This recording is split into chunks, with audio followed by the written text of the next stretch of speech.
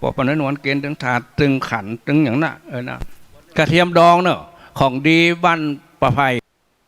หงดองจัดกระเทียมโทนดองกินแล้วหน้าอกแดงปะลึงเทศเสียงดีด้วยนะทุลุงว่าโธ่ว่าถ้าโรงงานมีอันนี้ปราศจากสารเคมีเอาละเนอจะยืนมาให้ท่านพระคุณเจ้าเนอเอาให้ก็ได้เนาะสาธุก็ในนามของแองก็ดี โดยท่านอาจารย์สมเพชรแล้วก็ตรงตุลงมานิดพร้อมด้วยพ่อน้อยนวลเขาเนาะสถาญาติโยมหลายมากัน2-3มากินมาตานก็เหมือนว่าเนาะบุญจะได้มาจัดสรรมาป้ากันท่านอาจารย์ท่านพระครูอภิวัฒนวิกรมว่าก็จวดเวลาได้หันครับได้หันตัวพี่สายยันตัวพี่เสียงดีนะขอบคุณที่เป็นสายบุญได้ฟังกันถึงวันสเตอร์ตุลุงได้อยู่ท่านอาจารย์ไม่ได้อยู่เมื่อก่อนคือแตนไป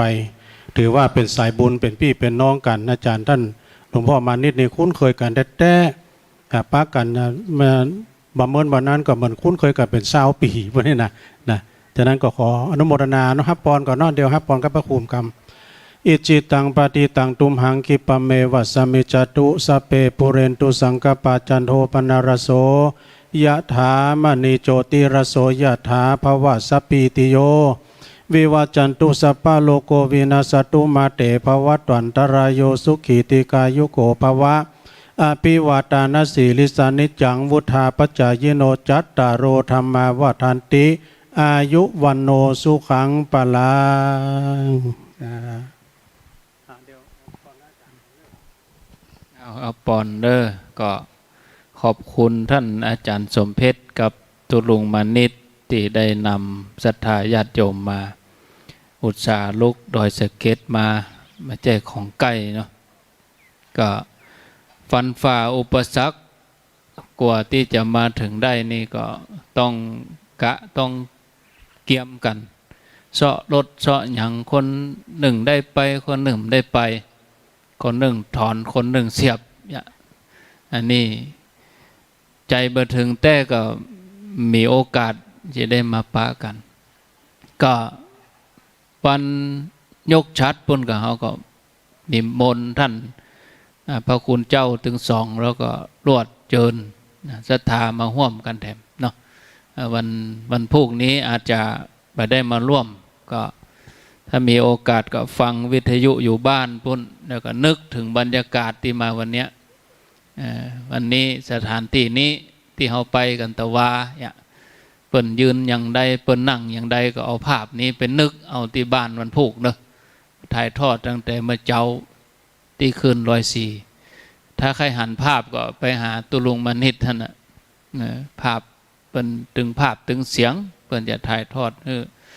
ก็หลวงพ่อท่านอาจารย์สมเพชรนี่เปิ้นก็ว่าเพื่อนเพก็พี่น้องเปิ้นก็มาอยู่ตั้งเพนักศรัทธาตั้งประจันเฮาลูกหลานญาติพี่น้องของท่านอาจารย์สมเพชรก็มีจัดหลายได้นั่งฟังเปิ้นอูตะกี้ตั้งเมื่อปี2516แล้วดมาประจันเห็นบ่เดียวเนี่ยฮะหลายเตื้อแล้วบ่แล้วก็จะได้มาแหมอยู่เนาะวันยกชัดเพิ่นก็จะมาแหมอยู่40 กว่าปีละเมื่อเสียเวลาฮับปอนเนาะยะถาวะเลวะหาปูลาปลิปูเรนติสาขะลังเอวะเมวะอิโตทินังเปตานังอุปกปติอิจิตังปฏิตังตุมหังคิปะเมวะสมิจันตุสัพเพปูเรนตุสังกปา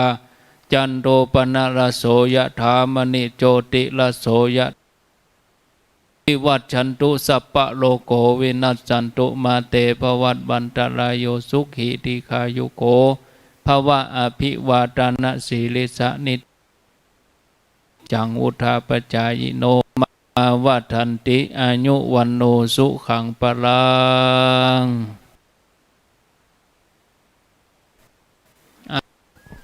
เดี๋ยว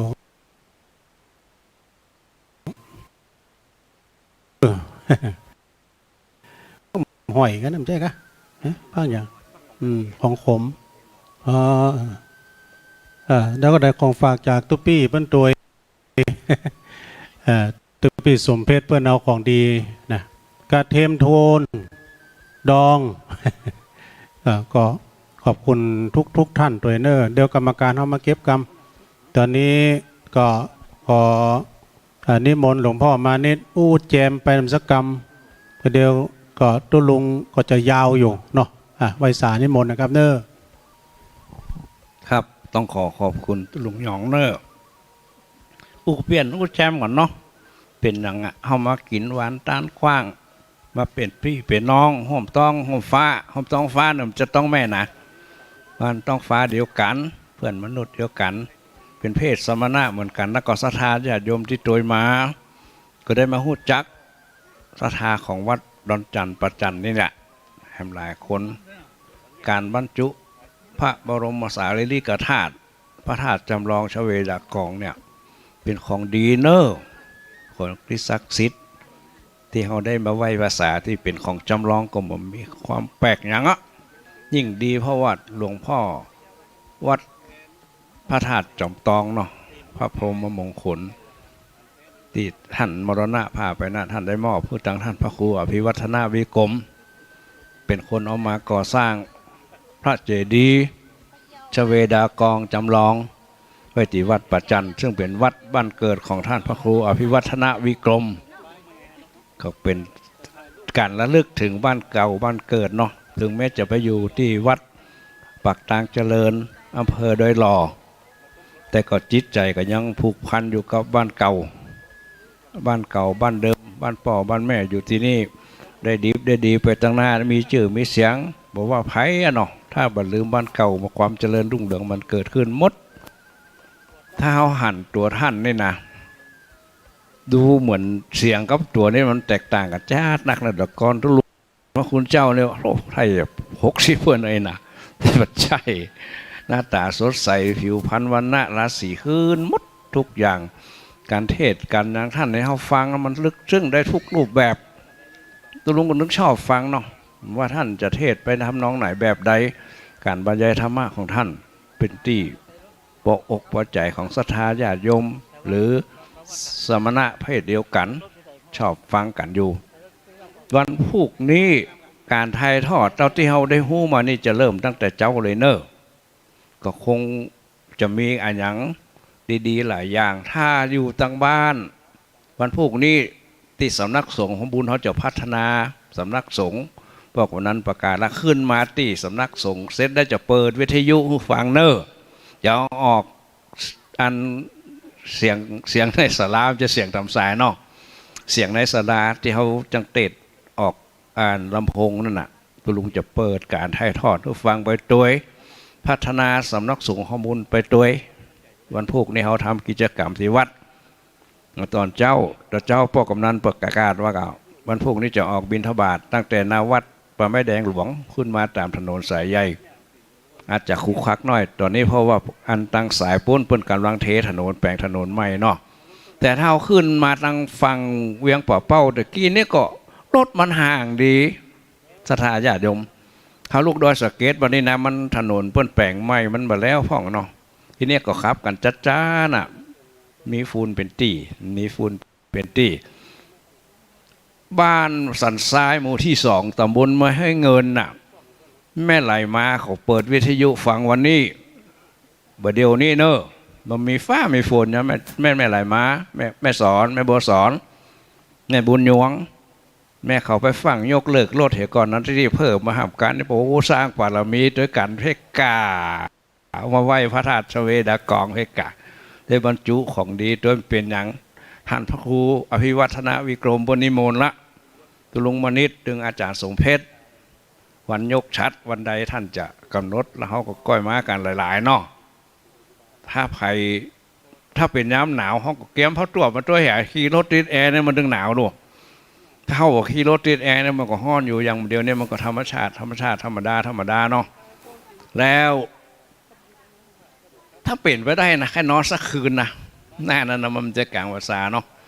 อย่างเดียวเนี่ยมัน อย่างที่สำนักสงฆ์ฮอบุญของตุลุงเนี่ยมันมีทุเจ้าอยู่สองรูปเนาะมันอยู่สองรูปมันมีบรรดาตัวนึ่งไปกับตัวนึ่งอยู่ยากะแต่ถ้าหน้าแรกนี่ยังแขนน้อยมันพอมีกิจกรรมอย่างตั้งในวัดกิจนิมนต์ต่างๆเขาก็สละกันได้เท่ากำหนดวันในนาบ่าวเช่นอย่างจะขึ้นมาวัดประจันเพื่อวัดดอนจันเพื่อมันยกฉัตรพระธาตุในปดโตได้ไหวได้สาได้ทำบุญทำทานด้วยกันการทำบุญทำทานเนี่ยพุทธศาสนิกชนเขาทุกคนชอบกันโลกถ้าไปกินไปตานี่นะมันอย่างท่านพระครูว่าตะกี้นะมันนึกถึงอันที่เขาได้ทำในวันนี้นะวันพูดเรื่องอย่างเท้านอนบนลำนะคือถึงที่เขาได้กินได้ทานเนอะมันม่วนก็เดียวมันก็รับไปคนเดียวมันเอาเรื่องมาเป็นเรื่องมาใส่ในอ่อนๆมันเจ็บงีบ เอาเรื่องมาเป็นเรื่องนะโอ้มาใส่หัวนะเจ็บงีบหน้าแบบยิ้มพอปทหน้ายิ้มมา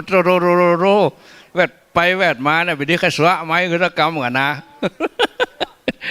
นะแล้วก็เลยอู้แจมือพักว่าจะได้แต่คืนอู้ก็ตุไข่หันเอาอย่างก็ป่อไม่ใช่ที่ว่ากำลังเอามาตัวก่อนที่ว่าผมได้ละอ่อนหนังอ๋อมาเป็นนางเนาะนั่นแหละโอ้เดี๋ยวนี้นั่งใกล้ถึงพระธาตุเนาะต้องใกล้นี้หลายอย่างกะหันหูปของหลวงปู่ด้วยพระพรหมมงคลเนี่ยหันหูปบนนี้อยู่ตั้งในศาลาเนี่ยเนาะพวกนี้ตู้เจ้าตู้นายก็ถ้าจะหลายตนอยู่จะเป็นมาทำพิธีเนาะคงจะหลายอยู่ตาเข้าไปมาสะดวกวัดประจันนี่นะโอ้สบายมากเลยกว้างหูตาเข้าตักปากซอยมาเนี่ยรถสวนกันก็ได้ที่จอดรถก็มีปนเลอะท่านครูปนจัดไว้แล้วที่จอดรถจอดรางรอบวัดคนก็จะมากันหลายตั้งเมืองฝางตั้งพอน้อยบุญปั่นเขาจะมาแบบมาแต่จะก็ฟังเหมือนถึงว่าได้มาก็ว่ามาก็พูดนะเนาะแต่ตั้งเวียงปะเป้าตั้งไฟตั้งล่ำเดินนะแก้วมาเชียงรายนี่แน่นอนกะก็ตั้งหลับปูนก็ดีตั้งสันปะตองจอมตองหางดงนี่โดยรอนี่มันแม่นอยู่แล้วเพราะว่าเป็นถิ่นของตุลุงยองโดยแล้วเป็นถิ่นของท่านพระครูโดยที่ปฏิตามรับฟังรายการตั้งวิทยุบอกว่าตุลุงยองบอกว่าท่านพระครูน่ะแล้วมันจะมีอยู่ที่สำนักสงฆ์ฮอร์โมนฮับได้สถานีเดียวคือ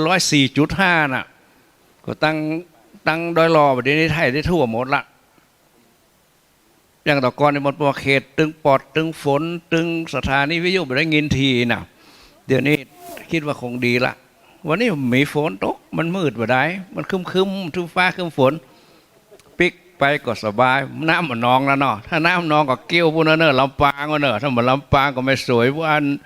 เข้าไปตังกันบ่อน้ำมันพวกน่ะมันก่มใจไก่ถ้าลูกดอยสเก็ตมานี่ก็ถ้านับตั้งแต่วัดป่าไม้แดงหรือสำนักสงฆ์ฮอร์โมนนี่มาเนี่ยมันก็ประมาณสัก100 กว่ากิโลน้อยๆเนี่ยถ้าก็ดีก็มันบ่ใจไก่กันได้เนาะข้ามฝั่งมันนี่ก็เป็นเชียงรายละเชียงรายตอนล่างที่เด้อเนาะต่อไปเชียงใหม่ใกล้เหลือเขาไปตัวเมืองเชียงรายหน่อยการเดินทางไปเดี๋ยวนี้ก็สะดวกพอให้พอดีบ่มีปัญหาอย่างอะรถรางตามคิวที่เพิ่นว่าโคเล็กที่เพิ่นแปลงขึ้นมานี่ก็ชะลอกันเนี่ยน้อยเว้นกันได้อยู่ฝุ่นก็มีเป็นตี้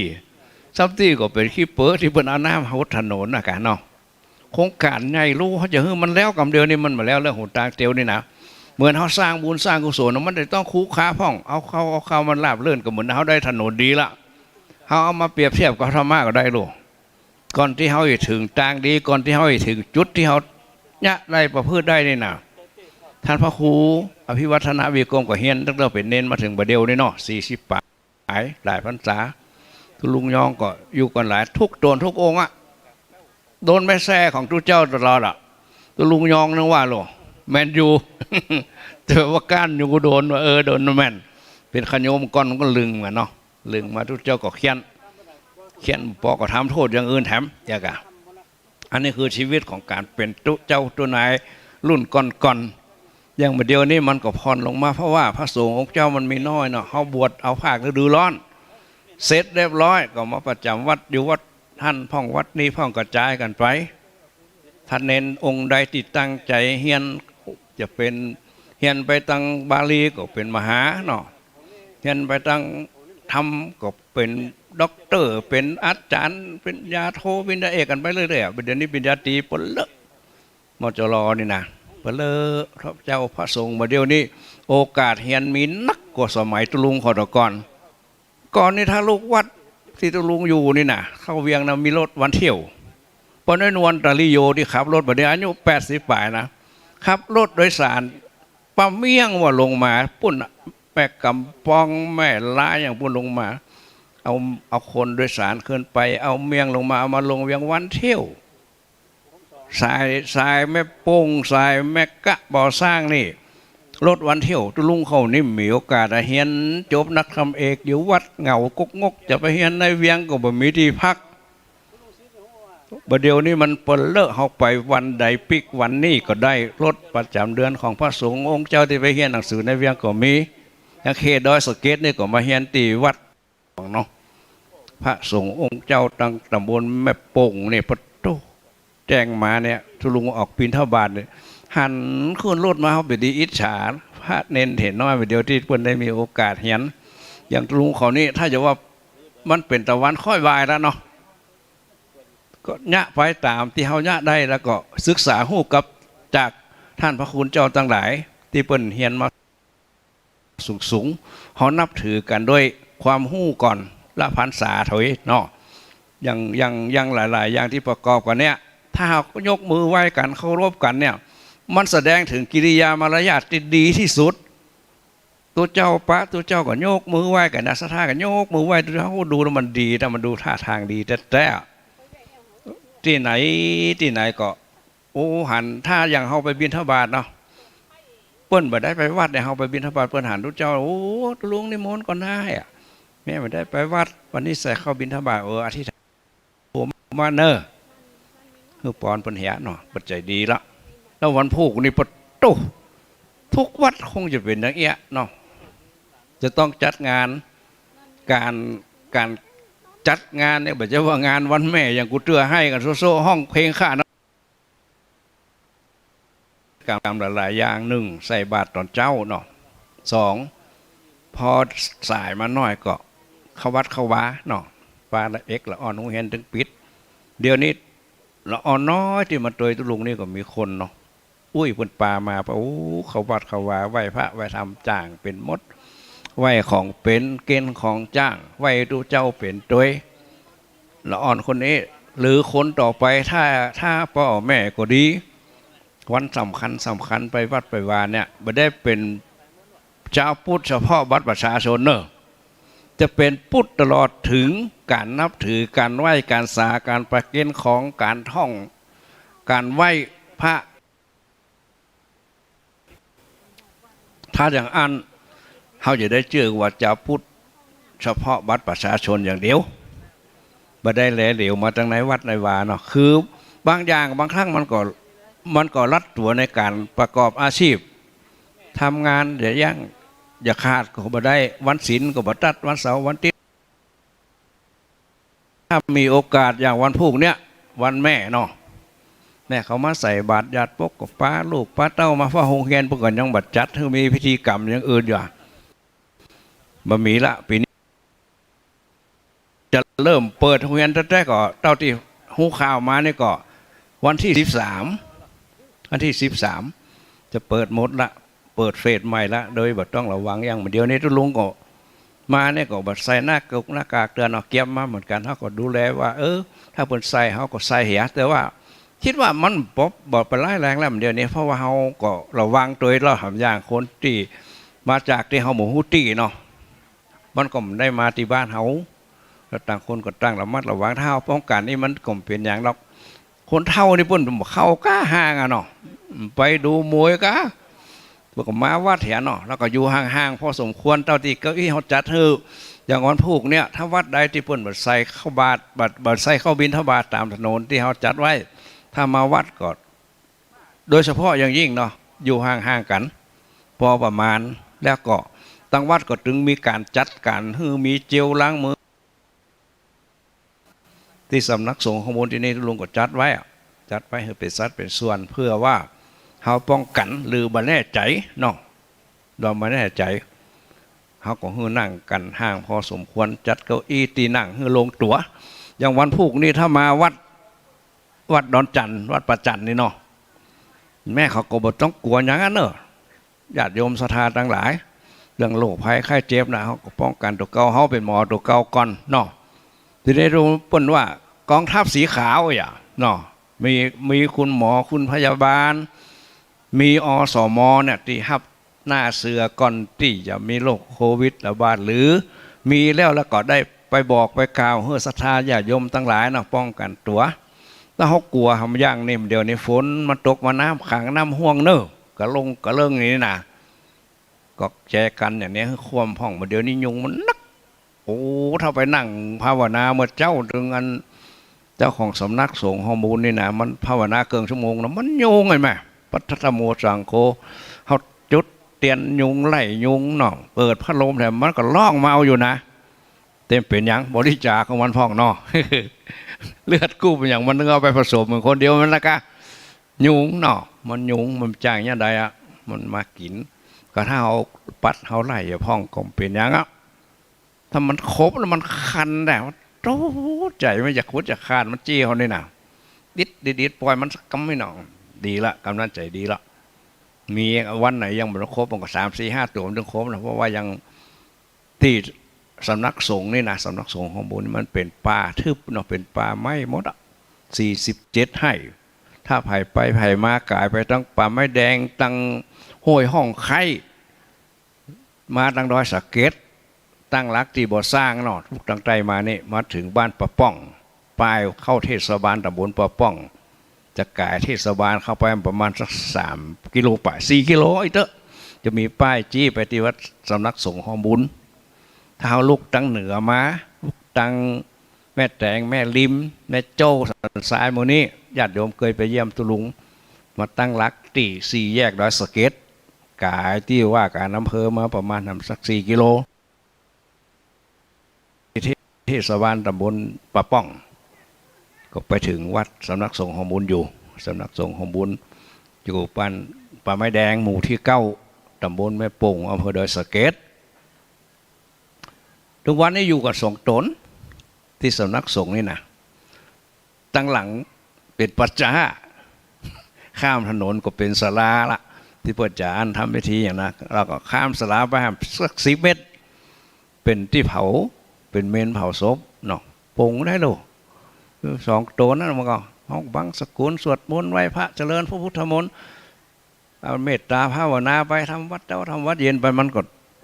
มีอย่างละจิตเราเริ่มจะแข็งขึ้นมันต้องกลัวอย่างละแม่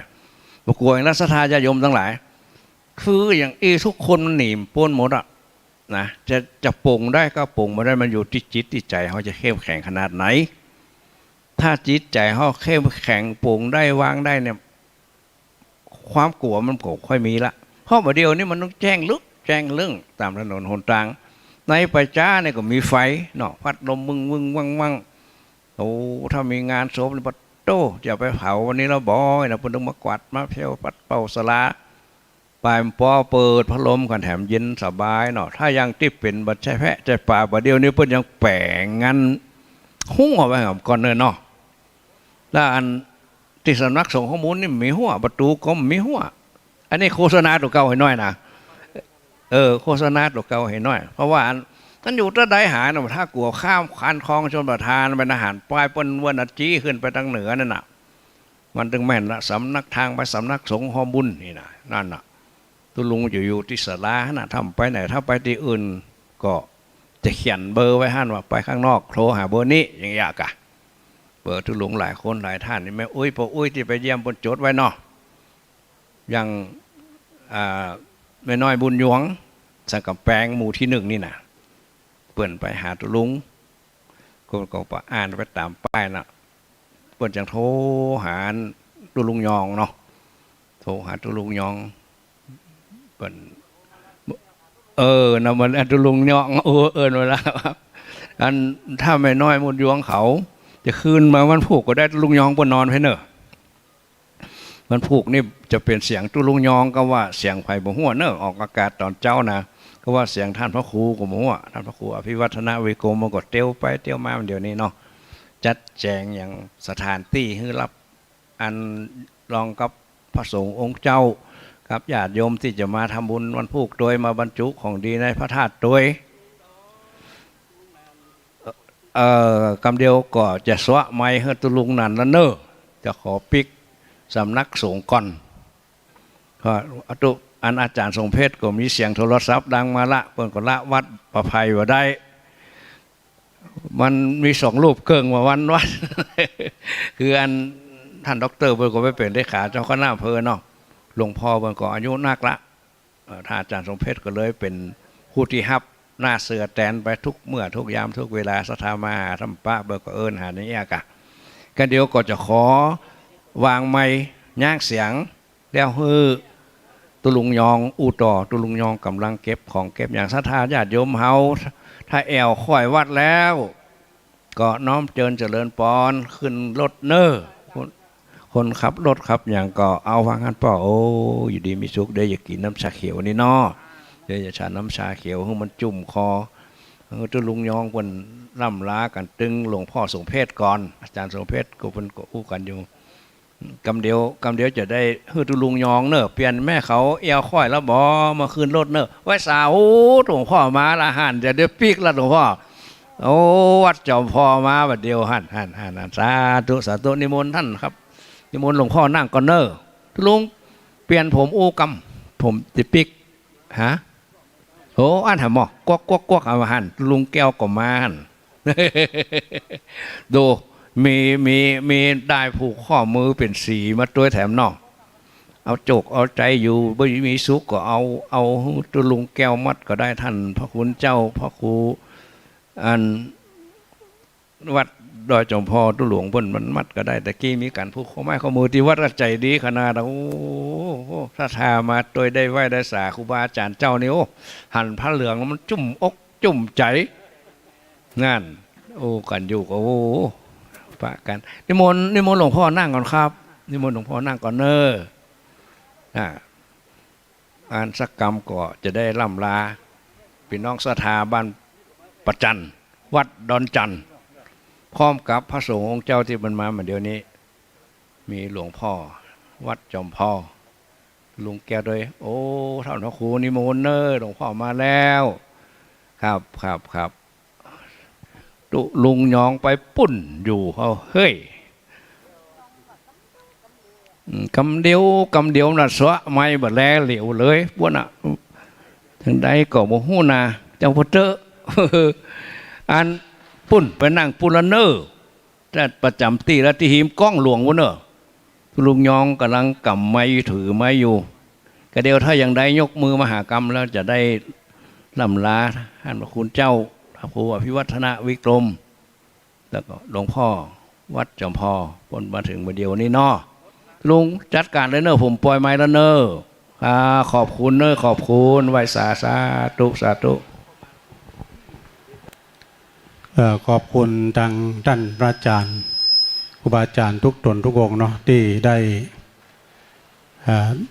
มาร่วมทำบุญกันในวันนี้โดยแล้วก็ขณะนี้ทางเมตตาบารมีธรรมในหลวงพ่อท่านพระครูปฏิภาณธรรมทินหลวงพ่อเจ้าวาดวัดพระธาตุพระนอนม่อนจอมพอเนาะแล้วก็ตุลุงแก้วเนี่ยเพิ่นบอกว่าตุลุงแก้วธรรมดานะเพิ่นเทศน์ธรรมม้วนพอดีมาประสบพบเจอกันที่นี่เนาะด้วยเมตตาบารมีธรรมอาจารย์ท่านพระครูอภิวัฒนวิกรมก็กำลังถวายการต้อนรับทางครูบาอาจารย์ที่เพิ่นมาเยี่ยมเยือนเนาะมาคือกำลังจิตกำลังใจกับทางคณะศรัทธาวัดดอนจันทร์ตุปี้ปลัดณัฐพงศ์โดยพี่น้องศรัทธาทางบ้านปัดจันทร์เอาโดยขอบคุณทางหลวงพ่อมานิดเนอที่ได้ประกาศประชาสัมพันธ์เสียงนี้ก็ไปถึงเชียงใหม่ละปูนที่เพิ่นได้ฟังกันในคลื่น104.50ทีมงานของวัด ฝ่ายหินเฮาเนาะได้มาถ่ายทอดเสียงทั้งภาพและเสียงไปแล้วก็ขอบคุณทางท่านพระครูท่านพระอาจารย์สมเพชรตัวเนอร์นักเทศเสียงทอง ก็ตุลุงก็มาหันตัวจริงเสียงจริงแต่วันนี้เปิ้นก็กำลังมาหันตุลุงวันนี้คุณป้าน้อยนวลเขาคณะสัตยาทุกท่านทุกคนโดยที่เดินทางมากับหลวงพ่อมานิตก็ดีท่านพระอาจารย์ท่านอาจารย์สมเพชรก็ดีเนาะเปิ้นได้สละเวลามากันจัดหลาย 3-4 กันรถด้วยกันต้องขอบคุณเนอทางคณะสัตยาเปิ้นก็มาร่วมทำบุญกับตุลุงโดยกับทางวัดทางวาวัดดอนจันทร์โดยโอ้มีสายเข้าเนอทางใดจ้าเจริญปอนครับผมมันจะลุงถึงเรียงปะเป้าแล้วกะมาถึงแล้วเหรอ มาถึงแล้วผมดูว่ายังไม่ถึงป้าน้อยอันนี้ป้าน้อยชาญกะครับครับเป็นพวงเหมือนกันแล้วได้ยินเสียงทีก็ครับได้ยินอยู่ครับได้ยินทีโอ้ยินดีแต้ที่โทรมาเช็คขึ้นเช็คเสียงเนาะครับผมเจ้าก็ฟังลุงอยู่หรอตั้งแต่ตี 3ตั้งตี 3เจ้าแต่ตะกี้ได้อันชดเชยเวลาให้กับท่านอาจารย์สาธิตอาจารย์พระครูอภิวัฒนวิกรมก็เพิ่นฮื้อแตนไปก่อนนี่กะถ้าเพิ่นจะเมามดก็ขึ้นเสียงจะหายนี่เนาะตุลุงก็เลยแตนไปท่านอาจารย์ก็ต่อ5 โมง 7 โมงเนาะแม่น่ะเพิ่นก็ช่วง5 โมงถึง 7 โมงเพิ่นก็บริหารเวลาจนถึง 7 โมงผมก็ฟังตุลุงตั้งแต่ผมว่ามันเป็นรายการตุลุงได้มาเปิดพอได้ยินเสียงเพลงเพลินพรมแดนอยู่ว่าเดียวแล้วพอดีอาจารย์ท่านพระครูสมุวิสุวัฒน์เปิ้นก็บอกฮู้ว่าตุลุงจะแตนเนี่ยเนาะตุลุงก็ว่านอย่างแล้วเพราะว่าตุลุงก็ฟังเพลงไปฟังเพลงไปแล้วก็ฟังอาจารย์ฟังงานตุลุงทองเปิ้นอู้ในรายการก็ม่วนดีเนาะยังบอกออกฮะยังบอกออกเปิ้นบอกฮู้แล้วว่าตุลุงจะแตนเนาะฉะนั้นก็ว่าตุลุงทองวัดแม่ริมแต่ก่อนนั้นนะนั่นก็เปิ้นก็ตุลุงทองนะกับวัดโสภณารามนะก็ออกแม่ละแม่โสภณารามแม่น่ะน่ะมันเป็นยังแบบทุกโจกอะไรแต่จะได้ก็ขอบคุณพ่อน้อยชาญนักๆเด้อที่โทรมานะครับผมสาธุขอบคุณพ่อน้อยชาญจากสุวรรณวิหารเด้อส่งกระแสเสียงไปตั้งแม่น้อยจุ่มแก้วขอตัวยพ่อหนานปุดเขานี่ตั้งพี่หนานจรเขาพ่อจานผู้ช่วยพี่หนานจรกำแพงทิพย์ไปใจกำแพงทิพย์ไปเมื่อใดตั้งชมจันกันเนาะพี่หนานจรนี้เพิ่นเป็นผู้ช่วยผู้ใหญ่บ้านแล้วก็เป็นพ่อจานโดยพี่หนานจรสมจันทร์พี่น้องตังวัดสุวรรณวิหารท่านเมตตาบารมีธรรมอาจารย์ท่านพระใบดีกาศิวะนาถาสีโลตุปิบินเนาะท่านเจ้าคณะตำบลนครเจดีย์เขต 2เจ้าวาดวัดสุวรรณวิหารส่งกระแสเสียงไปดังตุปิพลโดยดึงตุปิพลปรีชานี่ก็พี่น้องศรัทธาบ้านใกล้เรือนเคียงกันแต่ต่อไปก็ขออนุโมทนาเด้อโยมเด้อพี่น้องตังป่าไม้แดงพี่น้องตรงดอยสะเก็ดเพิ่นจะปิกแล้วขอบคุณผู้นำบุญเฮาเด้อตังผู้นำบุญเฮาท่านพระอาจารย์สมเพชรเนาะตุปี้สมเพชรเฮาหรือว่าตุปี้สมนึกคนเดียวกันเปิ้นก่อนนำปลาศรัทธามากันหลวงหลายแล้วก็ศรัทธาป่าไผ่บ่อทองแล้วก็พี่น้องศรัทธาตังป่าไม้แดงดอยสะเก็ดเนาะตังหลวงพ่อมานิตต้องขอเจริญปอนขอบคุณไว้สาขอบคุณทางผู้นำบุญเนาะตัวกันแล้วตอนนี้ที่บริเวณมณฑลพิธีที่ธรรมศาลาตอนนี้ก็มีตังเมตตาบารมีธรรมหลวงพ่อท่านพระครูปฏิภาณธรรมทินหลวงพ่อท่านพระครูปฏิภาณธรรมทินวัดพ พระนอนจอมพอเนาะแล้วก็ตุลุงแก้วเปิ้นก็ได้มีสมณะเมตตามาในงานนี้โดย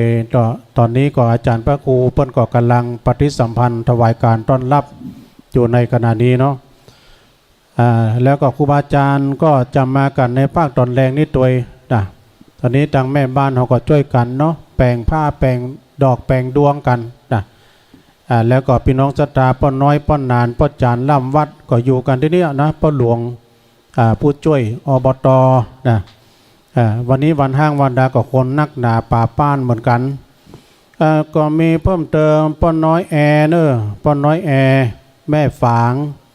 ดวงคำก็ร่วมทำบุญในงานบรรจุพระบรมสารีริกธาตุเจ้า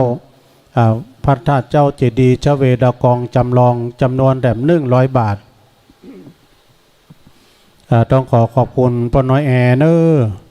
มาเยี่ยมการมาทำงานโดยมาร่วมทำบุญโดยบอดเต้าแต่นั้นก็ไม่มีแม่อุ้ยเอื้อยสุกันธาแม่อุ้ยเอื้อยนี่ก็ร่วมทำบุญหอมในการกินการทานในครั้งนี้จำนวน500 บาทเด้อขอบคุณเด้อบอดเต้าแต่นั้นไม่มีนายอดิศักดิ์นางขจรเกียรติจันแก้วร่วมทำบุญถวายทาน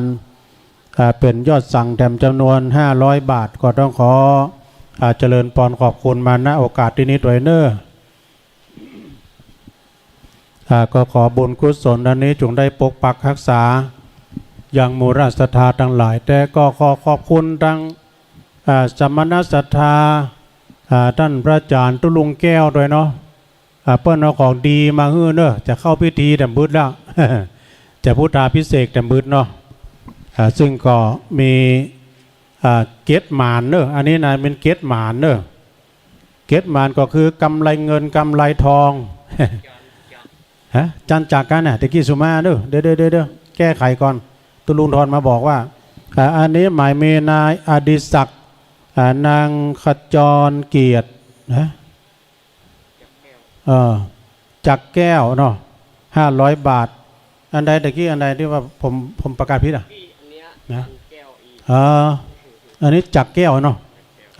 แต่กับเพื่อเขียนจักแก้วตุลุงว่าโวยไปหน่อยนี้มีเพิ่มเติมเนอะเดี๋ยวเอาตั้งเก้ามาเลยก็ได้เนาะเดี๋ยวจะได้ประกาศรายชื่อรายนามท่านใดมี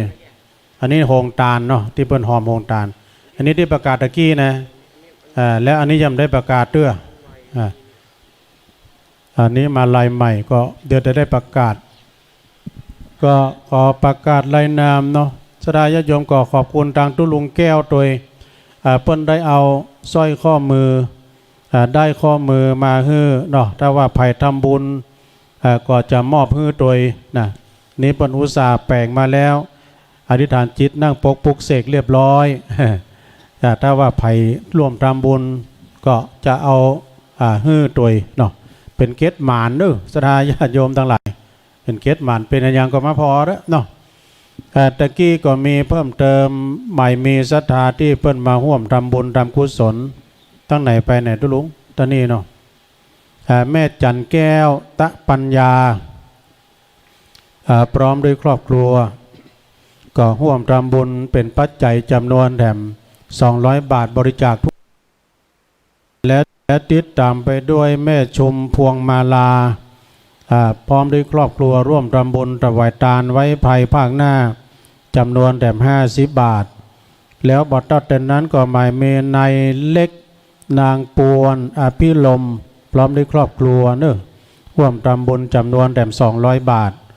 ติดตามไปด้วยพ่อเสาหลวงมณีพร้อมด้วยครอบครัวร่วมทำบุญจำนวน100 บาทรายชื่อและนามของพี่น้องศรัทธาญาติโยมที่ได้มาร่วมกินร่วมทานตะกี้พี่น้องศรัทธาที่มาจากดอยสะเก็ดเนาะมากับท่านอาจารย์ท่านพระอาจารย์สมเพชรท่านอาจารย์สมนึกก็ดีก็มาหอมบุญกันจัดหลายเนาะเป็นซองมาหอม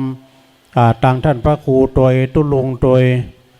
เปิ้นหอมท่านพระครูเปิ้นก็รวมในวัดในโมดเนาะ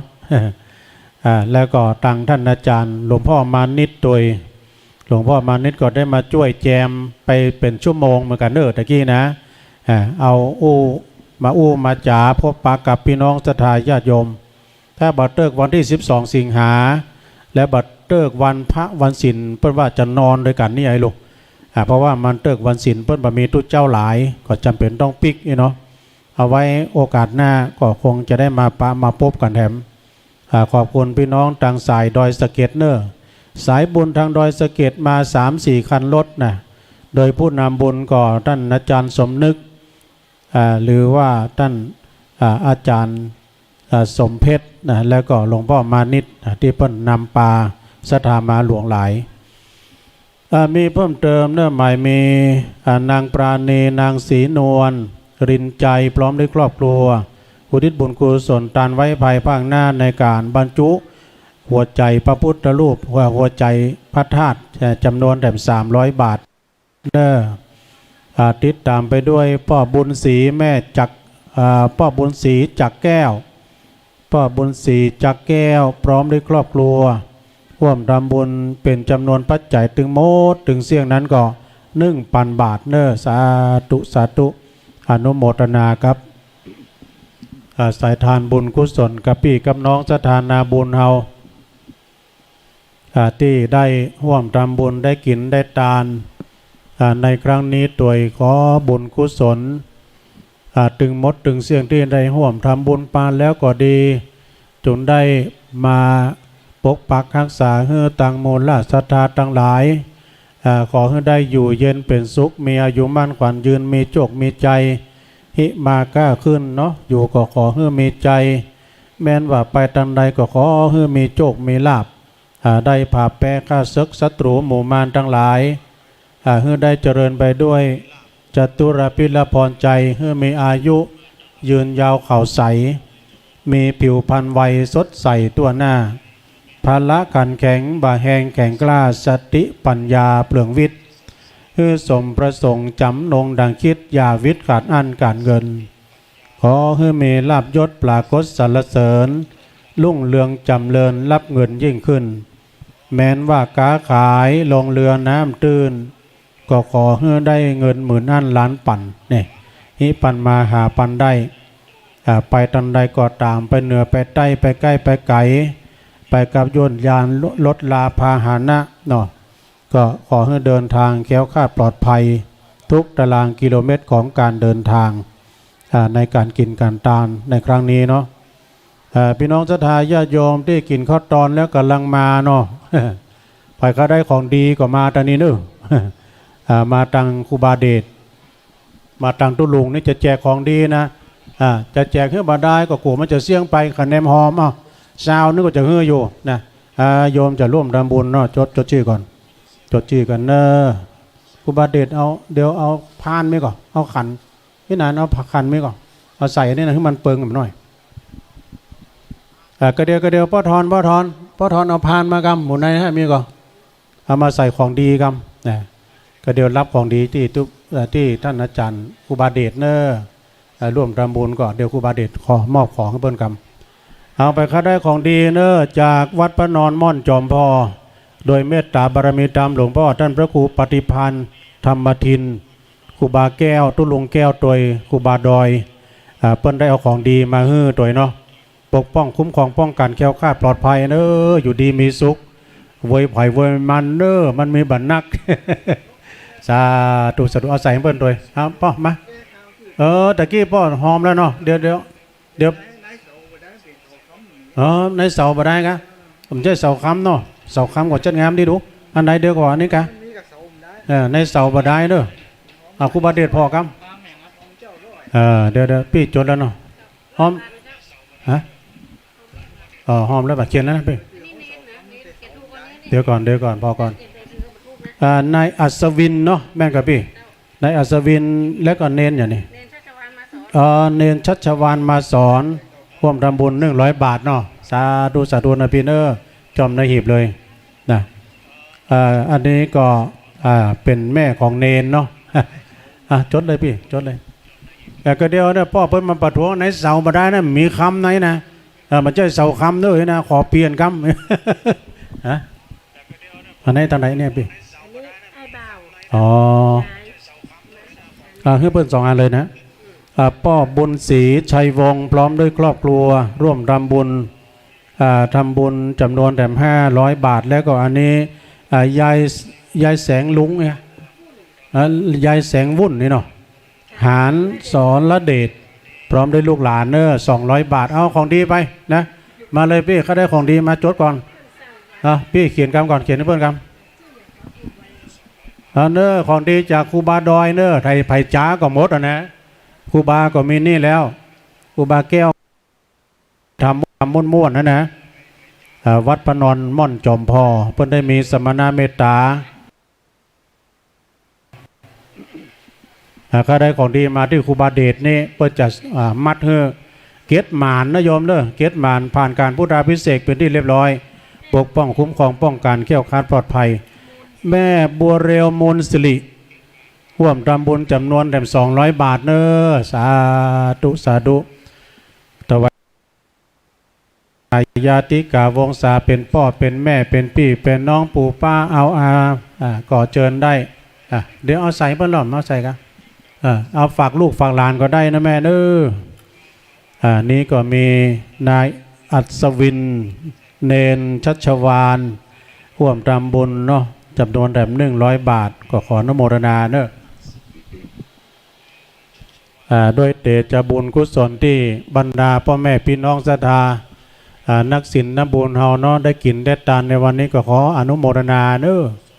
บุญกุศลได้ปกปักรักษามูราศรัทธาทั้งหลายเจริญไปด้วยจตุรพิธและพรใจเมื่อมีอายุวันนะสุขภาละอันนี้เปิ้นร่วมทำบุญแต่ฝากลุงทอนมาพี่น้องเมืองลีนะ เดี๋ยวเอาของดีให้พ่อทอนหน่อยพ่อทอนนี่เปิ้นก่อแต่คืนแล้วมันนอนตัวตุลุง มาโดยกันเนาะพ่อทอนนี่นะพ่อทอนนี่เป็นคนที่อารมณ์ดียิ้มแย้มแจ่มใสบ่มีกิเลสมีโทสะ พ่อทอนนี่เปิ้นอยู่ปูนบ้านแม่ตื่นหลีปุ่นนะก็วันนี้ก็จะได้นอนด้วยกันเนี่ยนะพ่ออันนี้เพิ่นฝากพ่อทอนมาก็มีแม่เลยปิงวัฒนกุลปิงวัฒกุลนี่เนาะตลาดล้านนาแม่ตื่นร่วมทำบุญหมู่11บ้านแม่ตื่นลีลำพูนจำนวน200 บาทพี่น้องเมืองลีฟังแม่สุกันทาบ้านแพะหนอง5เมืองลีบุญนะร่วมทำบุญจำนวนแถม100 บาทฝากป้อทอนมาป้อทอนแม่ตาชมพูบ้านห้วยโป่งแม่ตื่นหมู่11จากละปูนร่วมทำบุญจำนวนแถม200 บาทขอบคุณป้อทอนผู้นำบุญแล้วก็มีนางธิดาศรีวงชัยแล้วก็มีนายธีรศักดิ์ศรีวงชัยนี่ร่วมทำบุญจากแม่ตื่น200 บาทหมู่3ต้องขอบคุณอนุโมทนามาณโอกาสที่นี่เป็นอย่างสูงเนาะฝ่าสายของป้อทอนแล้วก็จะฝากของดีไปเนาะ แล้วก็ที่ฝากตุลุงมาก็มีนะที่ผู้นำบุญเราก็มีคุณแม่บุญพิน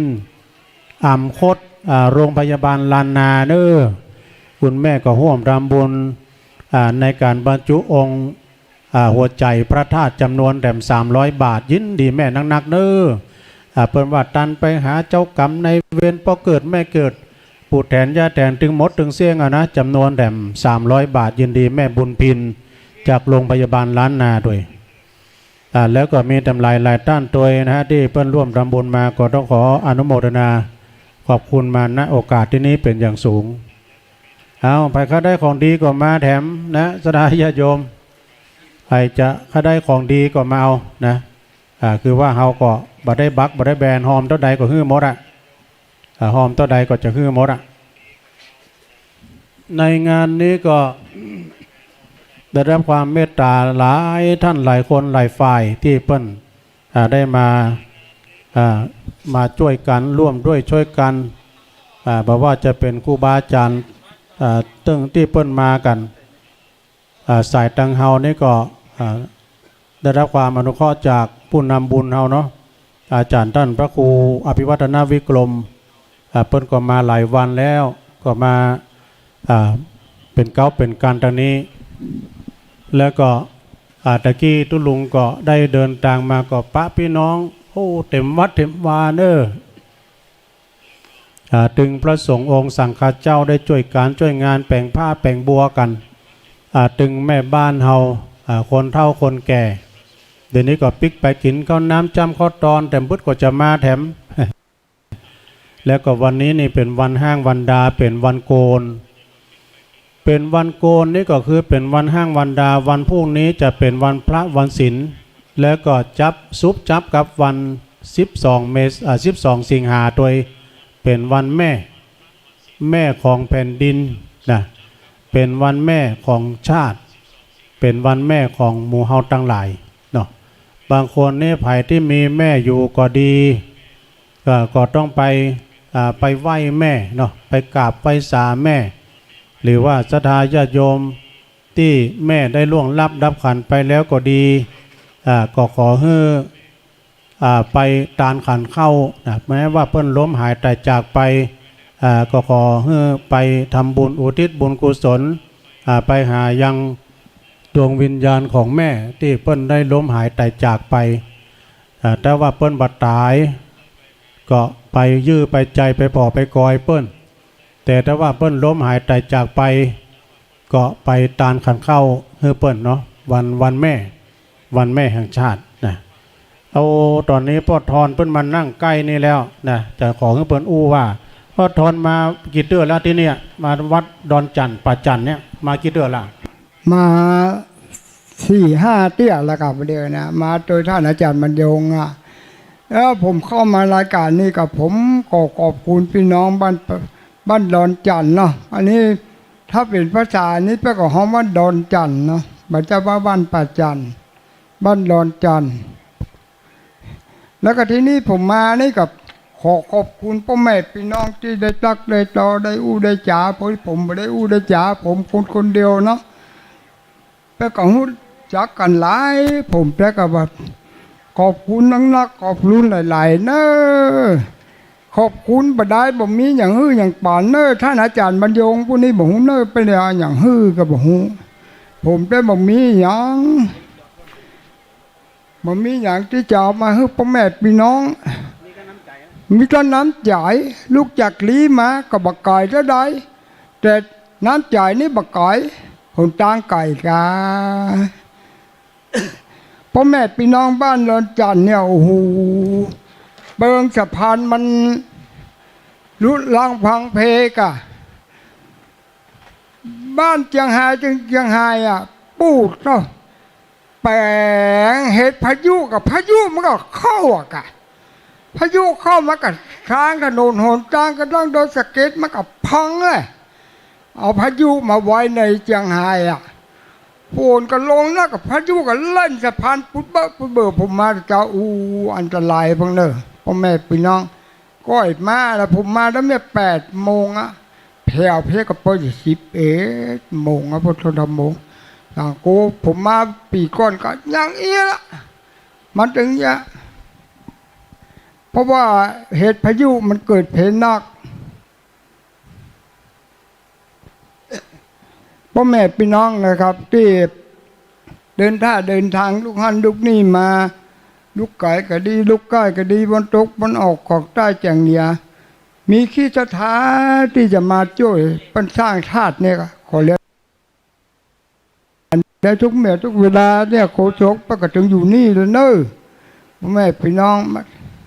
ของถ้าคนใดมาก่อนก็จะได้ของขวัญนะของขวัญนี่มันมีจำกัดเนอะถ้าหมดแล้วก็หมดไปเนอะเจ้าของไปกับปีกแล้วก็นำมาจำกัดผมมาครั้งที่3ก็เป็นมาจกไม้สลีนี่ออกผมก็มาโดยท่านอาจารย์บรรยงมามาจกออกบัดนี้มาครั้งที่4กับเป็นธาตุแล้วเนอะพ่อแม่พี่น้องไปพอที่ของอันนี้มาก็เฮาบ่ต้องไปไหว้ไปสาพุทธละ เขาถึงเอาจำลองมาไหว้มาสาเพละเสียงหายไปละแต่ก่อนนะเขาจะไปไหว้ภาษาปุ้นโอ้ยุ่ง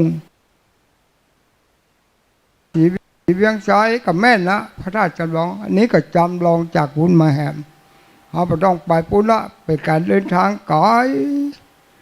คนเฒ่าคนแก่ไปหาไปหนักขอลิมนครับลิมนนั่งโต๊ะเพครับมาเพลิมนครับวันนี้มาก็ได้ทำให้ผมฟังบ้างนะ วันนี้มาเพนั่งโต๊ะเพลิมนครับได้ทำให้ผมฟังจากผูกเนยวันนี้นะม่วนนะเสียงอ่ะ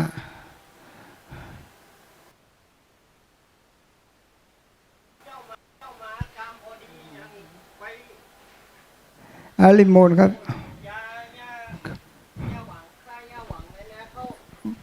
ประเด็นนี้ก็จะ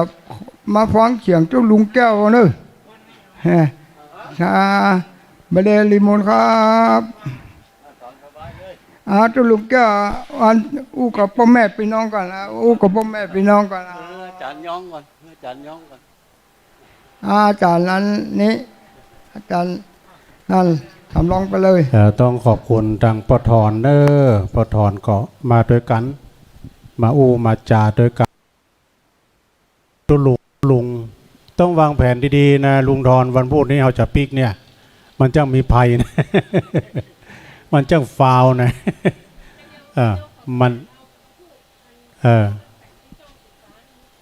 ตอนนี้ก็ช่วยกันในพนานเดี๋ยวพอทั้งปุ้นโดยตังปูนเนาะก็เดี๋ยวเปิ้นแปลงเปิ้นจัดการทางงานนี้ก่อนทางงานพัดลมนี่ก่อนเพราะว่ามันหมุนแบบกว้าง คือมันหมุนกว้างๆหน่อยเนาะ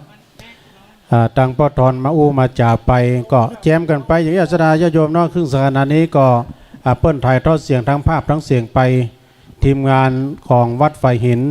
โดยการนำของตังพินานนัตวุฒิพินานคำมูลเฮาพร้อมด้วยลูกเนนมากันหลายก้อนหลายตนหลายองค์เนาะทั้งภาพทั้งเสียงก็ได้ยินเสียงไปเรียบร้อยนะพี่น้องดอยสะเก็ดย้ำถึงบ้านเด้อก้าเนาะฟังในรถก่อ หลวงพ่อมานิดทางท่านอาจารย์สมนึกก่อนเนาะแต่กี้ก็มีป้ออ้ายแม่ไวเนอะเบอร์เทพบิ๊กะเนาะหอมน้ำดื่มแถม200 บาทยินดีหลายๆเนอะแล้วก็แม่จีรพันธ์หนองบัวโมป้อก้าเนี่ยเนาะเพิ่นจะเอาข้าวเงี้ยวมาขอบคุณดังแม่จีรพันธ์โดย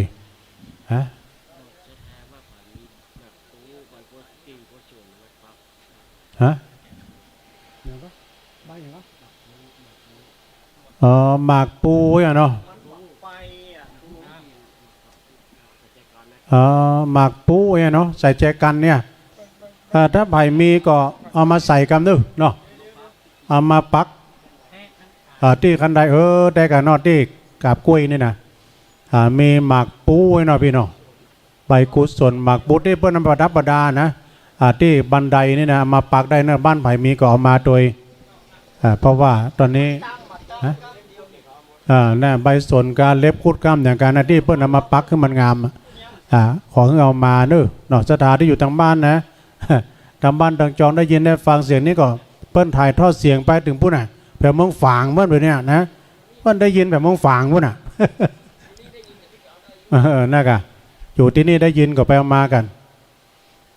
ในตอนนี้พี่น้องศรัทธากำลังทยอยกันมาเนอะโอกาสนี้ไปก็ได้ของดีเนอะตอนนี้ตังคณะศรัทธาเฮาจากต่างบ้านต่างจองก็ได้ของดีก็มาเอาภาคตอนบ่ายวันนี้นะโอ้เดี๋ยวกันเนอะสายเข้าตังใดจ้าเนี่ยเจริญปอนน้องเบลฟังอยู่เด้อกำลังมาฟังประเดี๋ยวนี้อันนี้น้องเบลกำลังมาฟังประเดี๋ยวนี้กะครับ ชัดเจนดีเนาะกำลังมาฟังกำลังชัดเจนดีครับสถานีวัดไฟหินเนาะ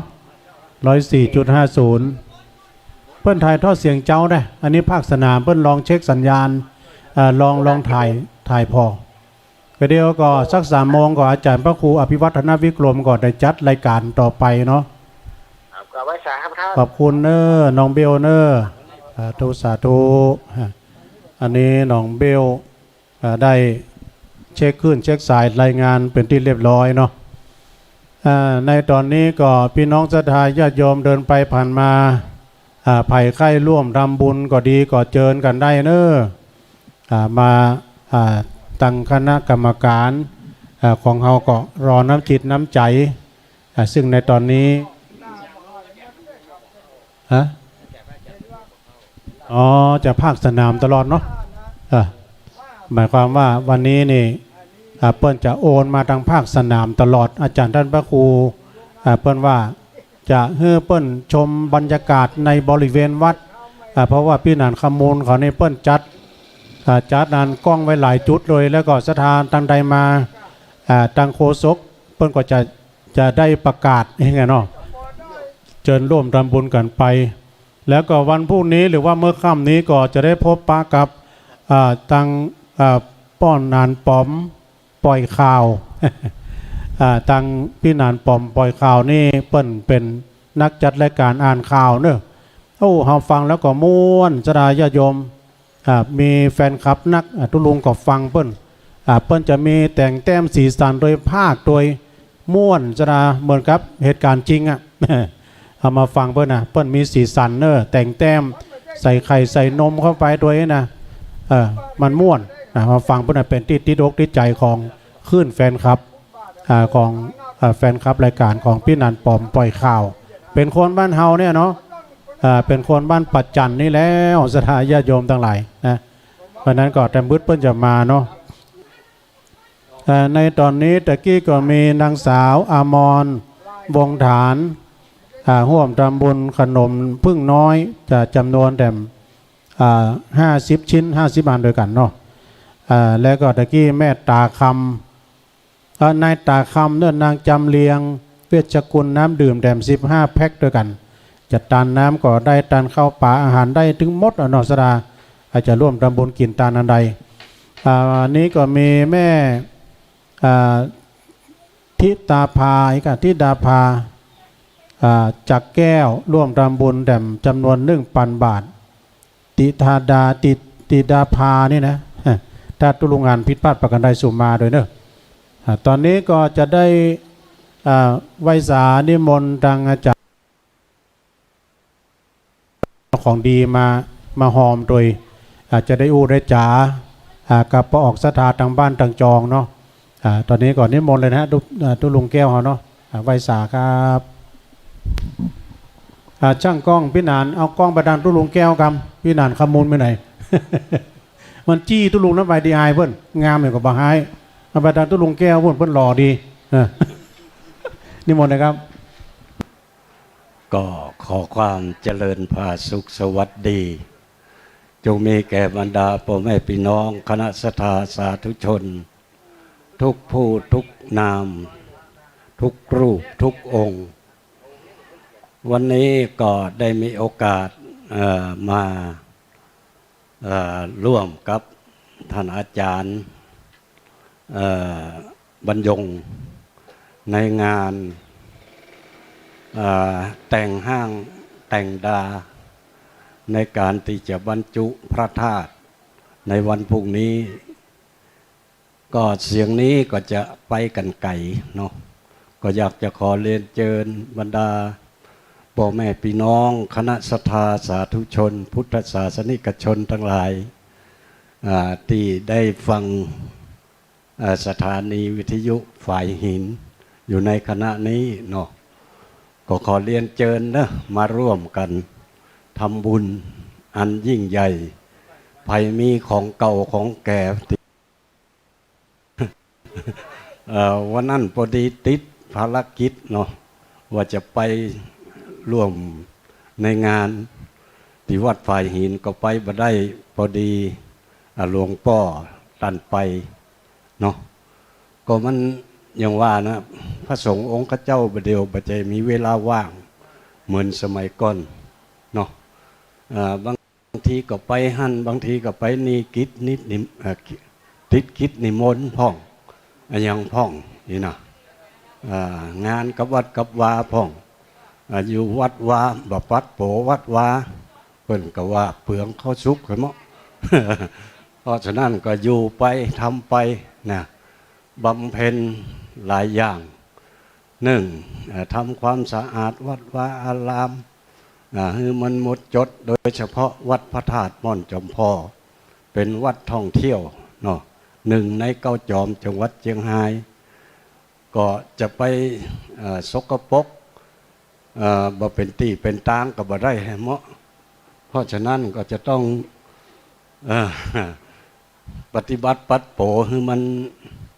เป็นที่เชิดหน้าชูตาของ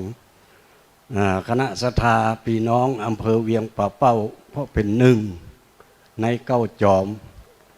มีจอมพ่อของอำเภอเวียงป่าเป้าเป็นที่สักการะบูชาของสาธุชนทั่วไปที่เพิ่นได้มีโอกาสได้มาไหว้พระธาตุเก้าจอมเนาะเพราะฉะนั้นก็จำเป็นต้องทำให้วัดวาอารามของเรามันการกุ้งรุ่งเรืองพอไปตั้งใดแต่วัดจอมพอนี่จะบ่เหมือนวัดอื่นนะถ้าใครมีโอกาสได้ไปก็จะไปสัมผัสเนาะบอกบรรยากาศเป็นจะใดนะคือไปสัมผัสเองและจะรู้สึกนะอากาศมันเป็นจะใดเนาะวันนี้ก็เป็นโอกาสอันดีนะคณะศรัทธาวัดประจันของเรานะวัดดอนจันทร์ของเราก็มีโอกาสซึ่งเป็นพระธาตุที่จำลองเนาะเขาจำลองมาจากประเทศพม่าพุ่นนะโอกาสที่เขาอยากได้พระธาตุมาเป็นเวลาหลายสิบปีแกวัดก็เสี่ยงไปหลายคนละเนาะคณะกรรมการก็เสี่ยงไปหลายชุดละทุกเจ้าอาวาสก็เสี่ยงไปหลายโตนละนะก็บ่ได้สักเตื้อเนาะมีโอกาสคราวนี้นะท่านพระครูนัทเพิ่นมีโอกาสมีบารมีพอสมควรเนาะก็ได้มีโอกาสได้มาสร้างพระธาตุก็อาศัยบารมีอันยิ่งใหญ่ของพระเดชพระคุณท่านหลวงปู่ทองนะซึ่งก็เพิ่นได้ประวารณาตัวไว้เพิ่นจะสร้างพระธาตุก็เลยต้องวัดประจันต้องการก็เป็นประสบโอกาสอันดีและก็ได้รับการประสานอันดีนะครับจากท่านพระครูหรือว่าเขารู้จักกันท่านอาจารย์บรรยงประธานคลื่นสีขาวของอำเภอเวียงป่าเป้าและจังหวัดเชียงใหม่เนาะ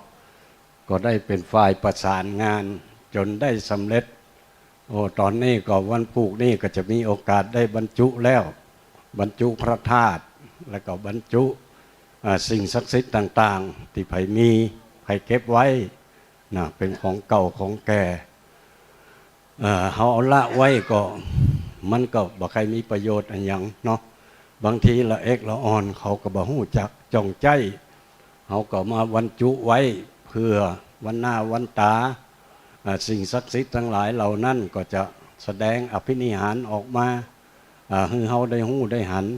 เจนลูกเจนหลานเจนเลนของเขาในวันหน้าเนาะก็จะได้มีจื่อมีเสียงอันยังไว้คนเขาถ้ามีสิ่งที่ดีแล้วเก็บไว้นะมันก็เหมือนมีดเนาะมีดเพชรมีดนี่ทำโดยเพชรนะแล้วก็ด้ามเป็นทองเนาะฟักนี่เป็นทองคำแต่ถ้าเขาเก็บไว้นะมันเป็นอันตรายแก่ตัวนะจะเอามาใจก็บ่ได้เสียดายเนาะเพราะฉะนั้นก็ต้องไปเก็บไว้ฝากไว้ในธนาคารก็ดีอย่างก็ได้เสี่ยงเงินแต่เหมาะนั่นบางทีก็มันยังสู้มีดเถื่อน80 บาทบ่ได้นะเนาะพ่อเนาะมีดเถื่อน80 บาทดีกว่ามีดที่เป็นเพชรก็นะ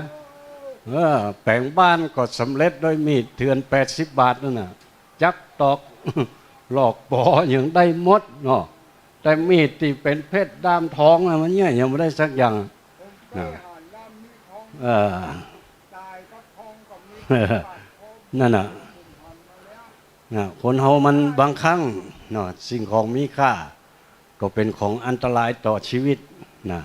เพราะฉะนั้นบ่มีก็บ่ดีมีก็บ่ดีมีแล้วก็ให้ฮู้จักเก็บฮู้จักเคลียร์ฮู้จักจ้องใจฮู้จักดีใจไอ้นี่มันก็เป็นอันตรายนะเพราะฉะนั้นก็อย่างคนมีความรู้มีความสามารถก็เหมือนกัน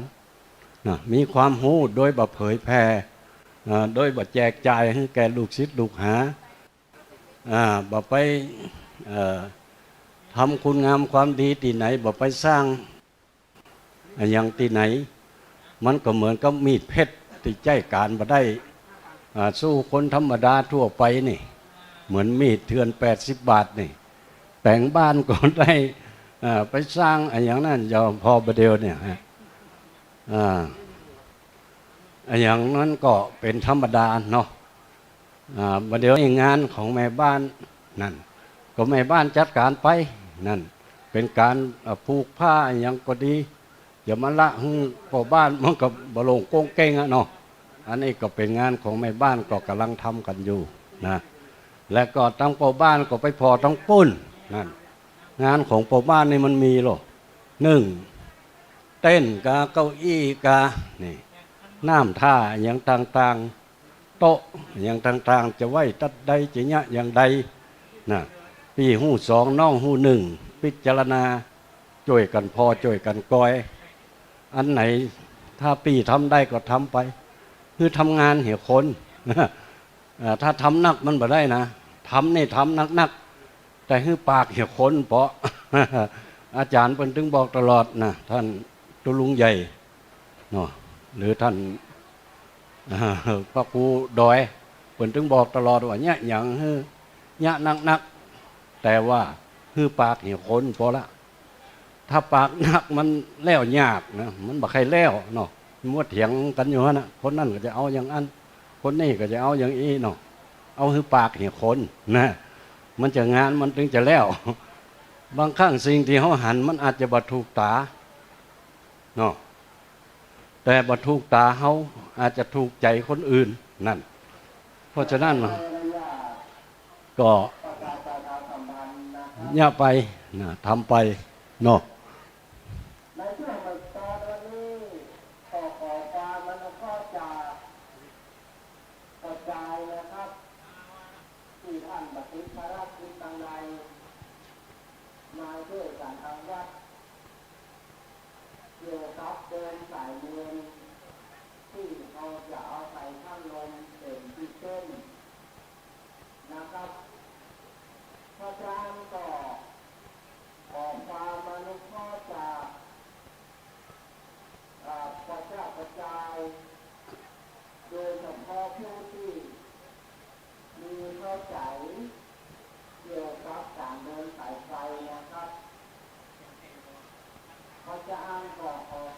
เอาไปเลย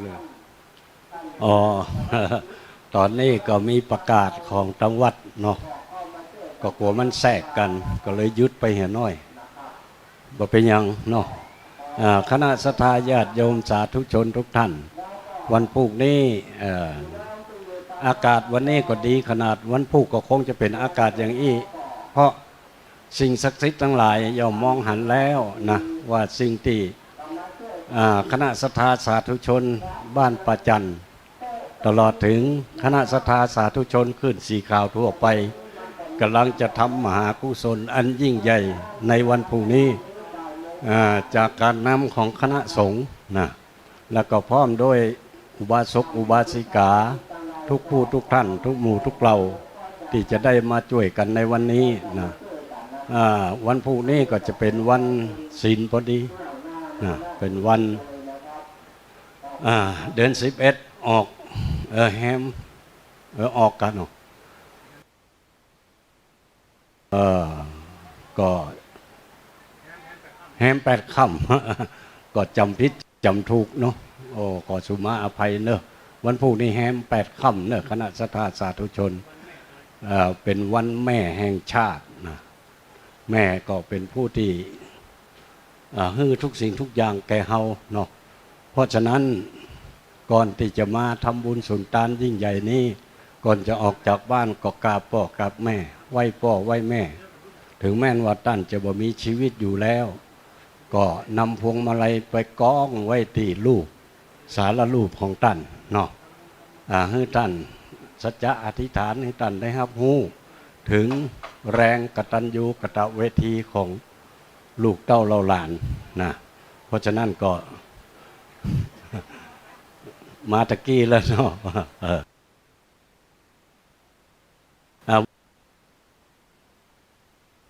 พอดีหลวงพ่อเปิ่นได้นำผ้าได้นำไหมผูกมือนะอันนี้ก็พระลูกศิษย์ในวัฒนธรรมแล้วก็มาถวายให้หลวงพ่อเอาให้มาช่วยงานนี้นะถ้าหากไผบริจาคก็จะผูกข้อไม้ข้อมือนี่อันนี้ก็จะได้นำเข้าพิธีเป็นที่เรียบร้อยเนาะก็ขอเชิญนะไผบริจาคเท่าใดก็ได้แล้วแต่จิตเจตนาอันนี้หูข่าวตะคืนพี่น้องทั้งเมืองฝางนะเพิ่นก็โทรมาโอ้เพิ่นบอกว่าวันพรุ่งนี้จะมาหลายลำรถเนอะนะพรุ่งนี้จะมากันหลายลำรถพี่น้องเมืองฝางนะแม่อย่างนู้นนะจำชื่อเพิ่นบ่ได้เพิ่นโทรมาในรายการเนาะพี่น้องเมืองฝางพี่น้องแม่อายพี่น้องตั้งแม่สวยนะน้ำบ่อสาวาอะไรดูท่านอาจารย์ก็จะมาท่านพระเดชพระคุณท่านเจ้าคณะอำเภอก็จะมาตัวนะวันพรุ่งนี้เนาะเพราะว่าหมู่นี้เขามันเครือข่ายเดียวกันคลื่นพุทธศาสนาเนาะอย่างใดก็ไผจะมัดโดยหลวงพ่อก็เจิญเนอะพี่น้องตั้งเมืองฝางวันพุธจะมา4-5 ลำรถก่อนนะเนาะ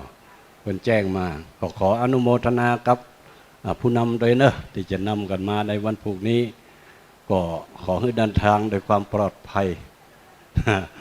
ก็พ่อแม่พี่น้องคณะศรัทธาบ้านประจันของเราพุทธศาสนิกชนก็เตรียมตัวเนอะวันพรุ่งนี้แขกเป็นจะมาหลายนะ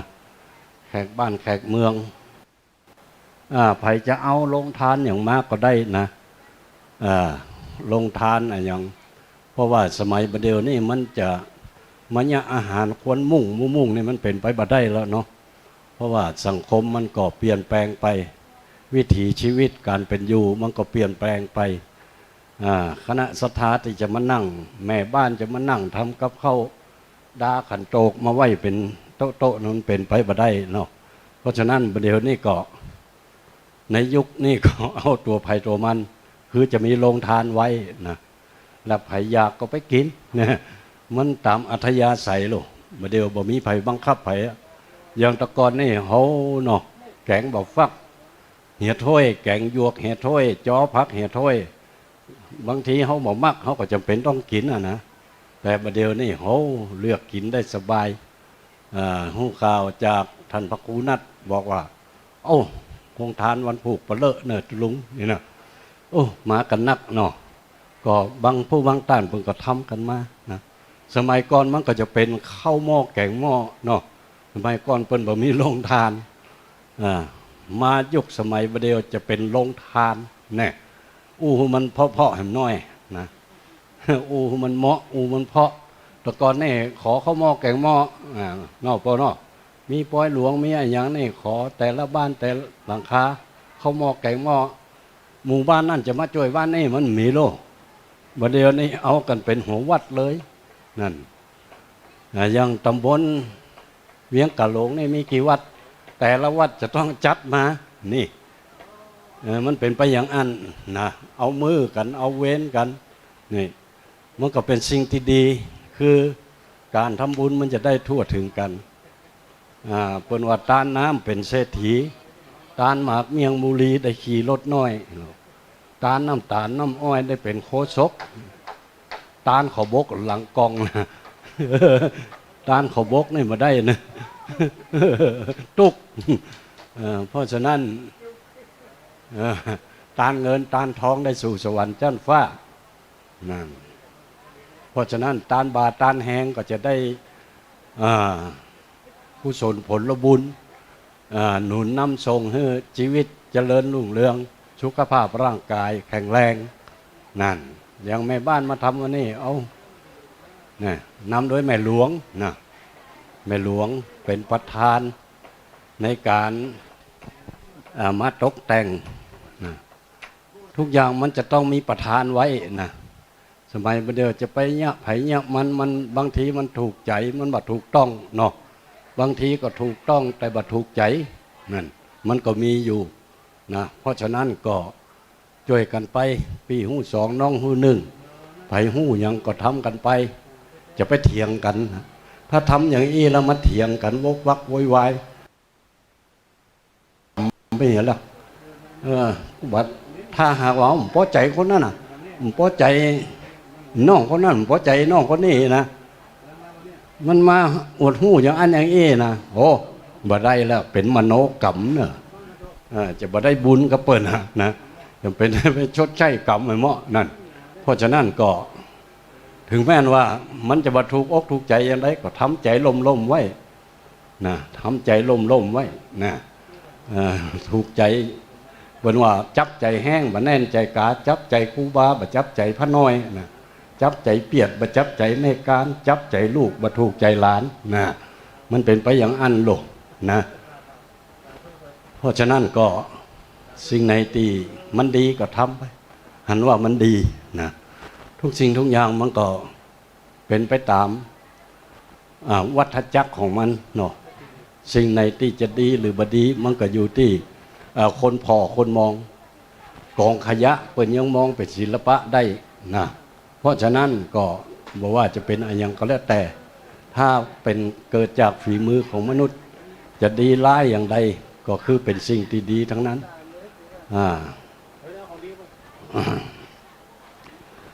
อันนี้ก็ขออนุโมทนากับนายสอนนางแสงจันทร์จักแก้วร่วมบริจาคมาแถม500 บาทขออนุโมทนาเนอะไอ้สอนเอาใส่ตู้แล้วป่ะขออนุโมกับไอ้สอนเนอะอนุโมทนากับไอ้สอนครับนางแสงจันทร์จักแก้วพร้อมด้วยครอบครัวเนาะร่วมบริจาคมา500 บาทอนุโมทนาสาธุโดยเนอะวันพรุ่งนี้พ่อแม่พี่น้องก็มาจากบ้านจากจองก็ตั้งใจมาแต่เฮือนเตือนใจมาแต่บ้านก็มาถึงงานแล้ว ก่อนที่จะเนี่ยอย่างก่อนที่จะเนี่ยทำอะไรอย่างต่อไปก็คือมาทำบุญกันเนี่ยก่อนการทำบุญจะหนุนจะนำหรอกนะนำเป็นเปรียบเสมือนแสงเทียนนะส่องเฮาในความมืดส่องน้ำตางเฮาในความมืดเพื่อเฮาไปพบแสงสว่างสิ่งที่สว่างไสวในชีวิตและอนาคตนะเพราะฉะนั้นวันพรุ่งนี้เป็นงานมหากุศลอันยิ่งใหญ่นะงานอันนี้มันยังไม่เห็น2-3 ทอดก็โลด2 ทอดต่อไปนี่ก็จะเป็นยกชัดนั่นยกชัดแล้วกำนังก็จะปล่อยหลวงแล้วเนอะเนี่ยปล่อยหลวงนี่รับรองสนั่นปันปื้นเนาะอาจารย์เนาะวันนี้ก็ท่านตุลุงยองเพิ่นก็มานอนตะคืนมานอนนี่เนาะตะคืนตุลุงยองก็มานอนนี่แหมเพิ่นก็นอนนี่แหมคืนล่ะนั่นแต่ว่าตุลุงแก้วนี่ถ้าจะบ่ได้นอนวันนี้เพราะว่าภารกิจทางวัดพุ่นก็มีอยู่เนาะวันพุธก็จะเป็นวันพระนะอันที่จริงแล้วติดนิมนต์พุ่นนะเนี่ยเลยคืนเพิ่นไปวัดห้วยจมพูเนาะเพิ่นนิมนต์ไปเทศวันศีลวันพรุ่งนี้สงสัยจะไม่ได้ไปจะส่งตัวแทนไปถ่ายหม้อนะ จะได้มาทำเพศพอดีขอมาช่วยกันนี่เนาะเพราะงานนี่ตุลุงยองเปิดกับประสานมาตลอดตั้งแต่ต้นเนาะตั้งแต่ก่อนรากฐานมาแล้วเนาะแหมกำก็เอาสูงสุดแล้วเนาะยอดปารมีแล้วนะ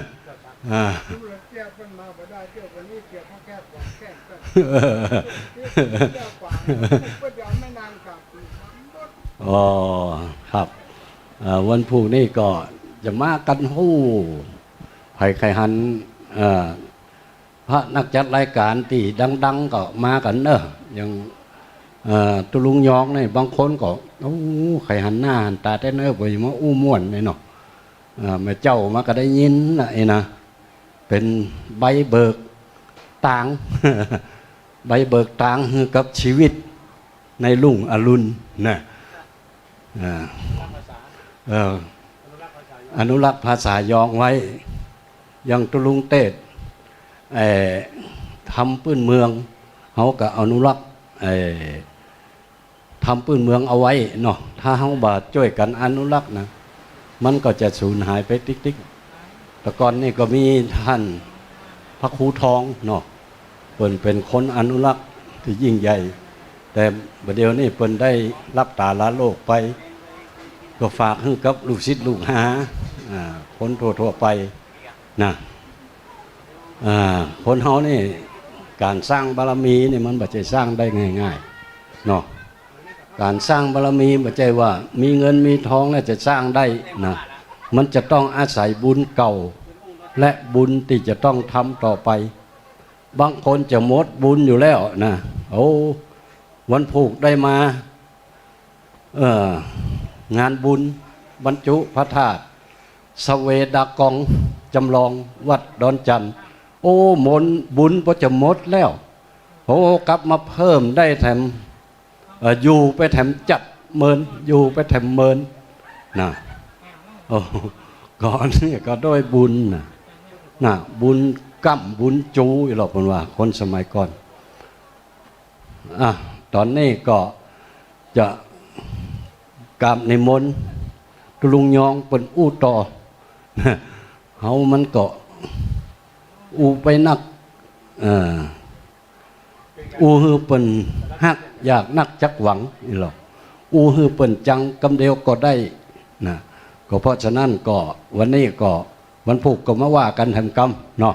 วันนี้ขอมอบภาระนี่ฮือกับ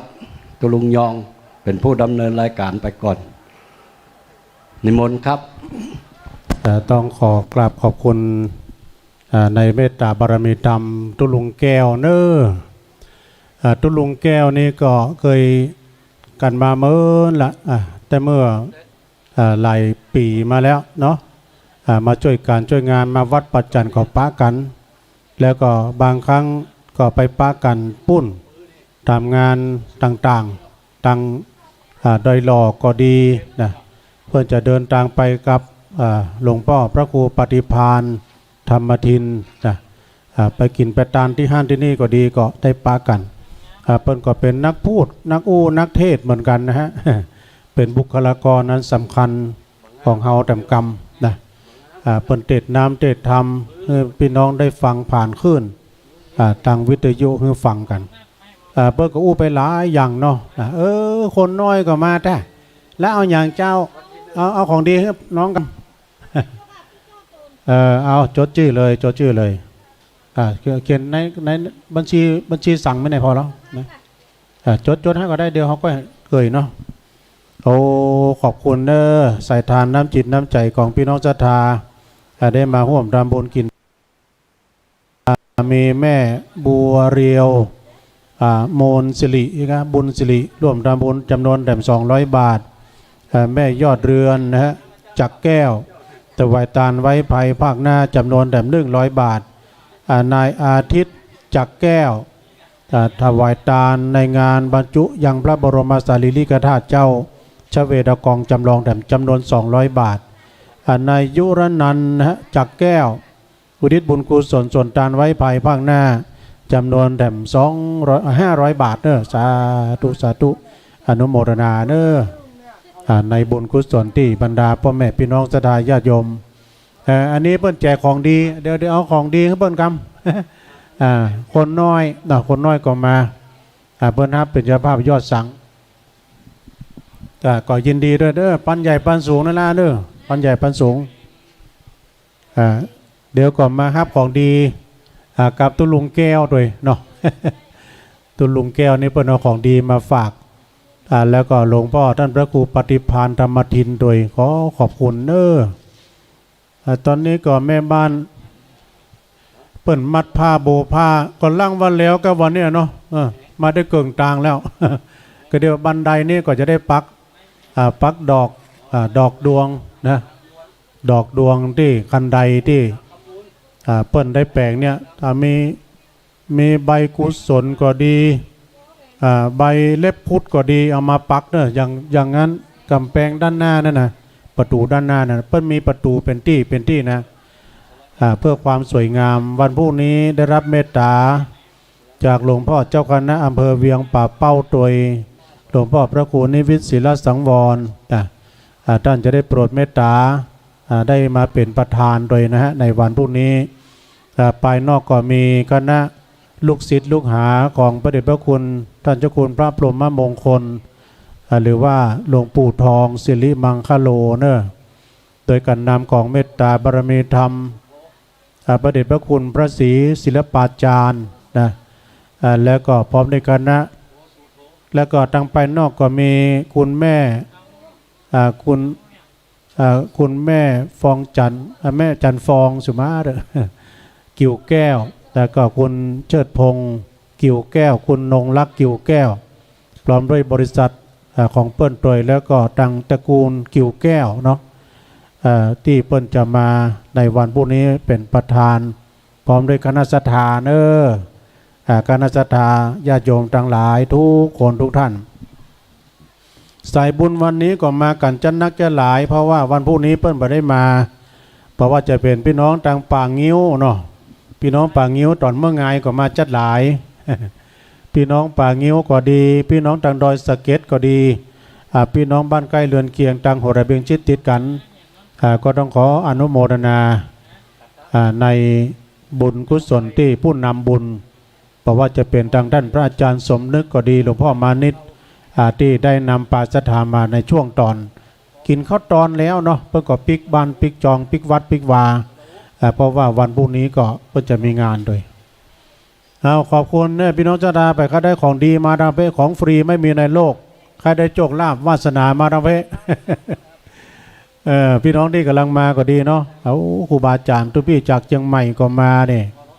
ขอบคุณสายบุญที่เปิ้นมาร่วมบุญกุศลด้วยกันตะกี้ตังพระหลวงออกเสียงตามสายของพี่น้องบ้านเฮามาช่วยกันเพราะวันนี้วันห้างวันดาวันโกนขั้นใดเขายังแปลงมาแล้วเด้อรอยอดใบไม้อย่างต่างๆเนาะบริจาคเพิ่มเติมยอดใบไม้อย่างต่างๆที่เขาจะมาปักนะเป็นบันไดเงินบันไดทอง ที่งามแล้วก็ในช่วงนี้ก็ศรัทธาพี่น้องอันนี้ซ้ำเต็มจอได้ ดีไอตุลุงแก้วเว้ย คนบางงามตุลุงเพิ่นเอากล้องมาจ่อตุลุงเนี่ยงามเลยกับบาหายเนี่ยตุลุงนี่เนี่ยสะท้อนหัวมากๆ พี่นานน่าจะวุฒิของแก้งกันนี่ต่อไปเพิ่มเติมศรัทธาญาติโยมที่เปิดมาร่วมเป็นเจ้าภาพสังฆทานนะฮะอันใหม่มีตุลุงแก้ววันนี้วิ่งเป่ามาร่วมทำบุญกตะปุญโยนะเปิ้นเทศธรรมม้วนศรัทธาญาติโยมฟังทุกวันจันทร์ทุกวันจันทร์ตั้งแต่20:00 นถึง22:00 นนะโดยเมตตาบารมีธรรมหลวงพ่อท่านพระครูปฏิภาณธรรมทินตุลุงดอยแล้วก็ตุลุงแก้วเปิ้นจะมาออกรายการในวันจันทร์วันจันทร์เมื่อคืนนะเสียงนี้จะดังไปถึงปุ้นเจียงแสนเจียงไฮเมืองเป้าเมืองฝางนะเมื่อค่ำยามคืนนี้10 กว่าสถานีนะที่ตุลุงแก้วเปิ้นเทศน้ำเทศธรรมไปแล้วก็เปิ้นสรุปธรรมโดยเปิ้นเทศธรรมม้วนนะตุลุงแก้วกตะปุญโยวัดม่อนจอมพอร่วมทำบุญจำนวนแต่500 บาทเเปิ้นมาลุนเฮาเปิ้นยังหอมตาลก่อนเฮาก่อนตุลุงมาก่อนย่ำได้ตาลด้วยเขียนไว้หมดแล้ว แล้วก็มี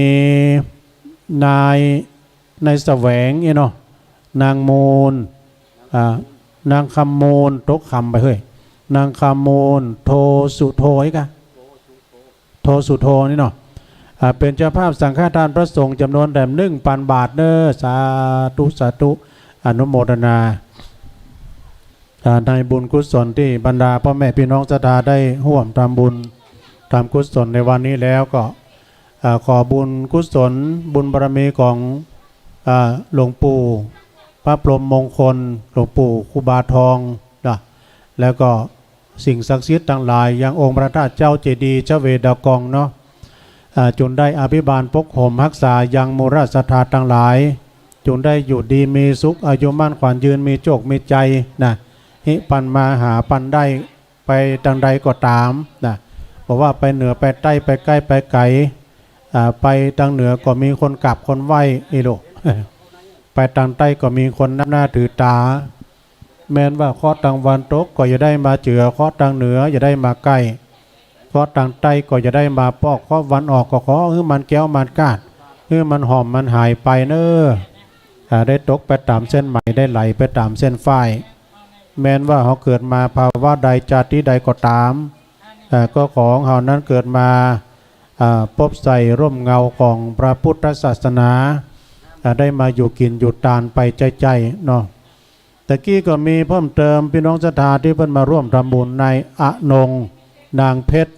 จำปาวันพี่น้องสันมาเคียดพุ่นเนอร่วมทำบุญบริจาคทั่วไปจำนวนแต่100 บาทแม่สุพินใจเป่งนะบ้านเกาะร่วมทำบุญจำนวนแต่50 บาทโยมพ่อจะร่วมทำบุญจดชื่อก่อนเดี๋ยวของดีบ้านเนอ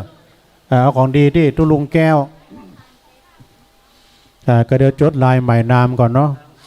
ร่วมทำบุญทำกุศลแม่หลวงอมรรัตน์ก็ร่วมทำบุญเนอบ้านเกาะบุญทองผลักด้วยค่ะจำนวนแต่50 บาทเนอแล้วก็แม่กุลพรหมเสนบ้านเกาะร่วมทำบุญจำนวนแต่50 บาทขออนุโมทนาติดตามลามตวยไปด้วยใหม่ๆ กำลังมาร่วมทำบุญวันนี้ก็มีนางบัวผ่านใจเสมอพร้อมด้วยครอบครัวร่วมทำบุญเป็นจำนวนปัจจัยเต็ม200 บาทก็ต้องขอประกาศอนุโมทนามาณโอกาสที่นี้ด้วยเนอะเดี๋ยวแจกของดีเพิ่นโดยไปค้าได้ของดีมาดังเพสดาเจ้าโยมวันนี้บุญจัดสรรได้ได้มันบ่ฮ้อนแดดบักก้านะวันนี้นะอดเอาเนอะพุกเต็มวันเป็นงานบุญงานกุศลวันพวกนี้ใส่ทานศรัทธาที่เพิ่นจะมากันนักหนาป่าป้านเนาะมากินมาทานกันในงานยกในงานบรรจุยังพระบรมสารีริกธาตุเจ้าพระธาตุเจ้าเจดีย์เจ้าเวดากองนะจำลองนะไปที่ว่าสร้างพระธาตุเจดีย์ไปที่บริจาคไปที่ปิดทองอันยังต่างๆแต่คืนแล้วก็ฟังท่านพระอาจารย์ท่านพระครูปลัดนัตพงศ์ทุพินัทเปิ้ลก็อธิบายไปเรียบร้อยนะอานิสงส์ของการสร้างพระธาตุก็ดีเนาะมาบรรจุยังพระบรมสารีริกธาตุตลอดถึงเฮาได้มีอย่างมาให้มาหอมเรียกมาช่วยขวนขวายวิยาวัจจะมาอย่างประเดี๋ยวเนี่ยเนาะอย่างพี่น้องศรัทธามาช่วยกันเนี่ยก็ได้บุญได้กุศลนะโยมเนาะได้บุญได้กุศลด้วยกันเพราะนั้นก็ศรัทธาญาติโยมนักศีลนักบุญเฮาที่เดินไปผ่านมาในโอกาสในตอนนี้คึดใจได้ไข่ใจเติงวันพรุ่งนี้พี่น้องทางสายเมืองฝางแต่ว่าเมืองฝางประเดี๋ยวนี้เพิ่นยับถ่ายทอดเด้อเมืองฝางนี้จะมากันทำลายกันรถ แม่จงดีเขาทางสายทางเฮานี่เพิ่นจะถ่ายทอดบ่โหเนอทางสายทางวัดห้วยตองศักนะห้วยตองศักนี่ทางสายจอมตองสายฮอดสายเวียงหนองล่องหรือว่าทางสายทางป่าซางนะเพิ่นจะฟังหรือว่าเพิ่นจะถ่ายทอดหรือไม่บ่โหเด้อแต่สายในเมืองได้ทีมงานของวัดไฟหินนี่เปิ้นถ่ายทอดทั้งเสียงทั้งภาพตึงภาพนิ่งภาพเสียงของทีมงานของวัดไฟหินเนาะโดยท่านอาจารย์ท่านพระครูสมุวิสุวัตวรกิจโจซึ่งเพิ่นก็ได้ถ่ายทอดเสียงให้ศรัทธาญาติโยมทางในเมืองเฮาเนี่ยนะทางเชียงใหม่ได้ฟังเพิ่นว่าตั้งแต่เปิ้นเปลี่ยนเสานี่นะโธ่เสียงดังใสปิ้งเลยนี่นะ เสียงชัดเสียงดังฟังชัดนะตั้งแต่เปิ้นเปลี่ยนเสาทาวเวอร์เสียงนี้ก็ดังไปไกลโอ้ยามเบิ่มได้เปลี่ยนเนี่ยเปิ้นก็โทรมาถามเมื่อใดจะแล้ว ประเดี๋ยวนี้ก็แล้วเรียบร้อยแล้วเนาะฟังกันได้ตามสบายฟังกันตั้งเมื่อค่ำยามคืนอย่างวันนี้นี่เป็นวันอังคารเนาะวันอังคารก็จะได้ฟังอาจารย์เอาลักษ์เมื่อคืนนะปัญญนนันวัดสันเมืองก็ดีถ้าว่าวันพุธก็จะได้ฟังครูบาอาจารย์มีหลากหลายสดาญาติโยมเนาะที่เพิ่นจะมือธรรมะอันเป็นคำสั่งคำสอนทั้งครูบาอาจารย์ตั้งเวียงป่าเป้าตั้งครูบาอาจารย์ตั้งสายละปูนเชียงใหม่เปิ้นก็จะมาออกรายการให้สดาได้ฟังกันก็จะหายง่อมหายงานกันไปเนาะสดาเนาะคนเฮานี่บางทีนี่ก็อยู่กับบ้านกับจองนะอีป้อยแม่เฮาที่มันได้ไปไหนอยู่ติดตั้งติดเตียงเนี่ยมันง่อมก็มีวิทยุก็ฟังธรรมะไปนะฟังครูบาอาจารย์แต่ละตนแต่ละเปิ้นก็จะมาออกรายการน้อมนำเอาบางตนก็ชำนาญในด้านธรรมบรรยายนะบางตนบางองค์ก็เปิ้นก็เทศมรดกธรรมอย่างตุลุงแก้วเขาเรียกแต่บางตนบางองค์เปิ้นก็ไปตังเข้าห้ำกำเคือ ก็ฟังกันตามอัธยาศัยในน้ำธรรมคำสอนขององค์พระสัมมาสัมพุทธเจ้าที่เปิ้นมาเทศน้ำเทศธรรมะส่งถึงบ้านถึงจองนะคลื่นนี้ก็สำคัญเนอศรัทธาญาติโยมคลื่นวิทยุนี่นะถ้าหากว่าเฮาได้ยินจากวิทยุเฮาก็ได้ยินน้ำธรรมคำสอนก็นี่เฮาจะให้ฟังธรรมนี่ก็กลางวาสากานี่ไปฟังเทศฟังธรรมทางในวัดในวาถ้าว่ามันแจ้กลางวาสากรรมได้ยินเดี๋ยวนี้ได้ยินหมดเนาะเปิ้นมีสถานีวิทยุแล้วก็โทรกันมาได้นี่นะ ตะกี้ขอบคุณทางพี่ไอเฮาโดยเนอทางพี่ไอจอมยุทธ2 แผ่นดิน เปิ้นโทรมาเป็นกำลังใจตั้งหลังไมค์เต็กไปหาตุลุงหลายเตื้อแล้วมันบ่ติดอีหลง ก็เลยโทรมาทางหลังไมค์อยู่ในสวนพี่อีหลงขนาดอยู่ในสวนตุลุงก็ตัวไปแถวในสวนพุ่นนะขอบคุณทางพี่ไอจอมยุทธ2 แผ่นดินนะตะกี้ก็มีแม่อุ้ยเรืองเนอะชัยทัศน์ห่วมตามบุญจำนวน100 บาทแล้วก็มีญาติโยมที่มาร่วมทำบุญในโสพลนางขนองปวงมาลาเนาะร่วมทำบุญ300 บาทนี่จะมีศรัทธารายชื่อรายนามที่เพิ่นมาครับเป็นเจ้าภาพสังก็มีพี่น้องศรัทธาที่มาครับเป็นเจ้าภาพสังโอ้พระหลวงสบายเลยเนาะมันเจ้าล่ะอยู่ด้านนอกเนาะ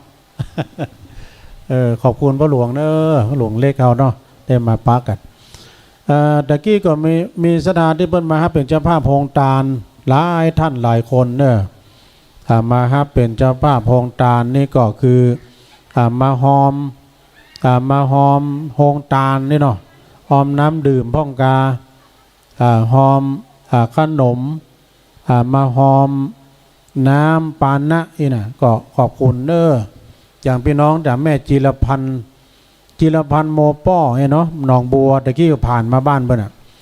เปิ้นก็เอาเจ้าข้าวเงี้ยวมาตัวยขอบคุณเนอะปออ้ายแม่ไวก็ร่วมทำบุญน้ำดื่ม200 บาท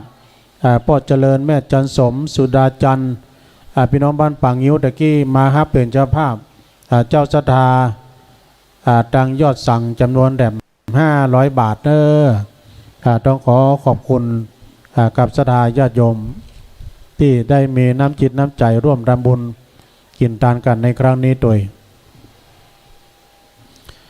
ศรัทธาญาติโยมวันพรุ่งนี้เป็นวันแม่เนอะนะเป็นวันแม่แห่งชาติแม่ของแผ่นดินเวียนมาบรรจบครบรอบทุกปีนะซึ่งก็เป็นวันแม่นั้นเราก็นึกถึงคุณพ่อคุณแม่เราพระคุณของแม่พระคุณของพ่อมีหลายมีนักหนาป่าป้านเนาะเพราะฉะนั้นไปจะไปลืมเด้อบุญคุณของพ่อของแม่เปิ้นมีเข้าห้ามกำเคือไว้นะพี่น้อง ตุลุงก็เคยเอามาว่าหลายเตือนละบางทีก็จะลืมไปพ่อง เข้าห้ามกำเครือกุลพ่อกุลแม่อันนี้ก็มีหลายท่านที่เปิ้นเอาไปเป็นจ้อยเป็นซอก็มีเป็นเข้าห้ามกำเครือกำบักเก่าอย่างเข้าห้ามกุลแม่อันนี้เปิ้นนึกถึงก้ากุลแม่นะเป็นวันแม่เป็นวันแม่แห่งชาติเนี่ยเปิ้นเอามาเป็นเข้าห้ามกำเครืออย่างแม่ครูซอบัวซอนเมืองเปากาหลายท่านหลายคนที่เปิ้นเอามาเป็นข้าวจ้อยนะถ้าเปิ้นเป็นข้าวจ้อยนี่เราฟังแล้วกัดอกเนอะเป็นข้าวห้ามกำตุลุงจะลองว่าพอนะบางทีอาจจะลืมไปเป็นบทก็ได้ของบากินของหูเน่าของบาเล่าก็หูลืมเนี่ยจะลองแจมบ่ก่อนอันนี้เข้าห้ามเรื่องบุญคุณของแม่เด้อโยมเด้อลองฟังได้แม่เด้อจะไปให้เด้อ ฟังธรรมดาเขาเนี่ยนะจะไปให้เปิ้นเขียนว่าลูกเต้าตั้งหลายเฮือได้ฟังไว้อาตมาม่อนไทยจากเล่าไข่จ๋าพระคุณมารดาแม่มาเล่าอู้ ลูกเกิดออกมาอีแม่มีใจจื่นสู้เป็นดีอินดูเจนลำอดการอาหารคราวหวานหลายครั้งกินแต่ปีต้มพริกดำกำปิและหาบ่ได้กินอย่างกลัวสาบเติงดังพิษเดือนเป็นบ้ากลัวบ่มีไผเลี้ยงดูลูกข้าพุทธาธิดาลูกน้อยคนอื่นหมื่นแสนหลายพันหลายร้อยบ่เต้าแม่เจ้าสักคนลูกเคยลองนึกกึดดูเหตุผลได้เกิดเป็นคนย้อนแม่ของเจ้าลูกเกิดออกมายังบ่ได้กินข้าวได้แต่มัวเมาล่ำร้องลูกเจ็บในหาเจ็บขาเจ็บตองแม่เฝ้าอยู่หั่นเจยจมน้ำอ้อยน้ำมิ้นนมข้นนมผงบ่เต้าน้ำนมมารดาสองเต้าเนี่ยลูกได้ดูดกินจนอิ่มต่างเข้าแม่ยอมซบเซาแต่ตักแม่สู้พ่ายผอมท่านหนอมความฮักอวบฟักอยู่หั่นจำเจเลี้ยงดูลูกน้อยบ่ได้หันเหอุ้มจอมในเปหลับเตอะลูกล่าอีดอกลูกม้อยรับไปอีแม่ล้นไปซักผ้าอิดหิวโรยราฟั่งฝาวฝนตกสุยผ้าอ้อมหมอกยาวดังไฟตากแห้งห่มขวัญลูกตื่นแถมแล้วกลัวลูกจักกวนอุ้มสีลำดวนอาบน้ำป้อนเข้า ลางพ่องเกิดมาดาปอจะเท่าบ่โหบุญกุลอ่อนน้อมถามเตะถามตีเป็นไม้เป็นค้อนพ่องยังทำเขียนข้าฟันแต่งกึดฮอดแม่ฮักเหมือนแก้วเหมือนแสงมดงามมดแดงอีแม่ใบหื้อได้ไก่ลูก7-8 คนแม่ทนเลี้ยงได้จนเจริญวัยใหญ่แล้วส่งไปศึกษาบ่ฮื้อกาดแก้วลาดไปหลงดื่มเหล้าเมาเบีย เฮียนมานักล้ำเอาขว้างในเหียมีผัวมีเมียซ้ำบ่มาใกล้จนเจริญวัยใหญ่แล้วส่งไปศึกษาบ่ฮื้อกาดแก้วลาดไปหลงดื่มเหล้าเมาเบียเฮียนมานักล้ำเอาขว้างในเหียมีผัวมีเมียซ้ำบ่มาใกล้เมื่อแม่เจ็บเป็นนี่นะ เมื่อแม่เจ็บเป็นหนาวเย็นเมื่อยไข้เจ้าตึงบ่มาใจแถมซ้ำที่สมบัติหลักฐานให้นาป่าตางลูกยังหวังได้คนเดียวน้ำตาแม่ตกอกแม่เป็นเปียวที่แม่คนเดียวลูกเลี้ยงบ่ได้ อีแม่ก็เกิดไปเกิดมาเป็นดีใครให้มันเป็นกรรมอันใดเช่นล้ำที่แม่ทุกข์จนที่ลูกทุกข์จนแม่ทนช่วยกรรมแม่มีแต่ฮื้ออภัยความฮักอย่างนี้จักมีไผ่ไหนจักมีไผ่คนใดมาเหมือนแม่เจ้าลูกเต้าตังปิตามารดาใครลืมไปเนอะสราเนอะจักมีไผ่คนใดมาเหมือนแม่เจ้าอันนี้เป็นข้าวห้ำกำคือที่คุณแม่ได้กันกองเอาจากจิตจากใจมานะ ปิตามารดากวนสากวนไว้นึกกึดบุญคุณตั้นไว้ สมบัติทรัพย์สินเหลือกินเหลือใจเป็นของแม่เจ้าตึงมวลพระคุณแม่นั้นยิ่งใหญ่กำส่วน ลูกเคยบอกกวนลืมคุณแม่เจ้าลืมคุณแม่เจ้า ตุลุงนี่ก็ลืมจะลืมคุณแม่นะลืมกรรมกรนี่ลืมกรรมเข้าห้ามนี่ ลืมเป็นว่างซะดาใครลืมไปเนอะ ก็ใครลืมไป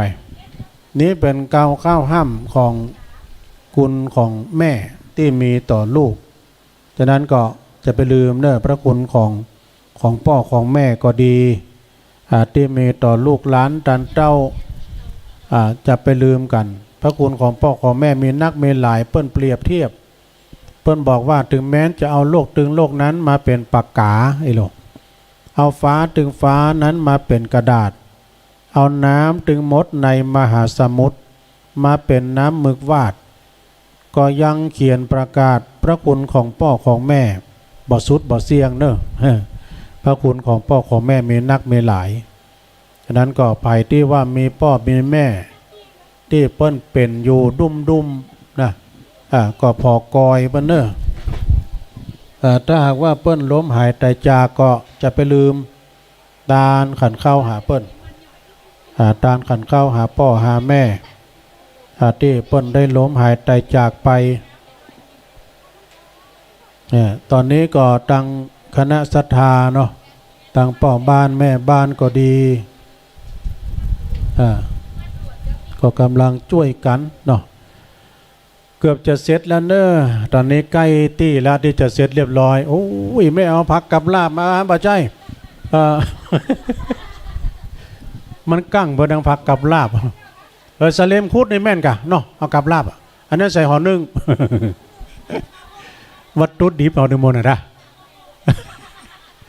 โอ้มาแล้วเนอะวัตถุดิบเอามาแล้วเป็นพักต่างๆที่จะมาประดับประดาประตูเนี่ยขั้นใดนี่นะเอามาแถมเนอะยังจะต้องการแถมจัดลายอยู่ ยังต้องการแถมนักอยู่โอ้เกี่ยวกับฝีมือเนาะเปิ้นแปลงก็งามแท้แม่บ้านเปิ้นแปลงผ้าแปลงบัวเนี่ยงามแท้ๆในระดับมืออาชีพเลยเนี่ยนะงามแท้กะทุลุงบ่เคยหันที่ไหนนะเนี่ยงามแท้ๆเลยชมได้จากใจแท้ๆเลยแม่บ้านเนอะแล้วก็เดี๋ยวก็ฮะนั่นกะกูได้หันก็ทุเจ้าแปลงนะ อันนี้แม่บ้านโอ้แม่บ้านดัง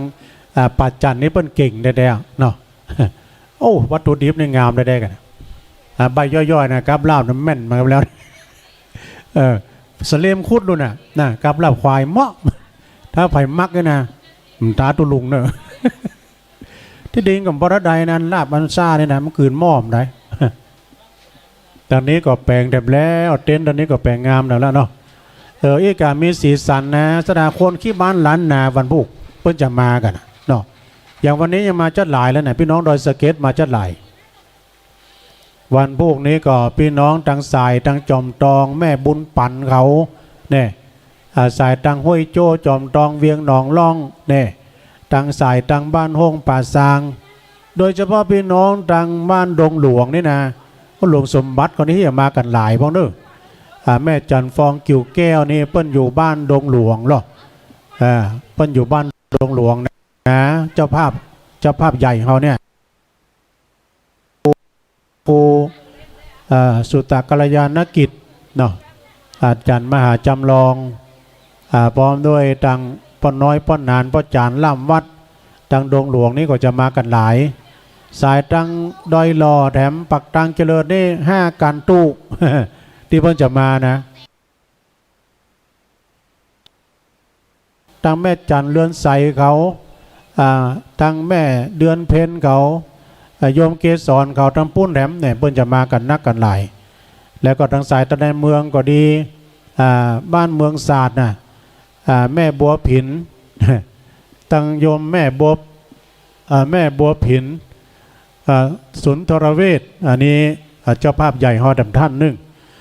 แม่อมรานี่อยู่ทางแม่ริมเนี่ยก็จะมากันนักกันหลายอยู่หลายท่านหลายคนเนาะ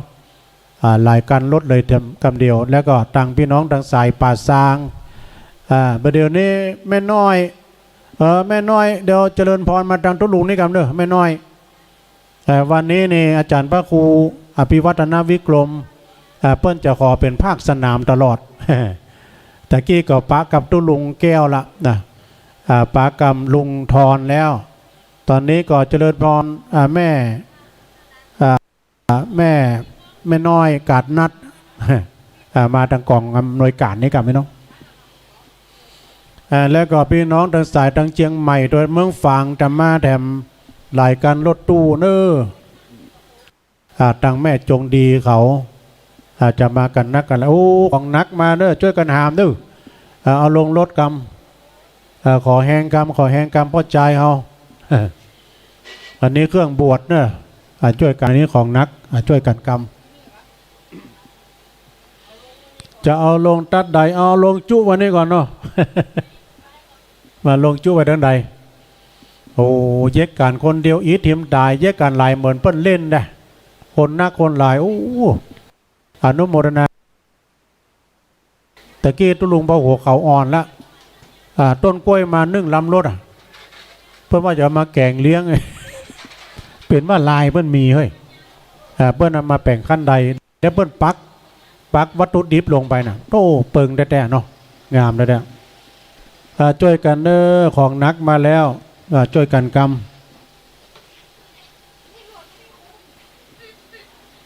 ตุลุงก็จะได้อู้ไปเรื่อยเนาะเพราะว่าสถานีเปิ้นเปิดเดี๋ยวมันจะดักไปพี่นานคำมวลว่าตุลุงเมาไปทิกอ่ะ อู้จ่าปลาใสไปเรื่อยๆเนาะเป็นกู้เป็นเกมกับแม่บ้านเอานี่กับปอบบ้านแม่บ้านเอาเปิ้นไปเปิ้นแปลง11เดือน11ขึ้น8ค่ำพ่นนานเพิ่นเอิ้นมาแฮม8ค่ำกับตุลุงนี่เนาะมันก็ลืมไม่พ้องเนาะตุลุงก็ยังลืมแล้วเนอตอนนี้ช่วยกันเนอสดาลงกรรมระบบทางเครื่องเสียงก็ขอบคุณเดชเฮาด้วยเนอตุพี่เดชเฮาเปิ้นได้ไปได้แปลงเปิ้นเอาตู้เย็นเก่านะมาแปลงตู้ลำโพงเข้าท่าดีเฮ้ยเสียงจะดังดังจะดีแหละ อันนี้วิชาได้เนาะ วิชาได้ภูมิปัญญาได้ตุพี่เดชครูบาเดชเท่านี้นะในโอกาสในตอนนี้ก็ช่วยกันไปเพราะว่าวันพรุ่งนี้จะเป็นงานวันแต่ยอดปารมีเนอะพี่น้องศรัทธาที่จะไผ่เมพระพอดีเนี่ยนะดีพอดีเอามาบรรจุพร้อมกันเกิดวันใดก็เอาวันนั้นหรือว่าเอามีก็เป็นหยังเนาะมือ10 นิ้ว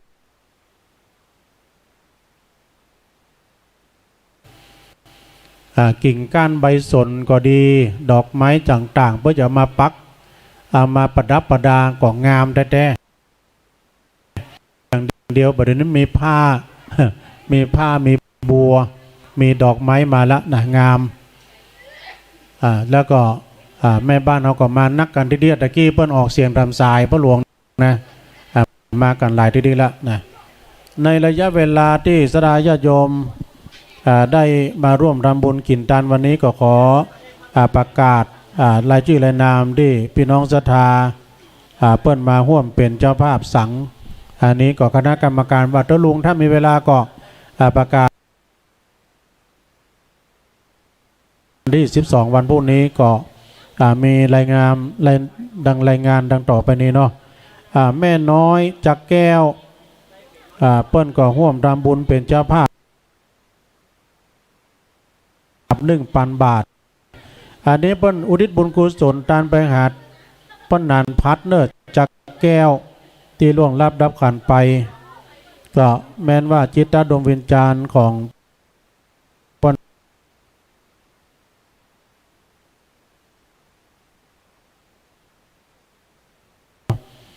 แล้วก็มีนายสถิตนางกมลรัตน์เนาะเสาแก้วเสาจักรนะสุมา จะไปเปลี่ยนนามสกุลเป็นจำนวน1,000 บาท จักรอันนี้ถวายตาลแด่นึ่งสัง1,000 บาทแม่บานเย็นเสาจักรพร้อมด้วยครอบครัว1 สัง 1,000 บาทพ่อคำแม่นวยเนอะใจเขื่อนถวายตาลอุทิศบุญกุศลไปหาจิตดวงวิญญาณของพระอุยติบดวงคำจำนวน 1,000 บาทแม่นงลักแฮคอมเมอร์ร่วมทำบุญจำนวนแด่1,000 บาททิติลุตนายทิติลุตนางอัมพรเขาโมนพร้อมด้วยครอบครัว1 สัง 1,000 บาทในบทนางดาเนื้อโปทินร่วมทำบุญจำนวนแด่1,000 บาทแล้วก็ป้าน้อยเด้อเนาะป้าน้อยพลแม่เมฆจามคำแก้วต่อพร้อมด้วยครอบครัวแต่1,000 บาทเนอะป้าหลวงอ้ายเนอะป้าหลวงอ้ายแม่เกียงคำเดชวงยา1 สัง 1,000 บาทป้าน้อยมีแม่บุตรนายนิกรนางปัทกรนะวังฐานแถม1 สัง 1,000 บาทคุณจุฑามาศดวงสุวรรณจำนวนแถม1 สัง 1ชัยพร้อมด้วยครอบครัว1ชัย1 บาทต่อจากนั้นก็มามีพ่อแม่อุ้ยน้อยนะสารชัยวงศ์แถม1 สัง 1,000 บาทป้อเงินสวัสดี1 สัง 1,000 บาทแม่นางดวงสุวรรณแถม1 สัง 1,000 บาทเนอะพ่อทินกรแม่พรแล้วก็คุณครูพิษินีนะจากแก้วนี่ก็ 1,000 บาทเนอะแล้วก็ครูสุรีพรชะพละชะพลพักนี่เนาะ1,000 บาทเนอะแล้วก็มีผู้ร่วมรำบุญเป็นเจ้าภาพสังชุดต่อไปก็มีป้อลอดแม่ขันศรีวิชัยนางเจตนาปวงคำแต่1 สัง 1,000 บาทแล้วก็ว่าที่ร้อยตำรวจโทกนกพลนะจุมาด้วยกนกพลนางกัญญาลัตน์แล้วก็มีเด็กชายกันบุญเมืองกันอันนี้พัดบุญเมืองน้องเกาอีกอะจำนวนแบบ1,000 บาทเนอะต้องขอบคุณด้วยนะถ้าเจ้าประดับความงามเนอะก็เดี๋ยวจะบังความงามตุลุงแล้วกล้องมาส่องตุลุง เป็นยังไงเอาตามสบายนายพินัยนางจุด1 สัง 1,000 บาทนายวานิสักนางนงครานแสนยศเนอะแล้วก็แม่เนอะนี่นะเปิ้นตานไปหาโดยนอแถม1 สัง 1,000 บาทแม่แก้วปวงคำพร้อมด้วยครอบครัวแถม1 สัง 1,000 บาทครอบเนอเสาจักรแถม1 สัง 1,000 บาทมีเพิ่มเติมนะฮะหมายมีนายสมพงษ์เขียวสายวิงวอนจำตาคำแม่หลานปลมมา1 สัง 1,000 บาทพ่อทาแม่เป็นวงชมพงปลมมิน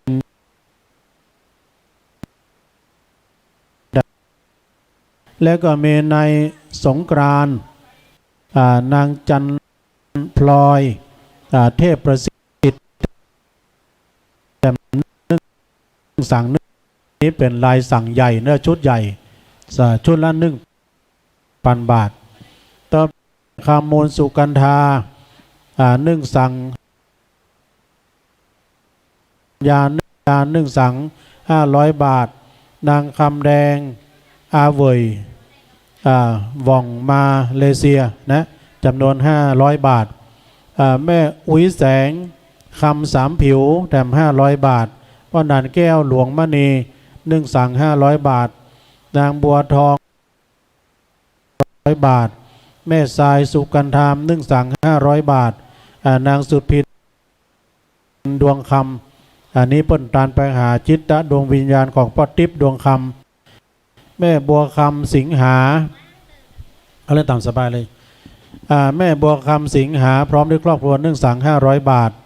แม่ใสเวชกิจนึ่งสัง500 บาทพ่อเสาแก้วแม่เสาแก้วนะคำซ้อนนึ่งสัง500 บาทแม่อุ้ยชมดวงคำนึ่งสัง500 บาทพ่อน้อยมีแม่เสงแม่เล็งเนาะแม่เล็งสุรเสนก็จำนวนนึ่งสัง500 บาทพ่อสิทธิ์มุงเมืองนางกันหาดวงสุขพร้อมด้วยครอบครัวนึ่งสัง500 บาทนะนี่ก็ต้องขอขอบคุณอนุโมทนาและมีเพิ่มเติมแถมแม่นิดใจขัดพร้อมด้วยครอบครัวนึ่งสัง500 บาทป้อจุ้มกันทวง500 บาทป้ออ้ายแม่โมนปวงขันคำ500 บาทได้ก็ได้แล้วก็มีแม่บานเย็นพุทธิมา500 บาทป้ออ้ายแม่โมนปวงขันคำ500 บาทแม่ป้อเสาจักรพร้อมครอบครัว500 บาทนางนวรัตน์วังฐานอันนี้บนตานไปหาป้อดวงคำวังฐาน500 บาทนางสาวสิริตานะสวิตาก็เด็กชายสุภกิจแก้วเทพ500 บาทนายสุชาติผาสินนี่นะแล้วก็เปิ้นตานไปหาเนอะพ่อดาวกับแม่สีผาสินจำนวน500 บาทอันนี้ก็เป็นรายชื่อรายนามของพี่น้องศรัทธาญาติโยมเนอะที่เปิ้นได้มีโอกาสเข้ามาร่วมเป็นเจ้าภาพเป็นสังฆทานสั่งเล็กสั่งน้อยสั่งใหญ่ก็ดีก็ต้องขออนุโมทนาบุญใดกุศลใดที่ศรัทธาญาติโยมเฮาได้ร่วมทำบุญทำกุศลในวันนี้ก็ขอให้เป็นตบะเดชะเป็นภรวะปัจจัยส่งผลดลบันดาลให้มูลราชศรัทธาทั้งหลายได้อยู่ดีมีสุขอายุมั่นขวัญยืนมีโชคมีใจเหมือนการจุคนจุดตั้นนั้นจุงจังมีเนอะอันนี้ก็ศรัทธาญาติโยมเนาะศรัทธาญาติโยมวันนี้เขาจะมีขบวนแห่ยังองค์พระธาตุแล้วก็แห่รูปของพระเดชพระคุณหลวงปู่โดยแห่พระพุทธรูปโดยวันพุธนี้จะตั้งขบวนทางปูนเนอะตั้งแต่หงเฮียนพุทธก็จะมีขบวนแห่หลายท่านหลายคนก็ร่วมขบวนแห่ด้วยกันเนาะในวันพรุ่งนี้เนาะก็ฉะนั้นก็ศรัทธาญาติโยมนักศีลนักบุญเราเดินไปผ่านมาซึ่งก็เพิ่นมีตังมีหลายท่านหลายคนโดยที่เพิ่นมีในบัญชีเนาะที่จะได้ร่วมขบวนแห่ด้วยกันแต่บื้อจะได้ประกาศรายชื่อและนามแดมกรรมเพราะนั้นศรัทธาญาติโยมเฮาที่เดินไปผ่านมาก็ดีตอนนี้แสงแดดออกมาแล้ว แสงแดดออกมาแล้วพี่น้องศรัทธาญาติโยมแม่บ้านร่างจะฮ้อนเนี่ยก็อดเอาก็เดี๋ยวจะแล้วแม่บ้านเนาะโอ้เปิ้นแต่งงามกว่างามแต่อันนี้ระดมพลแล้วนะขั้นใดขึ้นเนี่ยเป็นดีงามเป็นบันไดสวรรค์แล้ว ประดับประดาด้วยดอกไม้นะเป็นต้นใบสนพ่องแล้วก็มีใบสะเลมคูดพ่องพักกับลาบก็มีอันพร้อม ก็ช่วยกันระดมกันแปลงเนาะโอ้งามหูงามตามาแล้วอันนี้นี่โทษสมกับงานเขาเนี่ยวันพรุ่งนี้ตังพี่น้องสายบุญเนาะสายบุญพี่น้องตังโยมจะเอาอย่างก็เจิญเนอะโยมเนอะจดชื่อได้พี่จดชื่อนี่จดชื่อนี่แล้วก็เดียวพ่อทอนเอาของดีมาหน่อยเอาละสวัสดีครับละสวัสดีครับโอ้นี่ปันใหญ่ปันสูงนี่ล่ะเนอะเป็นเด็กดีเป็นสีแก่ชาติเด็กฉลาดชาติเจริญนะเด็กวันนี้ก็คือผู้ใหญ่ในวันหน้าผู้ใหญ่ในวันนี้ก็เข้าวัดเข้าวาในวันหน้าปรหิมบดีอะค่ะไปแปลงกันไปจดลายหมายนามก็เดียวเขาก็จะได้แจกของดีไปก็ได้ของดีก็มาเนอะตอนนี้พี่น้องอยู่ทางบ้านทางจองพอเนอะพี่หนานคำมูลเปิ้นเอากล้องจี้ไปทางแม่บ้านบนเปิ้นช่วยกันแต้ ช่วยกันทำการทำงานแปลงงามในตอนนี้ท่านอาจารย์พร้อมแล้วนิมนต์ตอนนี้กลับนะครับเด้อได้มาช่วยกันสลับซับเปลี่ยนกันไปวันนี้ภาคสนาม เด็กกระเดียวแม่น้อยเพิ่นจะอ่านกรเข้าห้ำสักกรรม เดี๋ยวก็เจริญพรแม่น้อยเนาะได้อูได้จ๋าสักกรรมเดี๋ยวตุลุงจะมัดมือให้ละอ่อนก่อน เจ้าวัดดีเจ้าวันนี้ไม่น้อยกว่ามาที่วัดดอนจันทร์นะเจ้ามาตัวลุงหนันนะเจ้าเนาะเพราะว่าตั้งบ้านเฮาก็ตั้งบ้านย้ายน้อยมันป้อลำหลดนะเจ้า แล้วก็เลยอาศัยเพิ่นมานะเจ้าก็ปกติแล้วก็มื้อเจ้าเนาะเฮาก็อูกันยาวบ่ได้นะว่าเฮาคุณโทเพิ่นนักมื้อเจ้านี่โทถึง30คุณเพิ่นนะเจ้าพอจะอ่านกันเฮาอูยาวก็ได้บางทีก่อนเต่งจาดีนะเจ้าก็ได้อ่านได้กึ่งเดียวก็มีนะเจ้าวันนี้ไม่หน่อยดูต่างอ่านเนาะบางทีจะเอา3ต้นเจ้าก็มีแต่ก็ความว่าบางฐานเปิ้นก็ไม่ได้ยินนะเจ้าเนาะอย่างความฝันของพระเจ้าเปอร์เซ็นต์ที่โกศลนะเจ้าอันนี้มีถึง16ข้อเขามาอ่านว่าเจ้ามันก็ถึงได้นะเจ้าเนาะเจ้าป้าน้อยก็จะมาอ่านก้อนนะเจ้าแต่ความจริงก้อนนี่มันเป็นก้อน4 กรัม 8 กรัมนี่มันเป็นจ่อยได้แต่ยายจ่อยมันจางนะเจ้าเนาะเจ้าความฝันของพระเจ้าเปอร์เซ็นต์ที่โกศลนะเจ้าอันความฝันพระเจ้าเปอร์เซ็นต์ที่โกศลโง่4 โง่โตผู้วิ่งจนกัน4 โตโลกจะเสริมคนหายมีไปทั่วจะบอกกลัวบาปกรรมตีทำมาหน่อยมันบอกคอยหือใหญ่มีใบหนาจักสมสู่กันแต่น้อยก่อนไว้ยาอันนี้นาหนาห่วงเป็นบ่วงเด้ออันขอ3แม่โคกินนมลูก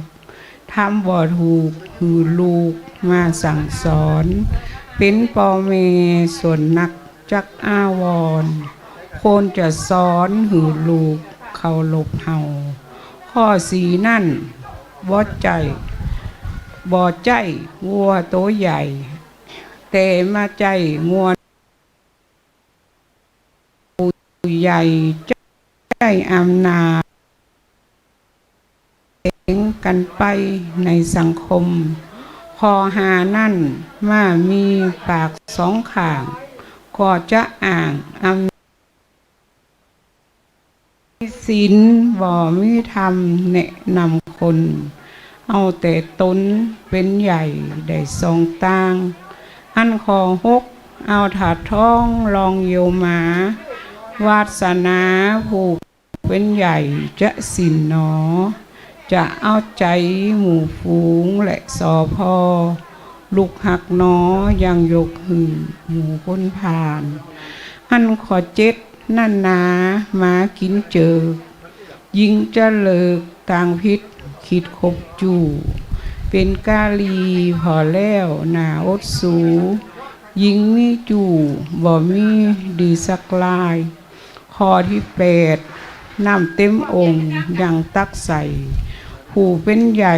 รวยแล้วยังส่งเสริมคนตั้งหลายไปประจบไปต่อเติมศาสนาจะเสริมหรืออย่างใดเก่าสะน้ำตั้งลงน้ำจะใสแต่ลงไปตั้งกลางน้ำจะขุนใจอำนาจข่มเหงผู้มีคุณคนใจวุ่นอยู่ว่าใดต้องไกลกาข้อ10นั่นหุงข่าวเป็น3อย่างฝนจะห่างฟักฟ้าหน้าตกใจตกบ่อต้งตามฤดูทั่วไปคนเนื้อไต่บ่อยู่ในศีลธรรมข้อ11คนนำเอาแก่นจันทร์เอาไปแลกเทาวันตีมันเนาพระภิกษุตั้งหลายตีเปิ้นเราก่อนหน้าเสาแก กินเงินทอนตอนนี้นาข้อ12นำเต่าจมตีเฮาหูลงกำอู่ของคนชั่วมัวเชื่อถือบ่ตึกต้องหือดีตามกำลือไปเจอถือคนชั่วมองมัวเองข้อ13ศีลาลอยนำใดคนอยากไล่อู่สิ่งดีบ่มีเจอแต่คนชั่วทำอะหยังถูกทุกเมื่อนี่ละเนอศีลาลอยนำใดข้อ14ฟุ้งเขตกินงูเห่าหมู่คนเฒ่าอยู่ไต่อำนาจเด็กทำตามเขากูอย่างเหมือนถูกเสกเปรียบเสมือนเขตเล็กๆกินงูเห่าข้อ15หงทองในฝูงกาในอาณาขาตาผู้ยิ่งใหญ่จักประสบความลำบากตุกอยากไปคนอยากไกลคนตุกจักสุขแตนข้อ16หมู่แกะไล่กินจะเลิงอำนาจใหญ่คนดีๆทำดีจะด้อยไปเขาเป็นใหญ่ว่ากึดถึงคุณธรรมเฮาเจ้าพุทธกึดว่ามันเป็นกรรมอันความฝันพระเจ้าที่โกศลขอแก้วเจ้าตั้ง3จงวันดลพุทธทุกคนอยู่รอดปลอดภัยเจ้านี่อันนี้ก็ว่าน้อยเขนเนาะแล้วก็มันก็อาจจะว่าสละสลวยยังสักเท่าใดนะเจ้าเนาะเพราะว่าคนเฒ่านะเจ้าเขียนไปก็โม้ไปอ่านตีไหนนะเจ้าเนาะ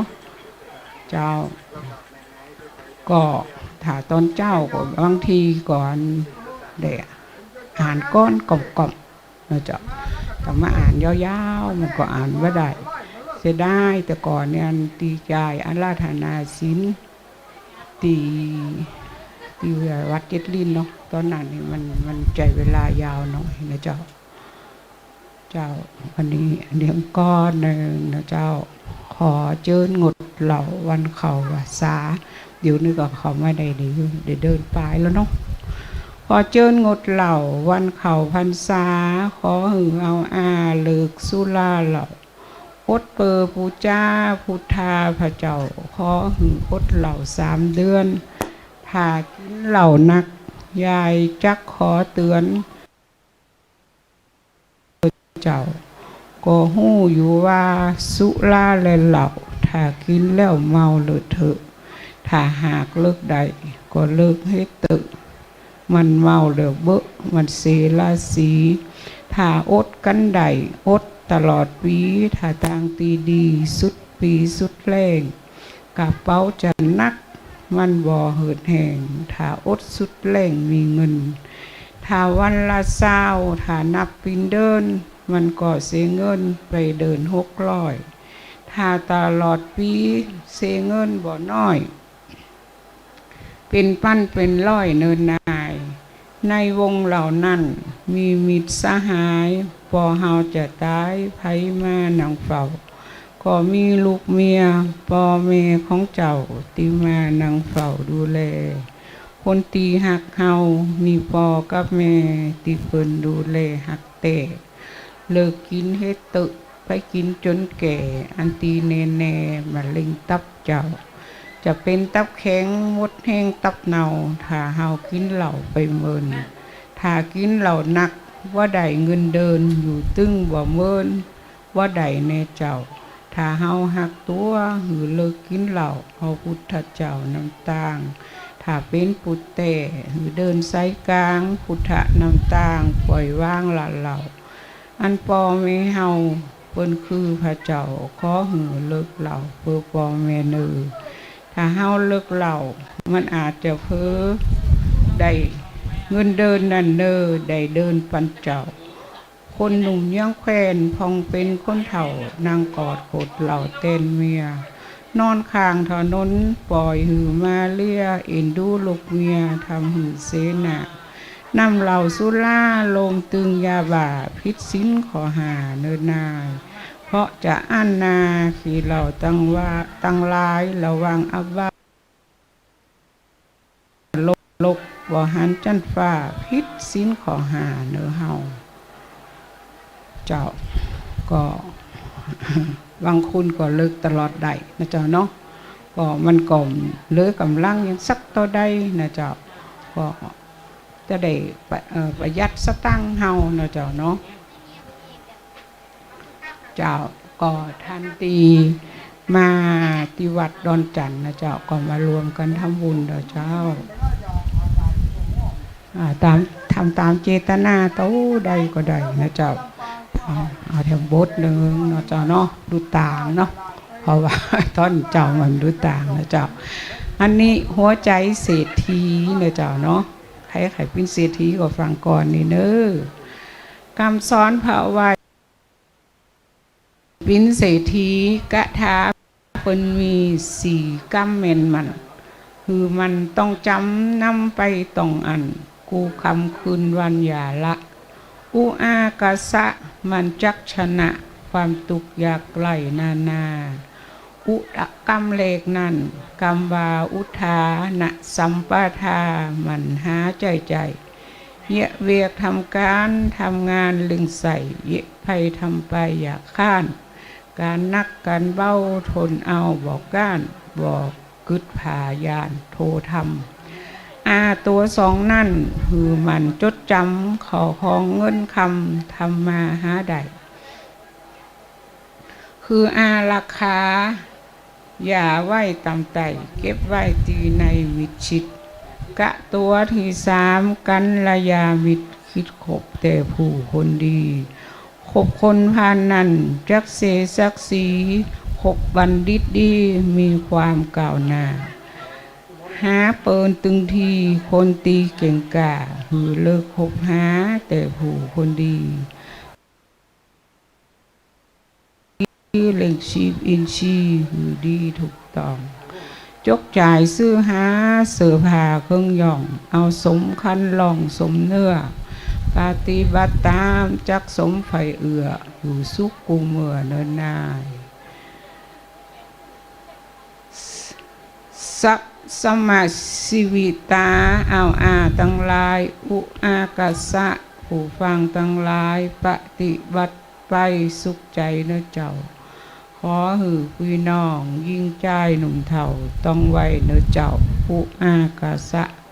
ขอหือทำตามการงานอย่าละได้เป็นเศรษฐีแน่นอนหือปฏิบัติตามกรรมพาสอนเศรษฐีแน่นอนจักรออยู่ทาบ่ทำมายังบ่คล้ายบ่กล้าความตุกอยู่ทาเหมือนกันทำเวียกทำการทำงานหือมันกำว่าสุขสบายไข่เป็นสิทธิกะทาเป็นมีสี่กรรมเนอเจ้าอุอากาสะพี่น้องหนุ่มเฒ่าจำไว้เนอเจ้าอุอากาสะไปต้องบ่ได้การงานอย่าละหือมีมานะทำไปไข่เป็นเศรษฐีมันอยู่บ่ไกลนี่แหละหัวใจเศรษฐีเนาะเจ้าต้องวิการนะไม่ใช่ว่าต้องอุอากาสะเราจะโรยในดอกปิ้นไปไม่ได้นะเจ้าเนาะก็ต้องทำการทำงานนะเจ้าเอาละมาถึงตอนพุทธทำนายนะเจ้าเขียนด้วยแม่น้อยกาดนัดนะเจ้าพุทธทำนายตายไวลงหน้าก็จักเป็นมาแต่ตักตียังบ่ถึงหือเฮากึดหนักก็จักเมนแต่กูลายอนาคาตะเนหน่อยตั้งหลายพระองค์ได้ตายเอาผ่าเหลืองห้อยไว้ตีหูดูเป็นเน่หน่อยว่าเจอถากอยพอเนออนาคาตะ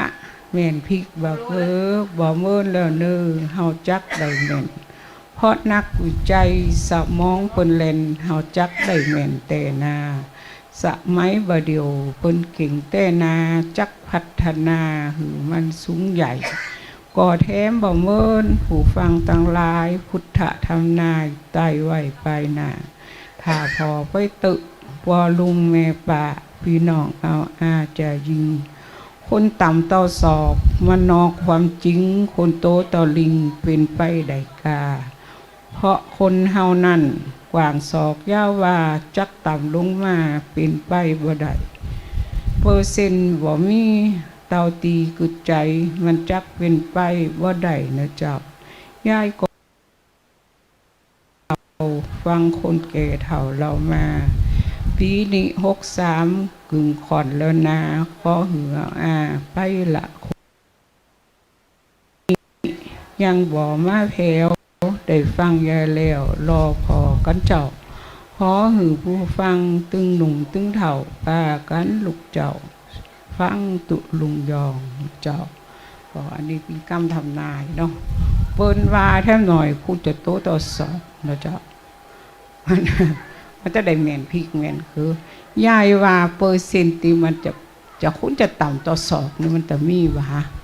มีก็คุณจะสูงแต่ใหญ่ขึ้นธนาพีกคือนี่อนาคตอนาคตะนี่คืออนาคตเนาะมันจะมีเตะให้หน่อยตีจังหวัดพังงาเนาะเกาะลันเตาก็อย่างน่ะบ่คือเปาะคือเขาหอยเฮาก็อย่างน่ะแก่น1 กิโลอันนี้มีจริงนะจับวิแล้วบนออกข่าวแล้วก็ตีงานตังสุโขทัยงานประจำปีเป็นปีแล้วนี่เหมือนกันนะเจ้าน้ำแก้ว70 กิโลนะเจ้าเนาะคนออกทีวีเฮาหันอยู่นะเอาไม้การเขาเจอเขามัดไม้การเขาหามก็70 กิโลแล้วน้ำแก้วนี่นะเจ้าแล้วก็ตีโมงตีชนะเลยที1ตีงานจริงใหม่เมียนปีเนาะโมงแก่น2 กิโลกึ่งมันแก่ต้องป่วยตีดเจ้าเพราะว่าเพิ่นจะพัฒนาตีอีสานนะเจ้าเนาะมันเฮินเป็นเฮินจันเดียวแต่ว่าก็ผิกนะเจ้าก็ผิกมาอยู่หุมเฮินนะเจ้ามันรูแดดนะเจ้ามันก็ขึ้นไปบนหลังคานะเจ้าเพื่อนได้เอาเกินกายขึ้นมากันนะเจ้าเกินกายขึ้นไปเด็ดผิกนะเจ้าอันนี้มันก็มีจริงนะเจ้าเนาะเจ้าฟังกันไปเลยนะเจ้าศีลมี5 ข้อถ้าหากเป็นสี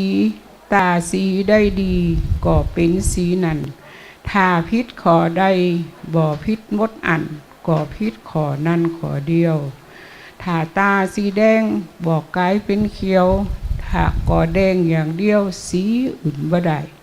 ศีลก่อเหมือนกันปีน้องเนื้อไตถ้าพิษขอได้พิษขอเดียวเจ้าสมมุติว่าเฮาไปหลักว่าเต่าพิษศีลขอ2 ขอเดียวบ่เอามาวันมาปันเป็นเกลียวพิษศีลขอเดียวบ่พิษมดอันข้ออื่นบ่พิษจักเอามาวันเอามาติพันบ่พิษเนื้อเจ้าเฮาปลูกข้อ1บ่เป็นข้าวเจ้าเฮาปลูกว่าเต่าบ่เป็นบะแตงเฮาปลูกว่าน้อยบ่เป็นฟักแฟงถ้าเฮาปลูกแตงก็เป็นแตงเจ้าศีลมี5 ข้อพ่อแม่แก่เฒ่าขอหือหมู่เฮารักษาหือดีไปหือเหมือนศีลตีมันเป็นสีรักษาหือดี5 ข้อต้องอันข้ออื่นนั่นนะมันแตกต่างกันบ่เอามาวันพิษมดเนอเจ้ากึดใจพอเตอะพ่อแม่แก่เฒ่าอุตสาลูกเจ้าถ้าเฝ้าเอาศีลพิษข้ออื่นแล้วบ่เป็นมลทิน4 ข้อของศีลบ่พิษตัวเจ้าที่ยายเข็นมาว่าจาคนเฒ่าถ้าพิษแบบเบาก็ขออภัยได้เขียนไปแล้วเตาตีกึดใจพิษพลาดอันใดให้เนอะเจ้ามันจะปิ้นไปได้ก็เพิ่นว่าถ้าว่าวิตสูงนะเจ้าเนาะบางตีก็มีบางตีก็บ่มีนะเจ้าเฮาว่ามันพิษไว้ตึงหมดตึงบ่สิบ่ปิ้นไปว่าใดนะเจ้าเนาะเพราะว่าอย่างเฮาปลูกเต่ามันก็ปิ้นแตงปลูกแตงมันก็ปิ้นเต่านะเจ้าเนาะพิษอันใดก็อันนั้นนะเจ้าอันนี้ก็ถึงทรงตาลสลากเนาะเจ้าเนาะทรงตาลสลากแต่ละวันละว่าบางตีเพิ่นก็ ตาลสังตาลตุนเงินตุนทอง บางวัดเพิ่นก็ตาลทำลงกันนะเจ้าแต่ที่บ้านยายน้อยนี่เพิ่นจะต้านสลากนะเจ้าเนาะอันนี้ก็เอาตำนานสลากมานะเจ้าเนาะจะผิดจะถูกอย่างได้ก็ขอสุมาไว้ก่อนนะเจ้าเนาะมันมีอยู่2ตำนานนะเจ้าคือตำนานที่2นี่ก่อนนะเจ้าเนาะเจ้าแถมอีกตำนานเราขานกันมาเมียหลวงนั่นนาอิสาเมียน้อยพอเปิ้นมีลูกนางก่อมาคอยคิดขาลูกหน่อยของนางจึงพยายามบ่ละปล่อยว่างจักขาลูกนางจนใดขาแต่ในต้องบ่เหลือละไว้ขานางลูกใด3 คนส่วนนางเมียน้อยนางก่อทรัพย์เพราะถูกขาก่อนนางจะตายก็พาทนากูจักตามขาลูกมึงเกิดมาเป็นแมวบอกแค่วกึดถึงจักขาลูกมึงเหอใดส่วนนางเวโลงมาเกิดเป็นไก่ลูกยังเป็นไข่แมวก่อมากินตามล่างตามผานจนเป็นหน้าจินอยู่สุดแผ่นดินจักต้วยไปขาเมียหน่อยเป็นกวางออกเลาะเล่มยาเมียลงต้อยขาต่อเนื่องส่วนว่าเมียลงเกิดเป็นเสือเหลืองโดยความเข่งเลือกเครื่องจึงต้อยไปขาพอมาถึงจาดองค์พระสัมมาเมียลงเกิดมาลูกเศรษฐีเจ้าเป็นอยากเทมตนกินคนต่างข่าวตามลาเวนกับเศรษฐีลูกนี้ตายนางลูกไปหาพุทธเจ้าพระองค์สั่งสอนหือละเวนเก่าว่าต้องตามตอบสายลาวีหือละความซัวทำแต่ความดีนางอยากสีนี้เลยปล่อยวางเจ้านางก่อมาจอยทำนาภูเขาจนนางแก่เฒ่าชรานางยักษ์วิเศษไต่เขตไว้หาพ้นจะตกมาเหลือว่าจักเล่งนางบอกความจริงว่าได้กันแก่งว่าพ้นจักเล่งหรือน้ำจะน้องหมู่คนเจ้าบ้านเจ้าเมืองตึงพ้องต่างก่อมาจ้องถามไถ่วานบ้านเมืองเจริญบ่มีขอบขันส่วนโตอยากนั่นเขาวัดเขาว่าจึงจับสลากตาลหือให้หาจึงเป็นตีมาตาลสลากเจ้ามี2ตำนานพ่อแม่กระเฒ่าก็ฟังพนเราสืบมาส่วนตัวยายหน่อยเสียงแล้วพญาได้เขียนก้นมาหือฟังเต่าอีกเจ้าก็ตำนานเพิ่นก็มีอยู่2ตำนานเนาะตำนานหนึ่งมันวินละอ่อนติวานวินละอ่อนเตียนตีจับสลากที่มันไปเล่งโหเล่งควายกันเนาะก็เดี๋ยวยาน้อยสอหาก็ดื้อจะปะปะเจ้าอันนี้เป็นตำนานที่2มันคนละอย่างกันเนาะเจ้าปะอันใดอ่านอันนั้นก่อนเนาะเจ้าเนาะ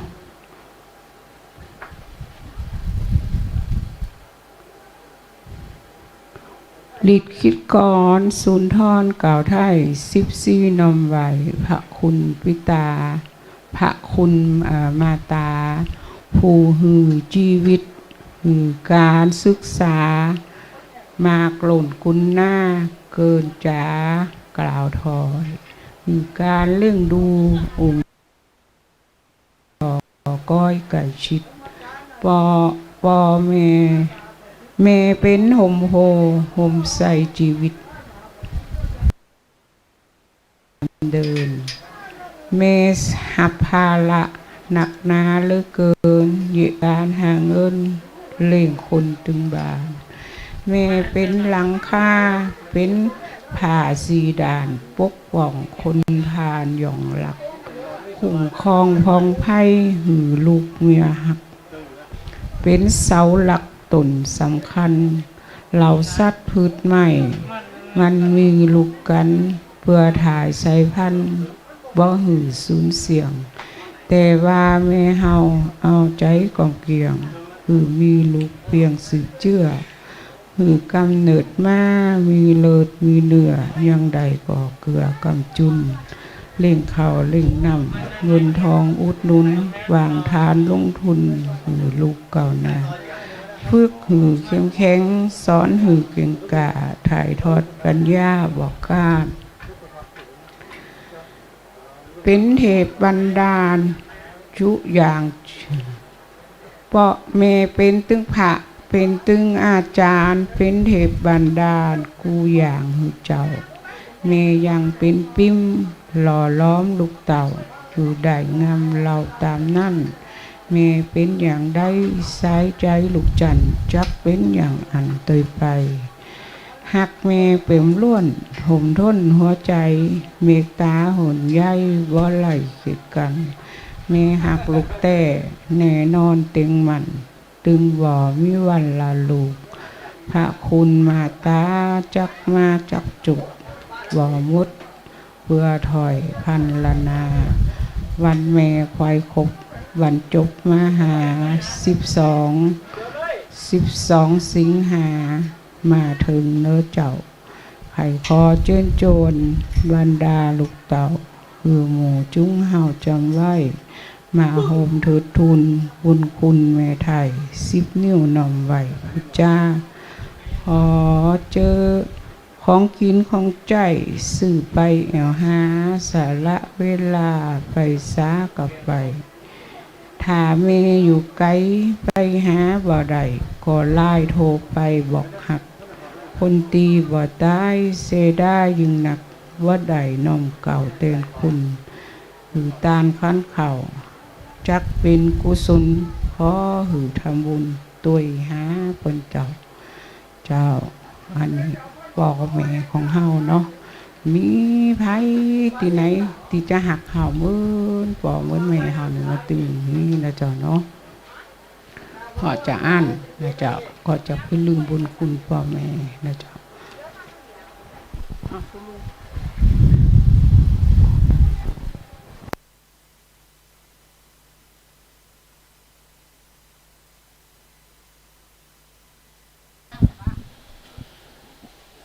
ต่อไปก็เจริญพรขอบคุณทางแม่น้อยกาดนัดแม่น้อยเดินทางมาจากบ้านดอนหลวงได้มาอู้มาจาเกี่ยวกับเกียรติธรรมต่างๆเนาะขอบคุณทางแม่น้อยโดยเนอะมาสลับซับเปลี่ยนกับตุลุงไปเป็นบางครั้งแต่ถ้าว่าถึงบ่าย 3 โมงนี่นะนี่ก็ได้รับฉันทานุมัติจากอาจารย์ท่านพระครูอภิวัฒนวิกรมซึ่งก็จะภาคสนามเนี่ยเนาะเกี่ยมน้ำเกี่ยมดำของตุ้ยเอามาโดยหลวงพ่อบุญปันเปิ้นก็ได้เอาทำมาให้ตุลุงก็จะได้บริหารเวลาไปเนาะภาคสนามนี่แหละ มีอย่างอู้กันไปสดาญาโยมเนาะสดาก็มากันนะมาเข้าออกกันไปเงี้ยนะแม่บ้านเขาก็ทำกันไปแล้วก็ต่างพี่น้องศรัทธาที่มาทำบุญก็มาทำกันไปนะขอบคุณพี่ไอ้จ้างไฟด้วยเนอะครูบาเดชโดยได้เอาไฟมาติดไว้นะเพราะว่ากลัวมันค่ำมันมืดแต่มืดนี่จะบัดเต้าบัดตันในขณะที่แม่น้อยเพื่อนได้อู้เอิญอย่างต่างๆก็เป็นจังหวะเวลาที่ทางช่างไฟเฮาได้แปลงไฟที่กลางปะลำนี่นะกลางเต็นท์เนี่ยเมื่อค่ำยามคืนถ้าว่าเพื่อนมาทำบุญก็จะได้จดลายหมายนามได้อ่านชื่อให้มันถูกต้องเนาะตะกี้ขออนุโมทนากับพี่น้องศรัทธาที่เพื่อนมาร่วมทำบุญแล้วก็ขออภัยกับทางชื่อเจ้าภาพตุลุงข้ามไป1 ท่าน เปิ้นก็มาบอกว่าข้ามไป1 ท่านก็คือคุณโยมพิสิทธิ์นายพิสิทธิ์นางกิติพรนางสาวกิติพรเนาะน้องเพลินใจหนูรอดนี้เปิ้นรับเป็นเจ้าภาพสังฆทานจำนวนแบบ1 ชุด 1,000 บาทขอบคุณเนอะตะกี้ข้ามไปกำแล้วก็ตะกี้เปิ้นได้ฝากตุลุงเปิ้นมาเนาะตุลุงเปิ้นมามอบให้ตุลุงก็จะได้ประกาศไปแจ้งต่อไฟใส่ต่อน้ำ อันใหม่เมนนายมานางแก้ววงชมพูพี่น้องบ้านแม่ห่างเด้อเปิ้นบ่ห่างกินห่างตาลร่วมทำบุญจำนวนแต่200 บาทก็ต้องขอขอบคุณอนุโมทนาเด้อกับศาสดาญาติโยมที่ร่วมทำบุญกินตาลกันไปและก็บริจาคโดยทั่วไปก็ยังมีแถมเพิ่มเติมเจ้าของเปิ้นก็คงจะปิกไปแล้วจ้าถ้าว่าปิกเด้อก็ได้ฟังอยู่มีคุณป้อศรีนวลแม่ยอดแก้วสมโพธิร่วมทำบุญหอมยอดธาตุจำนวนแถม200 บาทเนอะแล้วก็มีพี่หนานสิงโตนางสายสวัสดิ์สุตตานะร่วมทำบุญจำนวนแถม200 บาทแล้วก็มีศรัทธาที่เปิ้นร่วมทำบุญทำกุศลอันนี้อย่างเนี่ยนางนงลักษ์เนอะคืนสติร่วมทำบุญจำนวน500 บาทนะก็ขออนุโมทนาสาธุการมาณโอกาสที่นี้ด้วยแล้วก็มีเพิ่มเติมนี่ก็เปิ้นเป็นเจ้าภาพโฮงตาลโดยเจ้าภาพโฮงตาลนี่เปิ้นลายมาฮื้อทางครูบาเดชก็ฮื้อตุลุงจดเป็นนั้นอู่ซ่อมรถอู่ต่างๆที่เปิ้นร่วมกันมามีอู่ช่างวินบ้านแม่ห่างโดยแล้วก็อู่ชำนาญแม่ห่างร่วมเป็นเจ้าภาพโฮงตาลในวันพรุ่งนี้โดยต้องขอขอบคุณโดยเนอะแล้วก็มีคุณแม่ประทุมวันพิชัตลินโดยเป็นเจ้าภาพโรงทานในวันพรุ่งนี้โดยต้องขอขอบคุณอนุโมทนาเนอะแล้วก็มีเพิ่มเติมก็มีแม่ปิมลักชาติบ้านปัจจันร่วมทำบุญในด้านปัจจัยยอดทาสจำนวนแด่100 บาทแม่อำไพตังเขียวบ้านปัจจันก็ร่วมทำบุญจำนวนแด่100 บาทอันนี้ก็เป็นรายชื่อรายนามของพี่น้องศรัทธาญาติโยมทั้งหลายทุกคนทุกท่าน ที่ได้ร่วมทำบุญบริจาคให้หอมกันมาก็ที่ได้หอมกันมาก็ขออนุโมทนาสาธุการที่เปิ้นมาได้มาวันพวกนี้เปิ้นก็มาหอมกันวันนี้ก็มีนักหลายแล้วก็ศรัทธาญาติโยมที่จะเดินทางมาวันพวกนี้ก็บางท่านบางคนนะก็เขียนไว้เลยก็ได้เนาะเขียนชื่อไว้เลยก็ได้แล้วก็ศรัทธาญาติโยมก็เอามาตานเป็นการง่ายเขียนชื่อนามสกุลไว้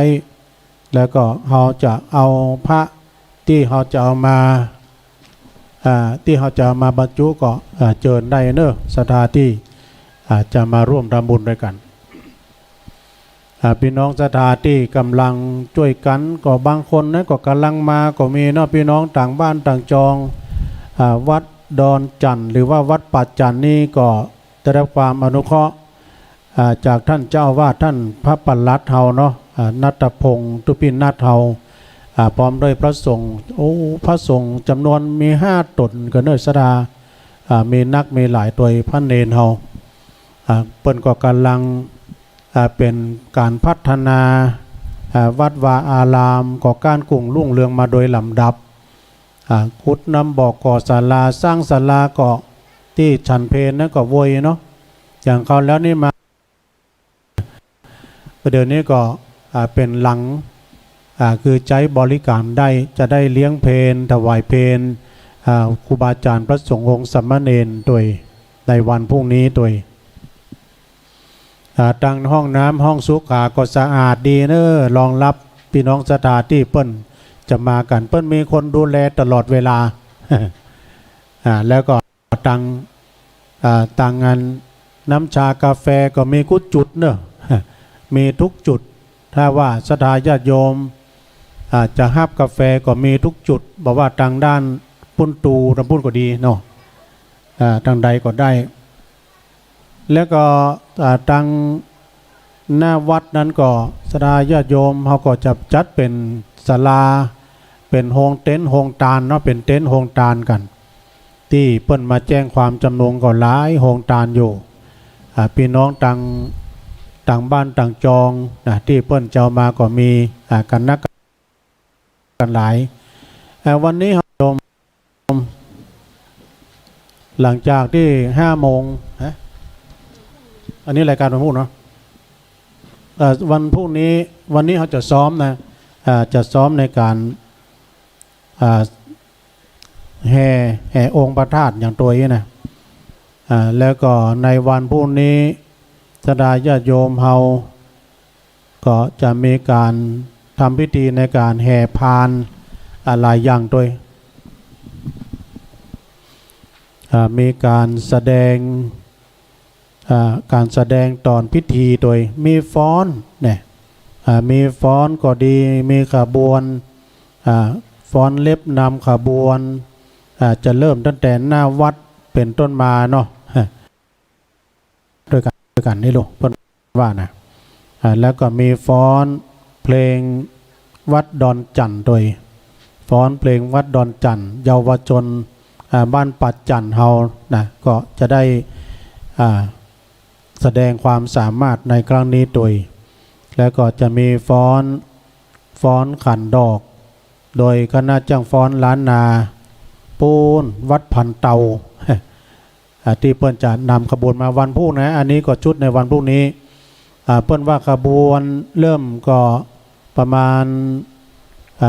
10 โมงครึ่งนี่กันเนี่ยเนาะ9 โมงครึ่งกันเนี่ยเปิ้นจะมีก็ขบวนแรกก็จะเป็นพานสักการะ6 ชุดโดยกันเนาะพระแก้ว1 องค์แล้วก็2แห่บุษบกองค์พระธาตุนะที่เปิ้นแปลงว่านะสดาญาติโยมก็ไปไหว้ไปสาได้เนอะที่3นะก็ชุดพานดอกที่4นะก็ชุดพัดไตรปิฎกเนาะชุดพัดไตรปิฎกเตียงเกิงให้กันนะเดี๋ยวเขียนใหม่เนาะเตียงเกิง12.30 น.ตาตุ้ลุงนี่บอกให้ดีไอ้เขียนนี่มันชัดๆเลยเด้อกันว่าตุ้ลุงนี่มาดึงอ่านยากพวกไหน แล้วก็5รูปเหมือนของพระเดชพระคุณพระพรหมมงคล6นี่ก็ขบวนธง7นี่ก็ศรัทธาประชาชนโดยทั่วไปนี่อันนี้รูปขบวนเนอะที่เปิ้นจะแห่นะวันพรุ่งนี้เมื่อแรงนี้เปิ้นจะฝึกด้วยนะจะซ้อมด้วยนะแล้วก็ตั้งการแสดงตอนพิธีนะก็อย่างที่ตุลุงได้ประกาศไปนะก็จะมีขบวนในการฟ้อนเล็บก็ดีฟ้อนเพลงวัดดอนจันทร์ก็ดีฟ้อนขันดอกแล้วก็หลังเสร็จพิธีเนาะหลังเสร็จพิธีทางศาสนาแล้วก็จะมีฟ้อนไวสาบารมีของวัดพันเตาด้วยเนาะ2ฟ้อนจ้องในสภาวัฒนธรรมทางสันกำแพงเนี่ยเชียงใหม่เหมือนกันเนี่ยพันเตาสันกำแพงแล้วก็3เปิ้นว่าฟ้อนกายลายนี่อันนี้วัฒนธรรมของทางสันกำแพงเหมือนกันนะนี่พี่น้องสดาญาติโยมมาพอเนื้อความอลังการหลังจากที่เฮามีการแห่ขบวนต่างๆบอกว่าจะเป็นขบวนสักการะพานสักการะขบวนบุษบกองค์พระธาตุขบวนพานดอกพระไตรปิฎกแล้วก็รูปเหมือนของพระเดชพระคุณพระพรหมมงคลเหมือนกับเฮาแห่เขาแล้วเนี่ยนะขบวนแห่ธงขบวนธงแล้วก็ศรัทธาโดยทั่วไปนะก็มาพอความอลังการวันพรุ่งนี้เพราะฉะนั้นก็คณะศรัทธาท่านสาธุชนญาติโยมเนาะน้องศรัทธาที่เปิ้นได้ร่วมทำบุญได้กินได้ทานกันก็มีนักมีหลายก็เดียวกันศรัทธาที่เปิ้นได้ร่วมทำบุญมาขณะนี้เวลา15 นาฬิกาแล้วตอนนี้นะศรัทธาญาติโยม15 นาฬิกาก็บ่าย3 โมงเนาะเป็นเวลาแล้วกันเนาะ เป็นเวลาที่รายการสารธรรมยามแรงซึ่งวันนี้ตุลุงก็ได้รับมอบหมาย จากอาจารย์ท่านพระครูอภิวัฒนวิกรมนะต้นลุงสำรองไปเรื่อยๆมีอย่างก็ว่ากันไปเนาะเป็นการบริหารเวลาเพราะว่าเวลาขณะนี้ต่างเมตตาบารมีธรรมในพระอาจารย์ท่านพระครูสมุวิสุวัตวรกิจโจทางวัดไฟหินเปิ้นถวายเต็มที่เปิ้นก็ถ่ายทำมาแต่เจ้าแล้วเนาะเข้ารายการในก่อนเนอะก็ขอความสุขความเจริญเนาะขอไว้สาบารมีธรรมครูบาอาจารย์พระมหาเถรานุเถระท่านเจ้าคณะพระสังฆาธิการเนาะพระภิกษุสัมมาเนรทุกวัดทุกวาทุกวัดวาอารามวันนี้ก็เจริญปอนกับศรัทธาญาติโยมต่างบ้านต่างจองโดยเนอะต่างบ้านต่างจองที่เปิ้นได้ฟังสถานีที่กำลังนี่อยู่ฉะนั้นก็ศรัทธาญาติโยมนะตอนที่อยู่ทางบ้านต่างจองเนาะในโอกาสในวันนี้ทางตุลุงก็ได้รับมอบหมายได้มาออกรายการวันนี้ก็มาพร้อมกับทางคณะศรัทธาทางพี่น้องทางปูนทางตุลุงแก้วตะกี้ก็มาแจมกันแล้วนะแล้วก็แม่น้อยลุงทอนเขาตอนนี้จะเข้ารายการเป็นที่เป็นตางอีกกรรมนะเดียวก็จะได้ออกรายการจะได้วางสายก็ได้นะสดากระเดียวก่อนจะได้วางสายให้พี่น้องสดาได้โทรกันเข้ามาแถมตอนนี้ก็จะได้เอาน้ำทำคำสอนธรรมะของตังหลวงพ่อบุญปันปุญญะที่เฮาเนาะตุลุงก็กะเกียมมาเป็นอย่างดี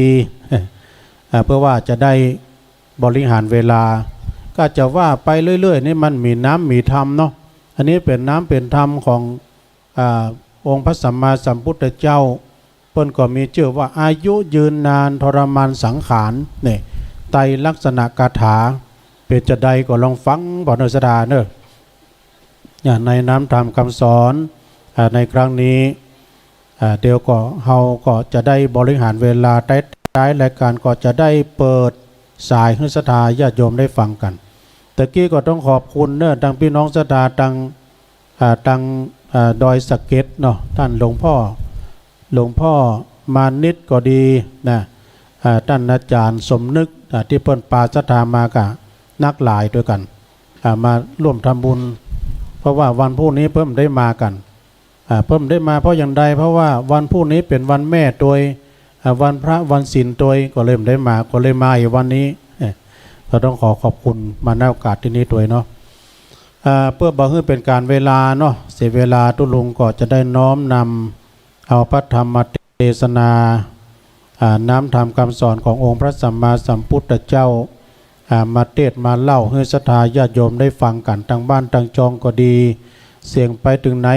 ก็ไปถึงที่หั่นนะเนาะตั้งนะโมไว้ก่อนเด้อทีแรกว่าจะให้ลุงทอนอาราธนาโอ้ลุงเป็นคนดิบอีหรอ ก็เลยเอาตุลุงเอาไปก่อนนี่นะก็เดี๋ยวก็ค่อยมาอู้กันนี่นะก็มากับตุลุงกับลุงทอนแล้วก็มาปะกับตุลุงทอนโดยตุลุงทอนก็เป็นคนบ้านเดียวกันนะเนาะเป็นคนบ้านเดียวแม่ตื่นเหมือนกัน ก็เปิ้นก็ตอนรับจะดีนะเอาละเนอศรัทธาตุลุงก็จะได้ตั้งนะโมแล้วก็จะว่าทำปัสสกรรมก่อนเนาะนะโมตัสสะภะคะวะโตอะระหะโตสัมมาสัมพุทธัสสะนะโมตัสสะภะคะวะโตอะระหะโตสัมมาสัมพุทธัสสะนะโมตัสสะภะคะวะโตอะระหะโตสัมมาสัมพุทธัสสะอนิตตมนุญญาตังมัจจานังอิทะชีวิตังตีกันว่าได้ตั้งนะโมแล้วก็ว่าบาลีไปแล้วก็ตอนนี้ไปก็ว่ากันเต็มที่เนาะในธรรมในน้ำธรรมคำสอนขององค์พระสัมมาสัมพุทธเจ้าทีแรกก็ว่าจะไปจัดตั้งในวิหารไปผ่อนในวิหารศรัทธาญาติโยมเป็นว่าคนเฒ่าคนแก่ไม่เป็นเกิ่งวิหารบุญเนอะเปิ้นก็ได้มาช่วยกันแปลงสวยแปลงดอกแปลงยังเปิ้นกะเกียมงานกันตั้งนอกก็มีแม่บ้านมาไปมาแปลงตั้งในวิหารก็คนเฒ่าคนแก่ แปลงดอกแปลงดวงกันก็เป็นเกื้องวิหารบ่เนาะ แสดงว่าปรมีพี่น้องได้มีความสามัคคีกันเป็นอย่างดีเนาะว่าไปตามธรรมกันเนอะศรัทธาทุลุงก็ฝ่อยไปนักเนาะณโอกาสบัดนี้อาตมาภาพขอจักได้แสดงพระธรรมเทศนาพรรณนาน้ำธรรมคำสอนขององค์พระสัมมาสัมพุทธเจ้าเนอะถ้าท่านทั้งหลายจะได้ตั้งสติและก็ตั้งอกตั้งใจก็จะเป็นบ่อเกิดให้มีความสังเวชสลดหดหู่ในใจนะในเรื่องสรีระร่างกายสังขารของคนเฮาเพื่อจะได้เป็นประโยชน์แก่ท่านทั้งหลายที่ได้มาพร้อมเพรียงกันในสถานลานบุญณที่นี่เนาะเพื่อความที่ว่าช่วยกันแยกการแยกงานโดยความบัพประมาทในชีวิตนะโดยว่าในขณะนี้เนี่ย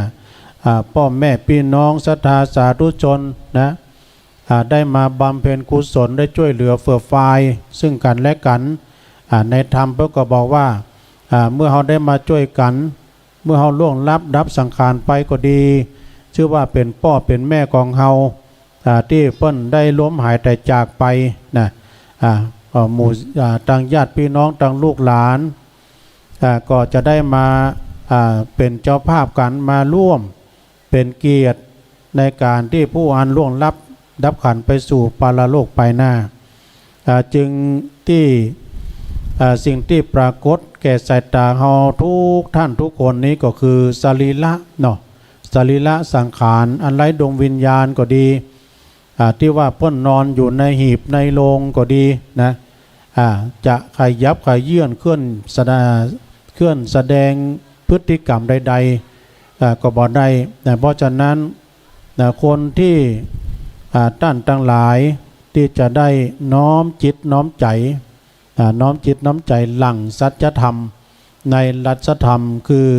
ไตรลักษณะแก่ก็ได้แก่ความเป็นอนิจจังเนี่ยสดาญาติโยมทั้งหลายนะอนิจจังทุกขังอนัตตานี่เป็นบันแน่นอนสักอย่างจาติจัลลาพยาติมรณะนะเพราะฉะนั้นทุกคนทุกท่านเอาท่านทั้งหลายก็ควรสำนึกว่าคนเฮาเมื่อเกิดมาแล้วมีความแก่มีความเจ็บมีความตายเป็นธรรมดาเนาะขอบคุณพระหลวงเนอะเอาน้ำชามาฮื้อเพราะฉะนั้นก็อนิจจังนี้ความบ่มั่นบ่เที่ยงบ่แน่นอนนะแห่งชีวิตทุกขังนี้ก็ความเป็นทุกข์ในสังขารมันเจ็บปวดทรมานอนัตตาก็เหมือนกันอันนี้อย่างจ้ะโฮงตาเนี่ยเนาะมันมาเป็นลายเนื้อสดาเนาะเทศน้ำเทศธรรมก็ดีเทศน้ำชากาแฟก็มาโฮงตาลมาทำแล้วพี่ไอ้เกษมนางศรีออนนะ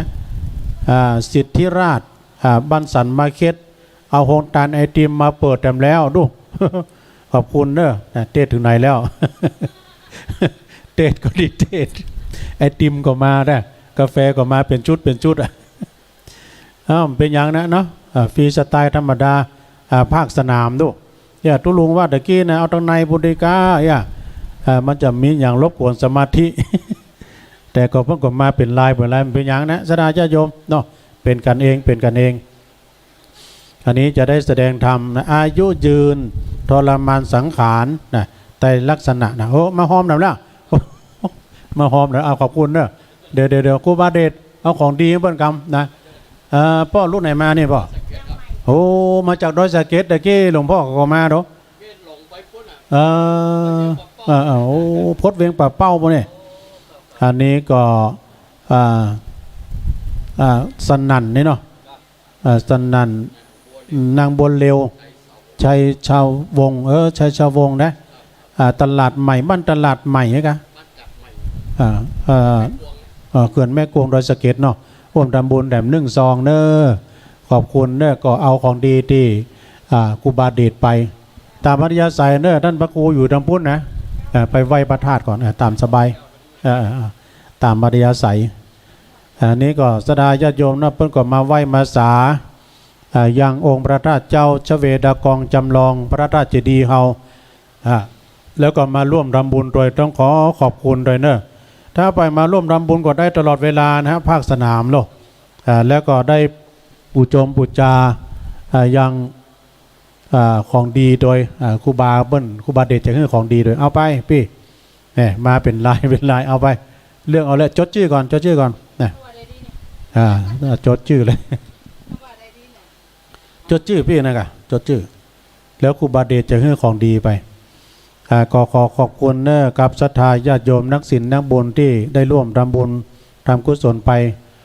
ก็เดียวก็เอาของดีก็เดียวก็อ่านเนาะรายชื่อเพราะฉะนั้นนี่ศรัทธาญาติโยมมาร่วมเป็นเกียรติในงานร่วม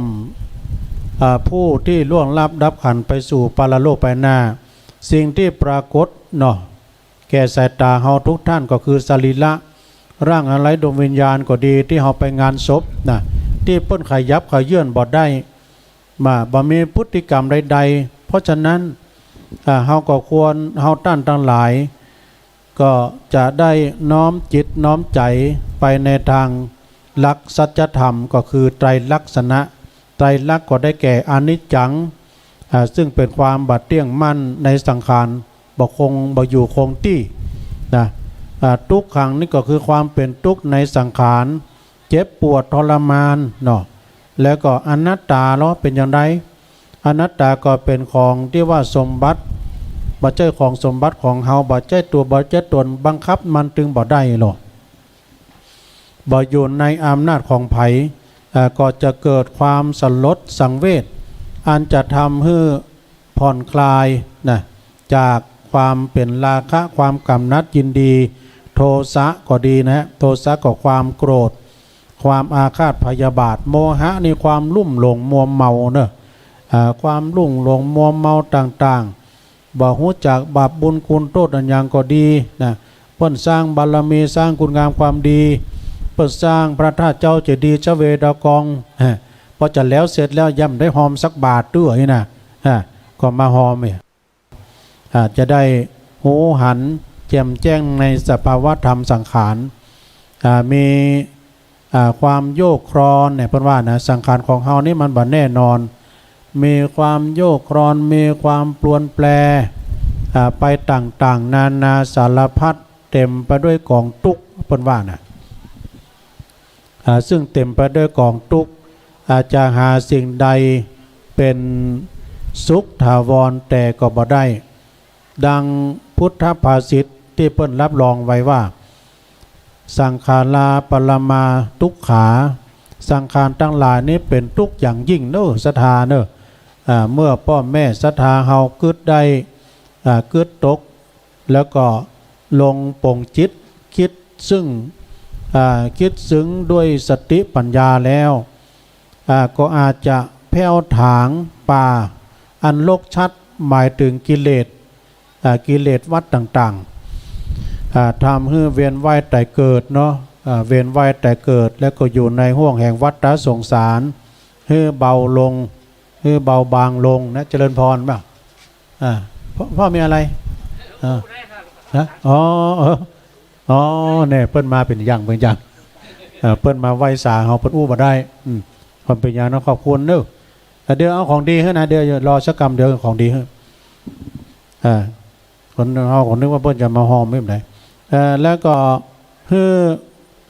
ทำให้เฮานั้นเวียนว่ายแต่เกิดอยู่ในห้วงแห่งวัฏสงสารเด้อให้เบาบางลงเมื่อกิเลสเศร้าหมองเบาบางลงโศกโรคภัยตั้งหลายก็จะคลายเบาบางลงไปเป็นความทุกข์สัตว์โลกทุกรูปทุกนามเกิดมาแล้วก็ต้องมาพบปะเหมือนกันหมดเด้อสัตตาเด้อมีสุขมีสมบัติสักปันใดก็ตามนะเฮาก็ยังต้องตกอยู่ในทุกอิริยาบถนะเช่นว่านั่งเมินก็เป็นทุกข์นะสดาญาติโยมเอานั่งเมินล้ำไปก็เป็นทุกข์เฮานอนเมินล้ำไปก็เป็นทุกข์เฮาเตียวนักล้ำไปก็เป็นทุกข์ บ่ได้พักบ่ได้ยั้งก็เป็นทุกข์นะสดาเนาะเอาบ่ได้พักบ่ได้ยั้งก็เป็นทุกข์เพราะว่าการปวดเมื่อยเหน็ดเหนื่อยเมื่อยล้าต่างๆอดหิวต่างๆเนี่ยกินนักล้ำไปก็ฮืดโตดกินน้อยล้ำไปมันก็บ่อิ่มเนี่ยถ้าเฮาบ่กินเลยก็กระวนกระวายนี่ร่างกายของเฮานี่นะมีน้อยก็ทุกน้อยมีนักก็ทุกนักบ่มีให้เลยก็บ่ทุกเลย มันเป็นอย่างนั้นเนาะสดาเนาะเนี่ยมั่งมีสีสุขเกินไปก็เป็นทุกข์ด้วยการปกปักรักษามีเข้ามีของมีเงินมีทองนักหนาป่าป้านก็เป็นทุกข์ในการปกปักรักษาดูแลทรัพย์สมบัติของเฮานะกลัวว่าจะเป็นภัยอันตรายต่างๆกลัวเขาจะมาลักเอามาปล้นมาจี้เอาเนี่ยทรัพย์สมบัติของเฮานะในที่สุดเฮาก็กลัวตายละเข้าละของอย่างอี้เป็นต้นเนอะก็มีน้อยก็เป็นทุกข์เพราะว่าบ่พอกินบ่พอใจเนี่ยถ้ามันมีน้อยนะบ่กินพอใจชีวิตเป็นอยู่ด้วยอาการด้วยอาหารเนอะชีวิตของเฮานี้เป็นอยู่ด้วยอาหารเนื่องด้วยข้าวด้วยของเงินทองจึงจะทำมาหาเลี้ยงชีพให้เป็นสุขได้นะแม้แต่สุดแม้ที่สุดอยู่ปกติบ่ได้เนี่ยจิตของเฮาจิตของคนเฮาเนี่ยนะก็ยังดันไปกืดไปนึกคิดไปต่างๆเรื่องที่ล่วงแล้วมาก็ดีเรื่องที่ล่วงแล้วมาก็แล้วก็ยังมากืดเก็บมากืดให้เป็นทุกข์อยู่อย่างไรเหตุผลเพิ่นว่านะเก็บมาคุ้นคิดให้งุดงิดขุ่นข้องมองมัวก็มีเข้าทำนองที่เพิ่นว่าจังหวัดตุ้มมาลายเดือตุ้มผ้าลายก็มาเฮามาค้นกรรมกี้เก่าก็มาพิษกันเนี่ยบางทีนี่เรื่องมันเกิดเหตุมาเมื่อแล้วก็ค้นกรรมขี้เก่ามาอู้กันแล้วก็พิษกันความสุขในด้านสุขภาพจิตก็พลอยหมดไปเนอะสดาญาโยมนะสังขารทั้งหลายนอกจากเป็นทุกข์แล้วก็ยังบ่อยู่ยืนยาวโดยเพียงชั่วครู่ชั่วขณะเท่าอันเนอะนะบ่เมินบ่ยาวนะสดาญาโยมทั้งหลายเปิ้นว่าบ่มีป้ายบ่มีเครื่องหมายบอกวันเดือนปีที่จะได้ตายนะบอกวันเดือนปีจะตายหายตายดีเพราะฉะนั้นสาวกของพระพุทธเจ้าเนี่ยเปิ้นจึงแสดงให้แก่นางวิสาขาวะเป็นภาษาบาลีว่าอานิมิตตังนัญญาตังมัจจานังอธิชีวิตตังนะอันนี้เป็นบาลีเนอะที่ภาษาลีบุตรเปิ้นแสดงให้กับนางวิสาขาซึ่งก็แปลใจความได้ดังนี้เนาะชีวิตของสัตว์ทั้งหลายเนี่ยเปิ้นว่ามันบ่มีเครื่องหมายว่าจะมีชีวิตความเป็นอยู่จะเมินนานเท่าใดเนี่ยจะอยู่เมินอยู่บ่เมินมันมีนิมิตมีเครื่องหมายสามัญชนคนธรรมดานี่ก็ดีเนาะบ่สามารถที่จะล่วงรู้ได้ว่าเฮาเนี่ยจะตายเวลาไหนเฮาจะเดินถนนเขาเขียนป้ายบอกระยะต่างสายนี้มันมีกี่กิโลหลักกิโลเมตรที่เท่าใดนะป้ายเปิ้นบอกต่างกงอันตรายก็มีจอดที่ห้านที่นี่ที่พักที่ห้านที่นี่ควรไปหรือว่าควรไปนะเปิ้นจะบอกไว้หมดป้ายจราจรนะควรแซงกาบ่ควรแซงกาเนี่ยควรไปมันควรไปแต่ชีวิตของคนเฮาและก็สัตว์นี่นะบ่มีเครื่องหมายบอกไว้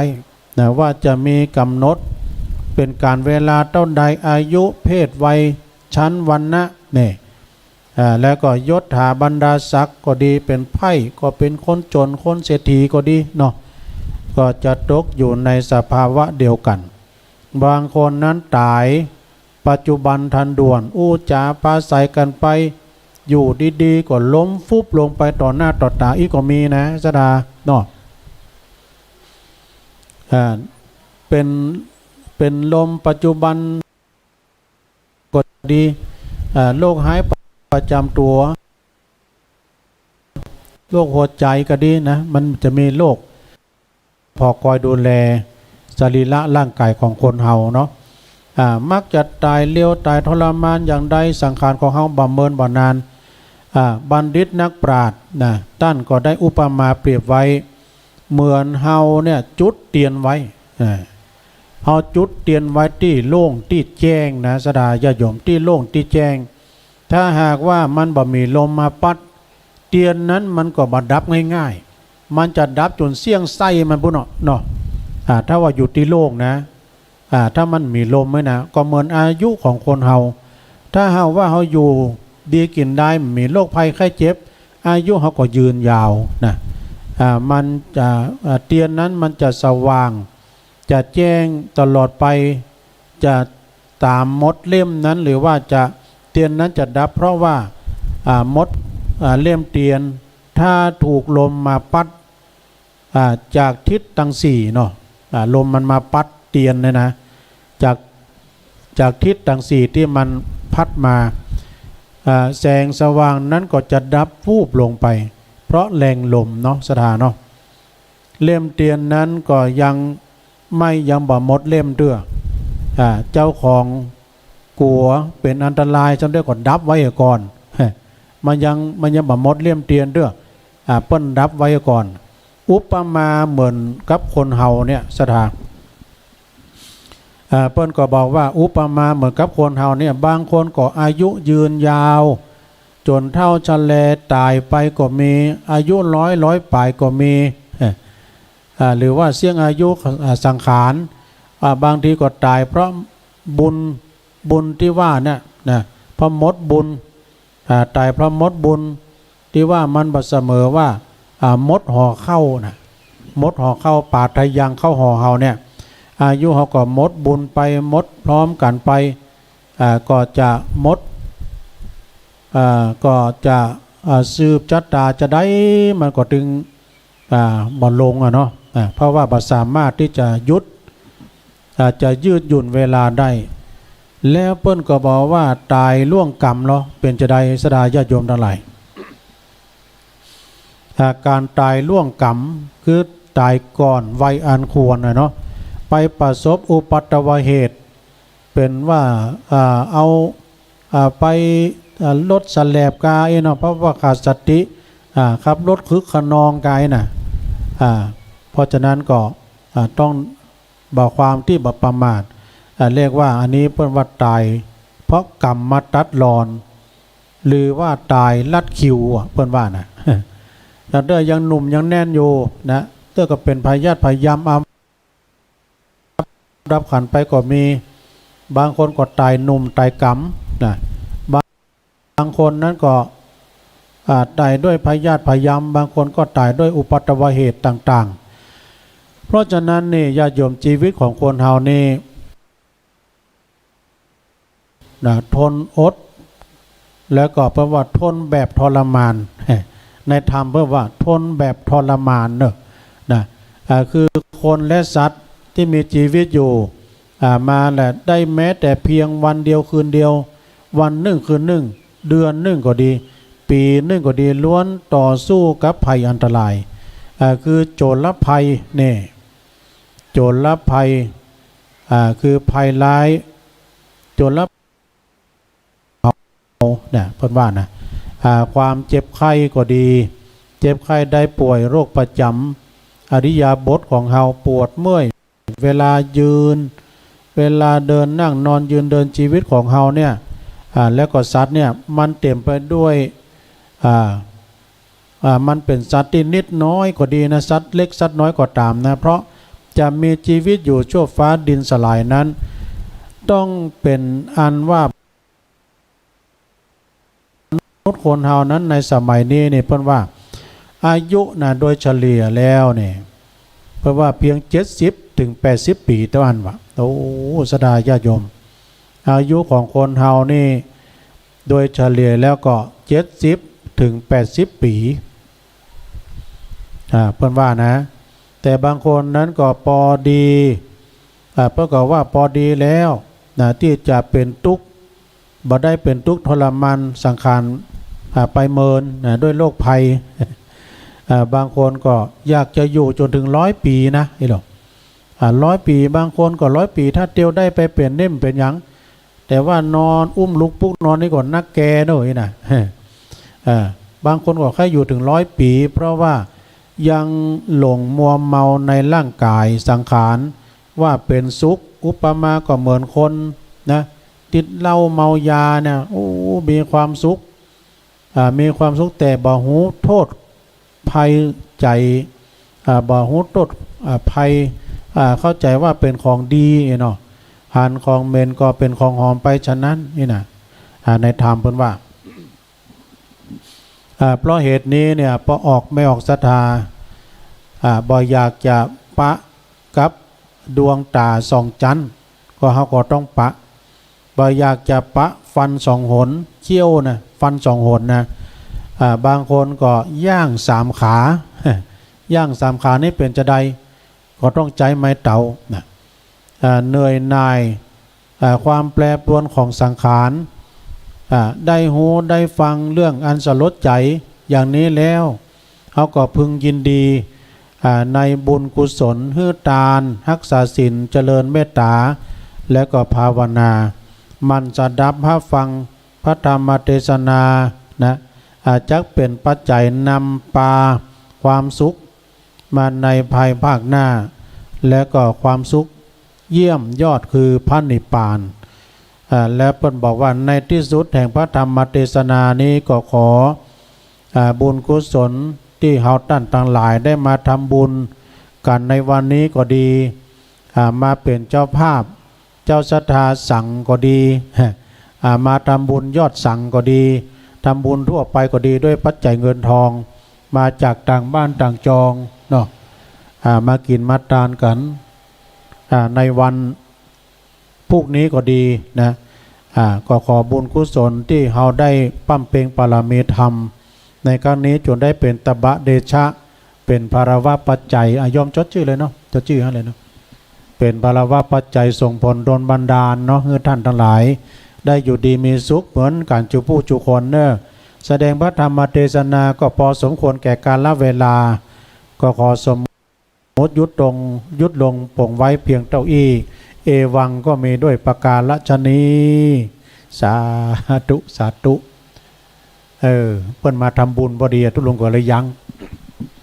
จดตัวใหญ่ๆนะโยมเนาะแต่เวลายังหมดด้วยนะสดาญาโยมเนาะยังอยู่ในเวลาสารธรรมยามแรงอยู่ ก็จะว่ากันไปก่อนเนาะสดาญาโยมทั้งหลายโยมเพิ่นมาร่วมทำบุญก็ขออนุโมทนาด้วยก็ตะกี้ก็มีสดาญาโยมที่เพิ่นมาร่วมทำบุญกันตุลุงได้เทศธรรมอันนี้เป็นธรรมอันนี้เป็นธรรมเพิ่นเรียกว่าธรรมเกี่ยวกับสังขารเฮาเนี่ยอายุเฮายืนยาวทรมานสังขารของคนเฮานี่นะบางคนนั้นก็ใจชีวิตอายุยืนยาวมาแต่เหิงเมินนานเขียนแล้วเนาะเดี๋ยวจอมในหีบนะจอมในหีบก็เดียวกันเนอประกาศก่อนในทรงศักดิ์ขันเต๋กะในสงศักดิ์ขันเต๋พร้อมด้วยครอบครัวร่วมทำบุญยอดท่าทำ200เนาะไอ้เนาะ200 บาทแม่บัวเขียวกะแม่บัวเขียวอุบแก้วพร้อมด้วยครอบครัวทำ200เนาะเอาขอบคุณขอบคุณบุญทั้งสาเพิ่นร่วมทำบุญไปก็ว่ากันไปวันนี้ก็เป็นน้ำเป็นธรรมเนาะสดาญาโยมเทศน้ำเทศธรรมโดยกันก็ดีเพิ่นก็มาทำบุญโดยขออนุโมทนาเนอะบุญกุศลได้ปกปักรักษาอยู่ดีมีสุขเอาอันนี้มาว่าแต่กรรมนึงก่อนสดาเนาะยังอยู่ในธรรมอยู่ ในรายการสารธรรมยามแรงอยู่10 อย่างที่เราปล่อยวางแล้วจะมีความสุขเนอะ มันมีอย่างบ้อง10อย่างที่เราปล่อยวางแล้วจะมีความสุขมีอยู่10อย่างด้วยกันอันนี้ก็ตังฝ่ายขึ้นเขาเนี่ยนะเปิ้นส่งมาเนาะ10อย่างมี1สิ่งที่ควรวางก็คือความเครียดเนี่ยความเครียดมันมีเหมือนกันโมสถาเวลาเราเครียดมานะเมื่อคืนก่อนนอนบันลับกากึดนักทำให้ความเครียดมีแล้วก็เดี๋ยวก็ตามมาคือความดันความดันก็จะขึ้นแต่เมาะความดันความเครียดมันมาด้วยกันเพราะฉะนั้นก็สถานที่มีความเครียดนั้นนะมันก็มีเหมือนกันเมื่อเรากึดนักมันก็เครียดสิ่งที่ควรวางก็คือความเครียดแล้วก็ข้อที่2สิ่งที่ควรเกลียดก็คือความหลงคนเฮาถ้าหลงมัวเมาต่างๆนะมันหลงกายลืมแก่หลงผัวหลงเมียลืมพ่อลืมแม่นะเพิ่นถึงว่าความหลงนี่นะถ้าว่าหลงผัวหลงเมียลืมพ่อลืมแม่หลงกระแช่ลืมคุกลืมตารางหลงเหล้าหลงยานี่นะเนาะข้อที่3เปิ้นก็บอกว่าสิ่งที่ควรปลงก็คือความทุกข์ความทุกข์นี่มันมีเหมือนกันหมดนะความทุกข์นี่นะบางคนนะก็ทุกข์เพราะว่ากับกินกับด้อยทุกข์หลายอย่างด้วยกันบางทีก็ทุกข์เรื่องลูกเรื่องเต้าทุกข์เรื่องครอบเรื่องครัวทุกข์เรื่องหนี้เรื่องสินอันนี้นี่เหมือนกันหมดเนาะทุกเรื่องพยาธิอามพาตมาเบียดเบียนในตนในตัวนี่ก็คือความทุกข์ถ้าจะรวมกันนี้เป็นทุกข์108เนอะสดาญาโยมมีความทุกข์มาครอบงำภัยที่มีความทุกข์นี่นะจะมีความสุขกันแล้วฉะนั้นเขาก็ปลดปลงปล่อยวางนะปล่อยวางความทุกข์เปิ้นว่าถ้าเราสิ่งที่ควรปลงก็คือความทุกข์ปลงไว้พ้องเขาคิดว่าเขาตุกมอกอี้นะคนอื่นเปิ้นตุกนักหรือเขาก่อนการเอานี้มาตัดก็ดีแวมกรรมนะเขาตุกมอกอี้บทตัวเขายังเหลือเขาก่อนนะนะข้อที่5เปิ้นก็บอกว่าสิ่งที่ควรปลุกคือความกล้านี่เขาก็ต้องมีความกล้ากล้าคิดกล้าทำการทำงานสร้างชีวิตสร้างเนื้อสร้างตัวเขาให้มีพร้อมเนาะคือความกล้าทำคุณงามความดีแล้วข้อที่5ประกอบสิ่งที่ควรฆ่าฆ่านี่ก็คือความโกรธนี่มันก็มีเหมือนกันหมดพระพยอมเพราะว่าโกรธคือโง่ โมโหคือบ้าไม่โกรธไม่โกรธไม่โง่อย่างก็ไม่โกรธไม่เกลียดไม่โง่ไม่บ้า ได้ยินท่านพระพยอมได้ว่าเป็นประจำนะความโกรธนี่นะสดามันใจหินนี่นะถ้าหากว่าเรามีความใจหินเปิ้นว่าคนสะดูหิน มีความโกรธความเครียดมาบังคับในตนในตัวเรานะเปิ้นว่าทำเมื่อเราเนี่ยทำมาอย่างไปโดยบ่รู้สึกตัวเรียกว่าลืมคิงไปกรรมนี่นะบางทีนี่ก็มีความโกรธล้ำไปมีใจบดีได้ทำอย่างร้ายได้เปิ้นนะได้ไปทำให้เปิ้นเลือดตกยางออกเรียกว่าลืมสติประกรรมมันห้ามบ่ได้นะมันลืมคิงไปมันไปโดยหมูซึกตัวอันนี้เรียกว่าอารมณ์ชั่ววูบถ้าอารมณ์ชั่ววูบนี่นะคนเฮาติดข้อไปหลายคนนะบางคนนี่เป็นคนที่มียศตำแหน่งสูงถ้ามีความโกรธเข้ามาครอบงำใจมันก็ทำมาอย่างไปโดยบ่รู้สึกตัวก็ว่าได้เนาะสิ่งที่ควรฆ่าก็คือความโกรธต่อไปเป็นข้อที่6เนาะ ข้อที่6ก็สิ่งที่ควรลดก็คือความโลภนี่ความโลภความโกรธความหลงเวลาเรามีความโลภนี่นะความโลภเข้าครอบงำบังใจความโลภเข้าครอบงำบังใจแล้วก็จะลืมหมดเนาะลืมพี่ลืมน้องลืมพ่อลืมแม่มีความโลภอยากได้ของเขาเวลาเปิ้นปันฮื้ออันอย่างไป เปิ้นเอาอย่างขึ้นไปเขาก็มีความที่ว่าบ่เป็นธรรมไงนะก็มีความโลภเกิดขึ้นต่อไปข้อที่7ข้อที่7นี่ก็สิ่งที่ควรครบก็คือความดีเราต้องมีความดีความดีนี่เป็นว่าถึงจะมีขายด้วยนะความดีมันมีขายบนในกาดในลีนะอาจจะไปซื้อของกินเนี่ยมีของค้าของขายแต่ของที่ในกาดในลีมันมีความดีขายเนอะอาจจะเจริญพรนี่แม่จะเอาหยังมาตอนนี้เดี๋ยวนี้ก็มี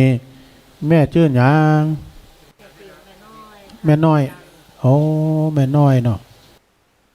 ท่าอย่างวะท่าเวียงจันทร์ฮะอ๋อ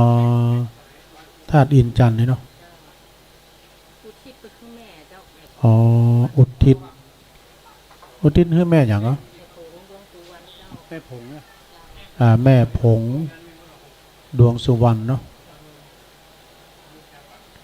ดวงสุวรรณเท่าใดเจ้า100 บาทเนาะโอ้แม่เอาใส่หั่นเลยเนอะใส่หั่นเลยเดี๋ยวครูบาเดชแจกของดีแม่เดนเนอร์เดี๋ยวก็ขอขั้นรายการแม่น้อยเนาะ แม่น้อยธาตุอินจันทร์นะร่วมทำบุญจำนวนแต่100 บาทเปิ้นอุทิศบุญกุศลไปให้แม่ผงดวงสุวรรณโดยเนอ100 บาทแม้นว่าจิตดวงวิญญาณของแม่ผงดวงสุวรรณนั้นไปสิ่งสถิตไปสลัมคำกาอยู่หน้าที่แห่งหนตำบลใดก็ตามเนาะฮ้อนบ่ได้อาบอยากบ่ได้กินอย่างใดก็ดีขอได้มาปัตตามาโมทนาใหม่ครับเอาส่วนบุญกุศลที่แม่น้อยธาตุอินจันทร์ได้กินได้ทานในวันนี้ได้กินได้บริโภคได้พ้นเสียจากที่ยากพรากเสียจากที่ทุกข์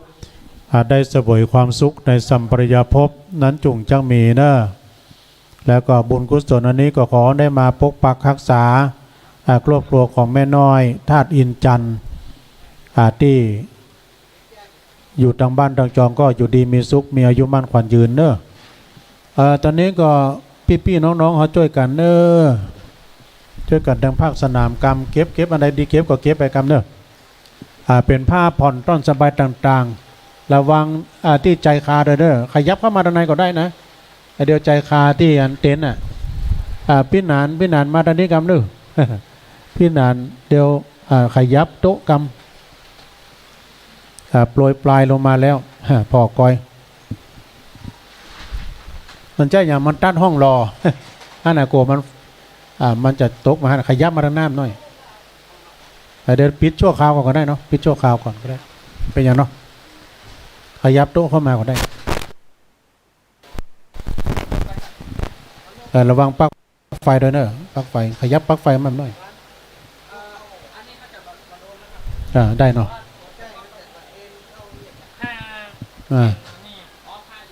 โอ้เป็นว่าเดี๋ยวนี้ในรายการทุลุงอยู่เนอะเดี๋ยวนี้ตันใดก็พอมันตั้งฟ้าตั้งฝนก็โปรยปลายลงมานิดหน่อยมันนักนะญาติโยมนักขอบคุณเนอะสดาญาติโยมตะกี้ไปถึงไหน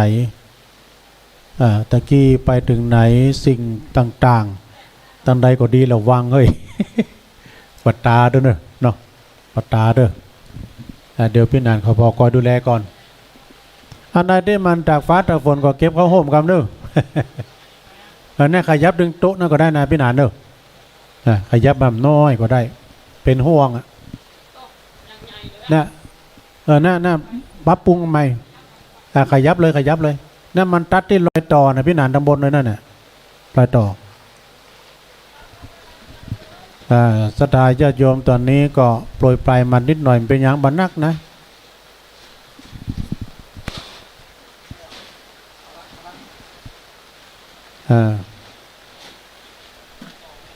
ทางใดก็ดีระวังพอด้วยเนอะตอนนี้ทางบ้านก็ได้ยินกันอยู่เนาะ ทางบ้านก็ได้ยินตลอดพี่นานว่าเป็นอย่างว่าไปลุงว่าไปเรื่อยๆพี่นานคำมูลบอกว่าเป็นอย่างเพื่อว่าไปไอ้น่ะทางบ้านทางจองถ้าว่าใครจะโทรเข้ามาก็โทรได้นะโยมเนอะ ถ้าว่าจะโทรว่าทางบ้านเป็นได้พ้องชัดเจนดีก่อยนะถ้าโทรมาได้ ตุลุงก็รู้สึกว่าเป็นกระท่อนกระแท่นไปสุมาอภัยด้วยเนอะ กระท่อนกระแท่นไป เจริญปอน เจ้ามัสการเจ้าตุลุง โยมพิสมัยกะ เจ้าชัดเจน ตอนนั้นแดดอยู่มีฝนเหรอ ตอนนี้มันมืดนี่หย่อนมาหน่อยเดียวก็เดียวกว่าหายอ่ะ ช่วงเย็น จุ่มเย็นดีเนาะอันนี้แปลว่ากินจอบตันจอบ เป็นที่คอยป่ะ พี่นานคำมูลเก่าขยับเครื่องเข้ามาทางในห่มได้แต่ว่ามันเป็นยังไงดอกระวังปลั๊กไฟด้วยเนอะตั้งบ้านเนี่ยฮะ ตุลุงไปเดี๋ยวไผ ตะกี้ไอ้หนึ่งมาฮับอย่าไอ้หนึ่งมาฮับมาครับลุงทอนนะกะจ้าขอบคุณโยมพิสมัยนักๆเด้อสาธุเจริญปอนไปสาครับ น้องเบลกะ ครับผม โอ้เสียงนี่ก็ไปไกลได้ข้ามดอยนางแก้วพุ่นน่ะเนาะ ครับ เอื้อนละตอนนี้เอื้อนละเป็นได้ชัดเจนดีกว่าน้องเบล เสียงชัดเจนดีครับ โอ้ดีกะเสียงชัด คนก็จัดนักจัดหลายเนอะเพื่อนนะเพิ่นเตรียมตัวต้อนรับจะดีอ่ะที่3 โมงนี่วิทยุมันดับไปว่ากะดับเนาะฟังดีเนาะครับตอนนี้มันดับนะครับแต่ที่มันดับไปครับขอบคุณน้องเบลนักๆเด้อน้องเบลรายงานเจริญปอนกราบนมัสการถึงวัดแล้ว โอ้หลวงพ่อมานิดเนาะแม่นรายงานทั้งหัวโอ้สบายมาถึงวัดแดดมันโอ้ศรัทธาจิตใจล่ะได้ไหวได้สาได้กินได้ทานห่มอันทานกว้างกันพอเต็มอกเต็มใจได้เต็มอกก็3 โมงนะลุงก็รอฟังลุงเต็มบรรยายธรรมะวันนี้โอ่งก็เริ่มตาเด้อแตนเพิ่นแล้วมันภาคสนามเลยเขากำลังจะตั้งใจเทศดีๆนะมันศูนย์กันไปพ่อศูนย์น่ะกะแข่งแค่พ่องเนาะใส่น้ำใส่นี่หลายอย่างอย่างเอาภาคสนามมันมีอย่างได้มาก็อวดเนาะเดี๋ยวเพิ่นก็มาหอมพ่องเนี่ย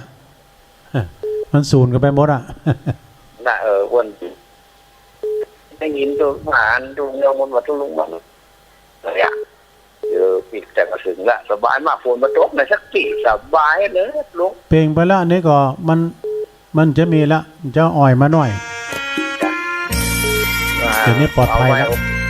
การต่อไปก็ไปไหว้โดยสารที่พระธาตุร้อยโดยเท่าขอบคุณข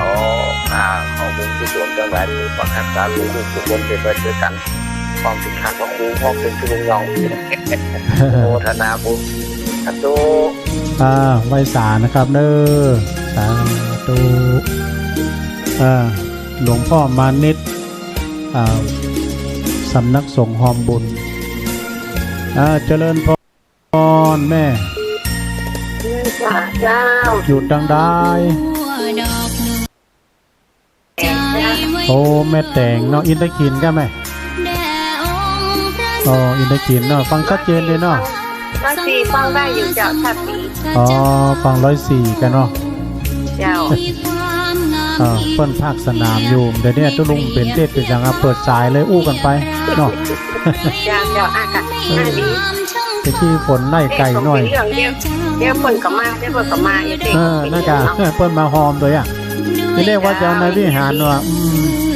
เอาในวิหารดีๆสักกรรมไม่เป็นหนักขโมยว่าโอ้เริ่มเป็นสมาธิสักกรรมภาคสนามเนาะขอบคุณแม่นักๆเด้อสาธุเอาละตอนนี้ก็ตั้งปังอันสถานได้เอาเก้าอี้มาทำแล้วจัดเก้าอี้ทำถึงพ่อบ้านถึงแม่บ้านด้วยกันเนาะภาคสนามนี่ก็ตั้งไฟนี่ก็ครูบาเดชเปิ้นก็จัดสถานที่แปลงไฟเรียบร้อยคืนนี้ก็ที่นี่เนอะกองในการเขานะ หุ่นแบบไปเดิมแล้วยายพรเนี่ยพี่นายไม่อยากได้น่ะดูจะเดินเล่นไข่เนี่ยสมาร์ทเดินยายพรมันหุ่นกับรถเดี๋ยวเกินเนอะยายพรทีละ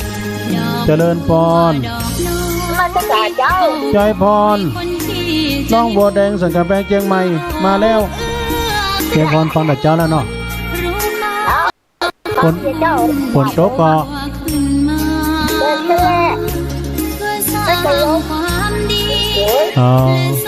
ฝนตกอยู่เนาะ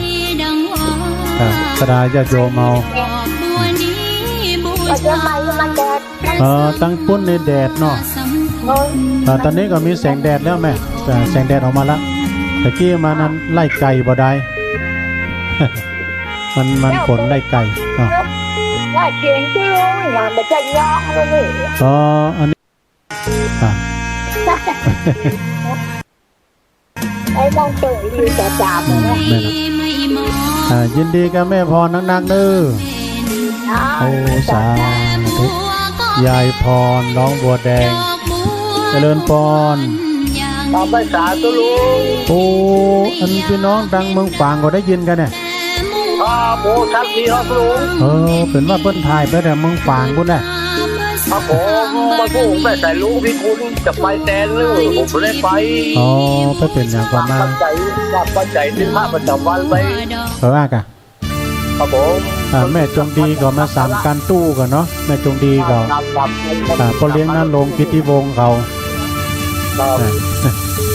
เป็นอย่างอธิษฐานจิตก็ขอบคุณทั้งโอ้นั่นครับขอบคุณคนน้อยบุญปั่นเนอร์วันพวกนี้สายดังเมืองฝางไม่อายนะจะมากันจัดหลายเจริญปอนปฏิบัติเข้าก่อนอยู่เวียงป่าเป้าไปไหมเดี๋ยวนี้นะอยู่วัดดอนจันทร์เนี่ยค่ะฝึกกายแม่อยู่ไหนก็ยังฝางเจ้าอยู่เมืองฝางกะมุ่งสู่นิพพานแจงหัวลินน้ำผู้แม่นได้มากะจะพาสุขสันต์เจ้าเป็นยังอยู่ทางบ้านฟังจะแยกกันเนอะแบบนี้เป็นเพชรไปเจ้าเป็นยังอยู่ทางบ้านฟังเปิ้นไทยทอดเสียงเฮ้อเนาะเปรียบเช่นสติปัญญาขอบคุณนะแม่เนอะธรรมะดับไฟฝังปลดปลงยามคุณรอเจริญปอนกราบพระพุทธครั้งติดแล้วเนอะไปสายกลางเจริญปอนสายใหม่เข้ามาเจริญปอนกล่าวไว้สาครับคุณลุงอันนี้ตังใดครับผมสันเมืองเจ้าเดิมสันเมืองพระอาจารย์เอาลักเอามาแล้วครับแค่เติงหาเนอะตอนไม่ว่างเนี่ยแค่เติงหาได้แล้วแน่แกฟังอยู่เนอะชัดเจนครับดีกันครับผมอันฝนบัดตกกันตั้งเฮาบ่มีครับแต่มันคืมมาได้มันมืดมาได้ตอนนี้ก็อ่อยน้อยเดียวในเอื้อนละแดดออกมาละครับบ้านเรานี่มันก็คืมเยอะแต่ว่าบ่มีตอนนี้ก็อันนี้มันก็คืมแล้วเนาะมันบดทั้งบรรยากาศได้ดีเดี๋ยวนี้ก็หันแสงแดดมาห้องละครับผมเป็นกำลังใจเสมอเด้อขอบคุณพระอาจารย์เอาลักเขานักๆเด้อครับผมไว้นะครับตะกี้ก็ตังเจฝากหอมตังมาตัวขอบคุณน้องเจเนอะเจริญปอนพ่อบุญมีเมืองกลางมาแล้วครับเป็นเรื่องลุงพ่อบุญมีฟังชัดเจนดีเนาะฟังก็แบบนั้นโปรดฟังแหละคนนี้รู้คนละมันคุ้มกันแล้วเราเล่าว่าอะไรครับรายงานตัวรู้แล้วคนเนอสาธุ โกรธโลภ เมื่อคืนเบิดก็ท่านพระอาจารย์เอารักก็ได้จัดอยู่เนาะ สาเจ้า เจริญพรแม่จันเรือนใสมาแล้ว เพื่อให้ ไหว้สาเจ้า ประสบ แม่จันน่ะ ดำร เพื่อจะรู้เจ้า โอ้แม่จันรูนปกปิงเมือง เสียงภาคสนามนี่ใครจำเสียงบักคัดได้เนอะเหมือนอยู่ในห้องเฮาได้เหมือนอยู่ในห้องส่ง หลักธรรมพระ วันพวกปักกันเนาะแม่จันรูนเนาะ เจ้าพรุ่งนี้เจอกันเจ้า ได้ครับ คนต้มกับเจ้า หอยน้อยเดียวเด็ดเสล่ไปละ แล้วหนตางไปแล้วดีแล้วจ้ะ ตังดีแล้วกะ สร้างบุญ ตะกี้พอดีน้อยตุลุงตอนที่อันมาถึงตังที่อันเปิ้นแปลงมันยากนะตุลุงรับพอดี สะดุ้งตื่นในตังดีเลย จะไล่จะถามว่าหนตางเป็นได้ข้องเจ้า ตอนนั้นกับตุลุงรับพอดีถึงในตังที่มันเสียนั่นน่ะสะดุ้งตื่นในตังดีพอดี บอกว่ากันมาว่ากัน ว่ากันเนาะ ตังดีแล้วแม่ตังดีแล้วมาสบายเนาะ เจ้าเจ้า สาธุอันนี้แม่จรูนปกปิงเมืองอ้าวมาแต่โน่สายแน่นได้สายแน่นแต่เจริญปอน ไปสาภาพลุง ตังใดจ้าเนี่ย บุคคาเหนือไปบุคคา โอ้เป็นนานผู้คาเหนือมาแล้ว บอกตำ5ยาสักกรรมเหรอเปิ้นสนใจแต่เหมาะยาเจ็บหัวเข่าอ่ะยาเจ็บหัวเข่าอ่ะ ที่เอาเปลือกมะคูดอะ บะกูดเนาะบะกูดขี้แกน เอาจักราวแกนเอามาดองกับเหล้าเลยล่ะ อ๋อ บะกูดเนาะบะกูดสักสาวแกนนี่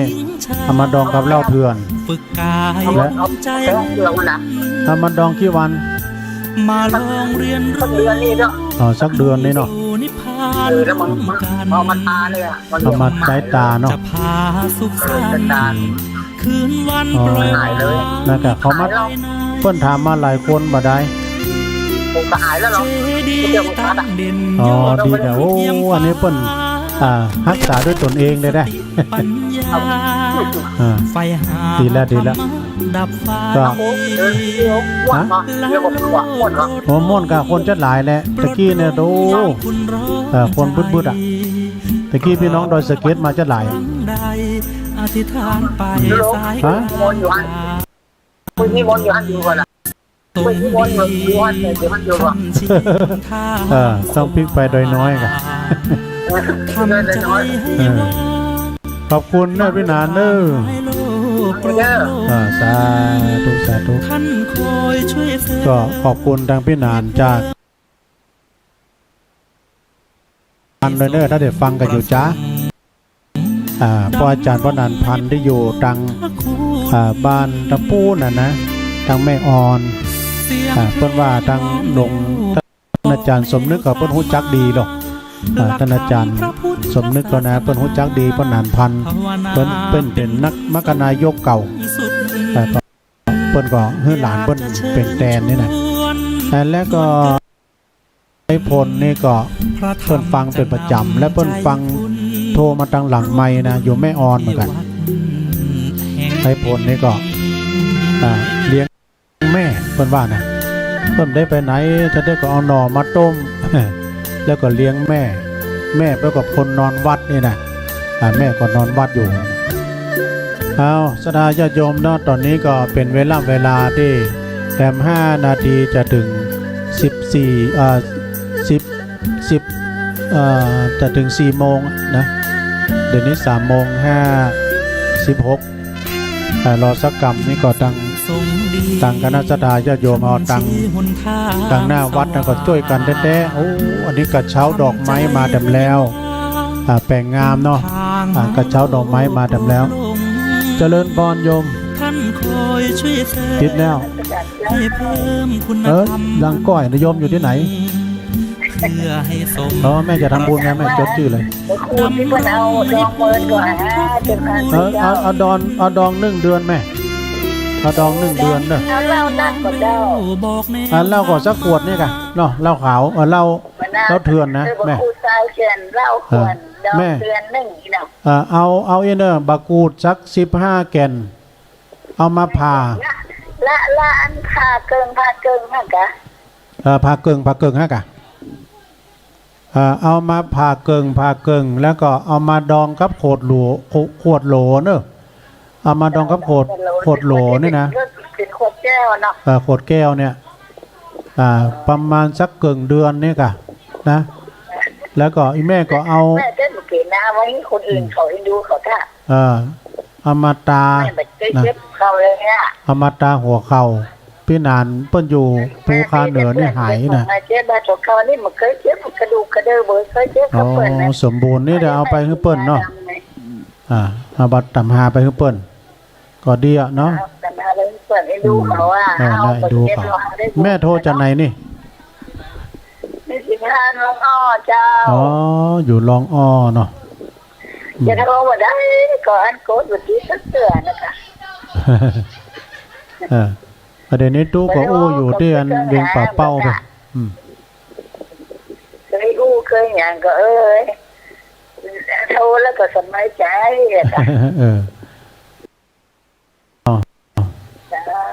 สาธุลองอ้อ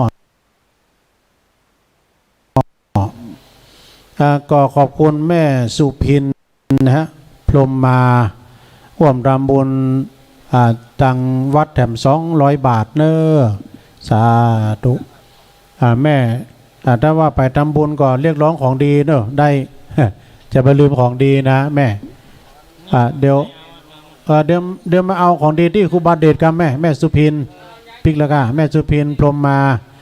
เปิ้นหอมถึง200ก็มาเอาของดีที่ตุพี่เดชครูบาเดชเนอะศรัทธาญาติโยมที่เขาได้ของดีก็มาเอาได้อยู่เนอะ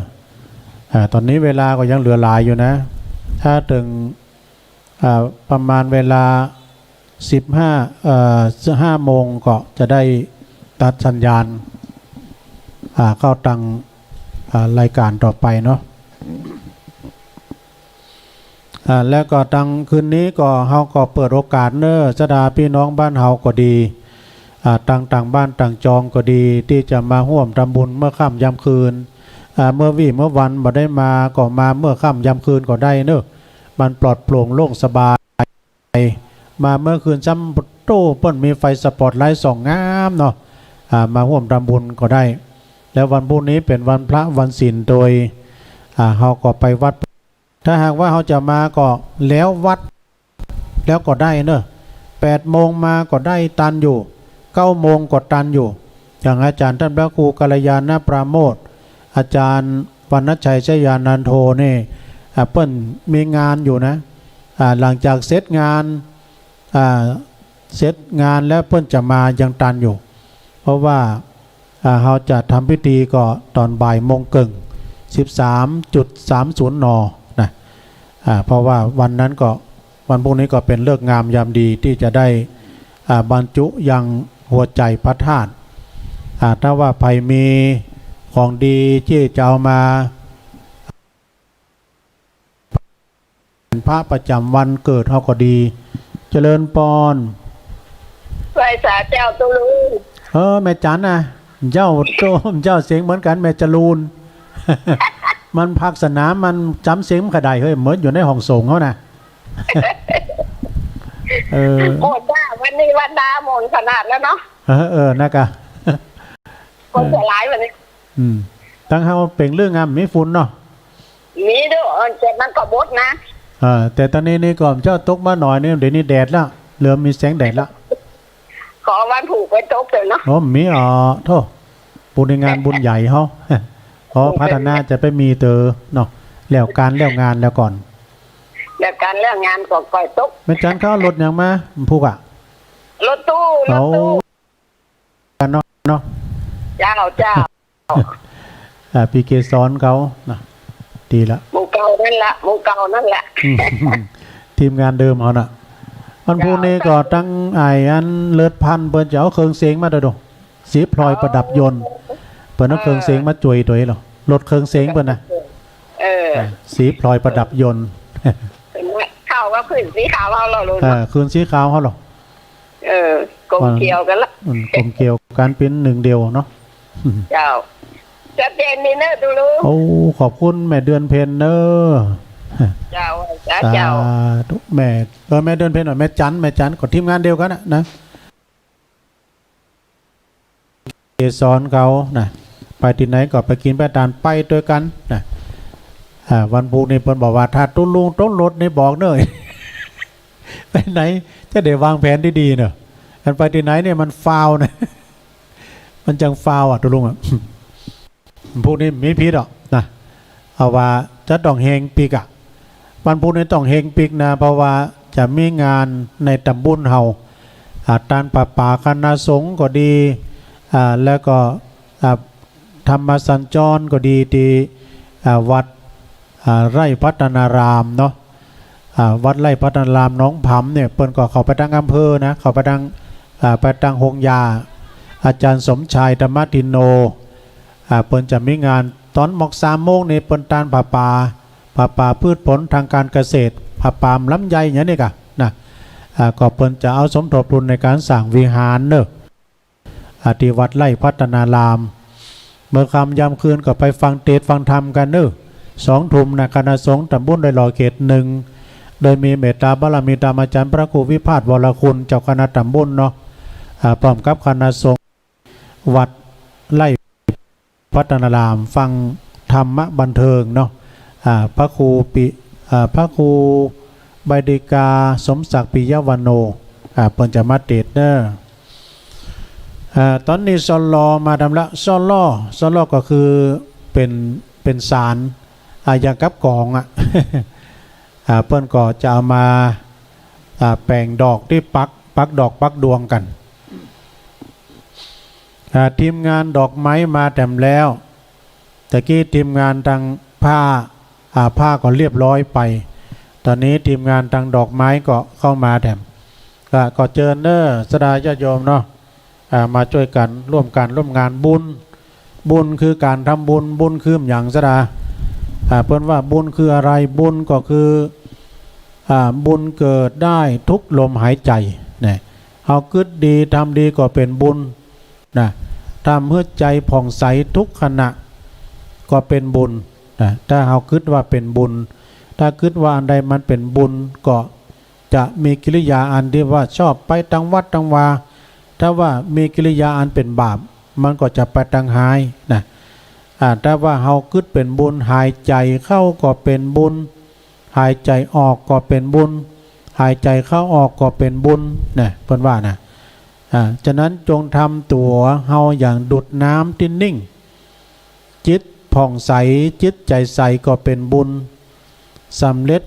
บุญสำเร็จที่ใจแล้วก็บุญนั้นคือความดีเนี่ย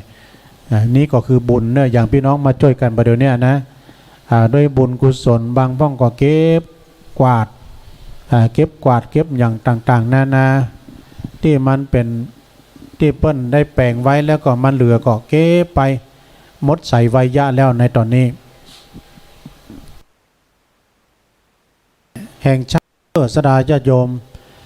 ความเป็นคนดีนั้นก็คือมีความกตัญญูนะต่อบุญคุณของพ่อของแม่พระคุณของพ่อของแม่นั้นมีนักหนาป่าปานไปจะไปลืมบุญคุณของพ่อของแม่วันพรุ่งนี้เป็นวันแม่แห่งชาติแม่ของแผ่นดินแม่หลวงเฮาเนี่ยและถ้าว่าไผ่มีแม่ก็เปิ้นว่าไปกราบแม่ไปล้างเท้าแม่นะแต่ถ้าว่าแม่มีบุญแล้วแม่ล้มหายตายล่าไปก็เฮาก็ไปตานขันเข้าหาแม่เนี่ยเปิ้นว่าถ้าเปิ้นบัดตายเลี้ยงด้วยกายถ้าเปิ้นตายก็เลี้ยงด้วยวิญญาณดังนั้นพระพุทธเจ้าเปิ้นจึงตรัสไว้ว่าทิศเบื้องหน้านั้นก็คือ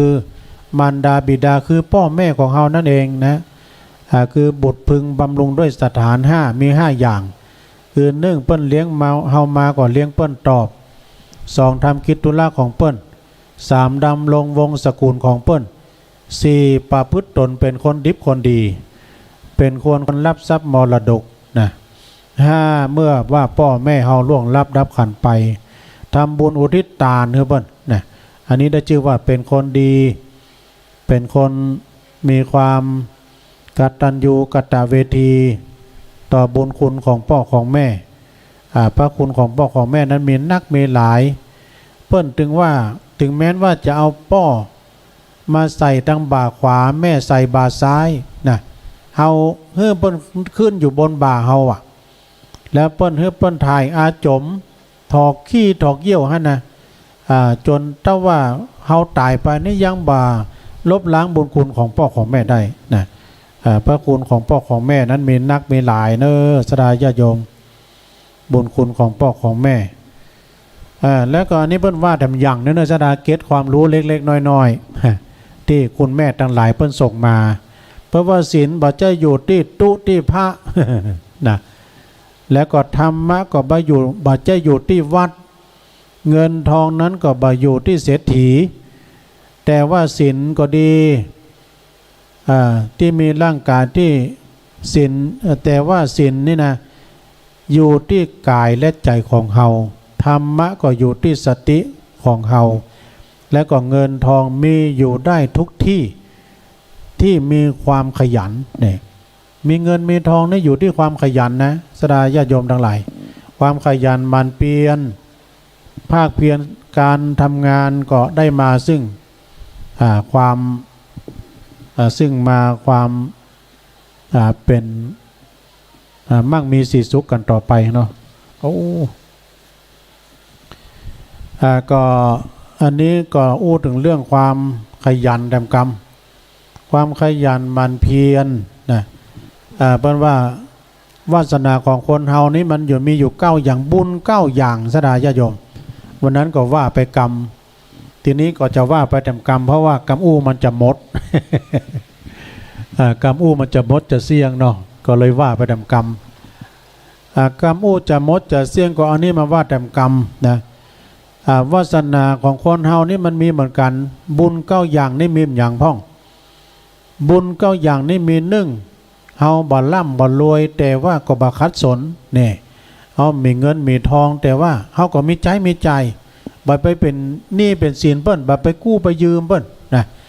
บ่เรียกว่าไม่กู้ไม่ฟุ้งเฟ้อไม่ก่อนหนี้คือบ่ร่ำบ่รวยแต่ว่าบ่ขัดสนบ่เป็นหนี้เป็นค่าภัย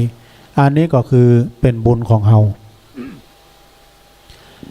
บุญแดมชนิดหนึ่งข้อที่2เป็นว่าที่บ้านเฮาเนี่ยบ่มีคนเจ็บคนป่วยอันนี้ก็เป็นบุญแล้วสดาเนาะบ่มีคนเจ็บคนป่วยเมื่อยไข้บ่มีในครอบครัวเฮาแต่ถ้าว่ามีเนาะเป็นพ่อเป็นแม่ก็ดีเฮาก็ใจใส่ดูแลบ่เนอะใจใส่ดูแลบุญคุณของพ่อของแม่แล้วก็ข้อที่3พ่อแม่ลูกได้อยู่พร้อมหน้าพร้อมตากันนะถ้าเป็นพ่อเป็นแม่เป็นลูกนี่นะอยู่พร้อมหน้าพร้อมตากันแต่ก่อนนี่มันความผูกพันเนาะสดาเนาะลูกพ่อแม่นี่อยู่ด้วยกันเนาะ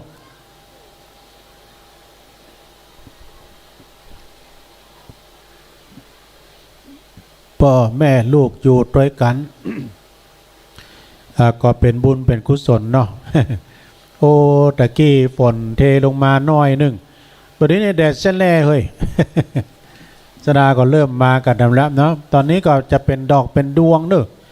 ช่วยกันพอคอยดูแลดอกดวงตะกี้ก็ข้อที่3เนาะพ่อแม่ลูกอยู่พร้อมหน้าพร้อมตากันเป็นความสุขเนอะมีความสุขที่ว่าอยู่พร้อมหน้าพร้อมตากันกินข้าวลำกินน้ำลงนะสุขในครอบครัวของเฮามีความสุขกายสบายใจบ่มีโรคภัยไข้เจ็บเนี่ยก็เป็นสุขละข้อที่4เนี่ยบ่มีญาติของเฮาที่ถูกกักขังในคุกในตารางอันนี้ก็เป็นบุญแบบอย่างหนึ่งเนาะแล้วก็บุญที่5ก็คือบ่มีศัตรูคู่อาฆาตเอาไปไหนนี่บ่มีคู่อาลิอินาสดาเนาะบ่มีกู้อาฆาตบ่มีภัยที่จะปองร้ายเฮามีภัยที่จะมาพยาบาทเฮาจะมาเข็นฆ่าเฮาอันนี้ก็เป็นบุญของเฮานะเพราะว่าไปที่ไหนถ้าหากว่าเฮามีอันศัตรูนะมันม่วนบ่ต้องระมัดระวังไปทางใดก็มีกู้มีเกมมีเพื่อนพ้องที่หู้จักมักคุ้นกันนะเพิ่นว่ามาเข้าไว้หลายเมืองเนี่ยเพิ่นว่านะมาเข้าไว้หลายเมืองไปทางใดก็เปิ้นหู้จักเฮานะเฮาก็อยู่รอดปลอดภัยบ่มีศัตรูคู่อาฆาตแล้วก็ข้อที่6ในกลุ่มนั้นไม่มีคู่ทุรชนเนี่ยอนรชนนี่ก็เนี่ยมีคู่ ข้อที่7ข้างกายของคนเฮาไม่มีคนเลว คือคนบดีนะข้างกายของเฮานี่เป็นเปื้อนก็ดี เป็นลูกหลานตานเต้าก็ดี หรือว่าจะเป็นสีสามีภรรยาของเฮาที่เคียงข้างเฮานี่เป็นคนดีมีน้ำจิตน้ำใจฮักกันแปลงกันนะบ่นอกอกนอกใจเป็นคนดีเป็นบ่มีคนเลวอยู่ข้างกายของเฮาเนาะแล้วก็เขาก็จะเป็นบุญดำอย่างหนึ่งต่อไปเป็นบุญข้อที่8ข้อที่8ก็คือทำผิดสมมติว่าเราทำผิดก็มีกัลยาณมิตรคอยตักทำผิดอย่างมานี้ก็มีกัลยาณมิตรคือมิตรที่ดีนะมีมิตรที่ดีแล้วก็คอยตักเตือนว่าอย่างอันนี้บดีเนอะอย่างอี้นี่บดีเนอะนี่อย่างใดบดีเปิ้นจี้แนวบางคนนี่เปิ้นมาตักมาเตือนอย่างอันบดีอย่างอี้บดีก็ไปเดือดไปด่าเฮ้เปิ้นเรียกว่าไปถ้าว่าเปิ้นมาจี้ตนจี้ตัวว่าเฮาบดีอย่างอันอย่างอี้นะเปิ้นว่าจี้ขุมทรัพย์ดอกจี้ขุมทรัพย์คือเฮาแต่ก็ข้อที่9การทำการนั้นใดก็มีผู้อุปถัมภ์ผู้มีอุปถัมภ์ตลอดนะอย่างเดียวนี้กะนอกสดาเนาะอย่างอาจารย์ท่านพระครูปลัดณัฐพงศ์เขาก็ดีตุลุงทรครูบาเดชเขาเปิ้นคือสร้างห้างแปลงเนี่ยเปิ้นมีผู้อุปถัมภ์ผู้อุปถัมภ์รายใหญ่ก็มีรายน้อยก็มีตามกำลังทรัพย์ไผมันเนาะจะได้บักได้แบนนะเปิ้นมีเจ้าภาพใหญ่เจ้าภาพน้อยก็แล้วแต่มีผู้อุปถัมภ์คอยช่วยเหลือเฟื่อฟายถ้าหากว่ามันมีผู้อุปถัมภ์เขาทำมันก็นานแล้วเพราะว่าได้ขึ้นได้สร้างอย่างมันแล้วโวยเพื่อก็ว่าโอ้บารมีเปิ้นเนาะบารมีเปิ้นอย่างเอามาพอนี่นะเป็นของจำลองมาจากเมียนมาเขาพอเป็นเจดีย์เนรมิตเองก็ได้เนาะมันโวยสดาเขามันไหนมาจ๊ะ ก็ไปเมินอย่างนี้เนาะแล้วก็องค์พระธาตุเจดีย์นี่ก็ไม่ใช่น้อยๆนะก็องค์ใหญ่เอาการมากันเนาะ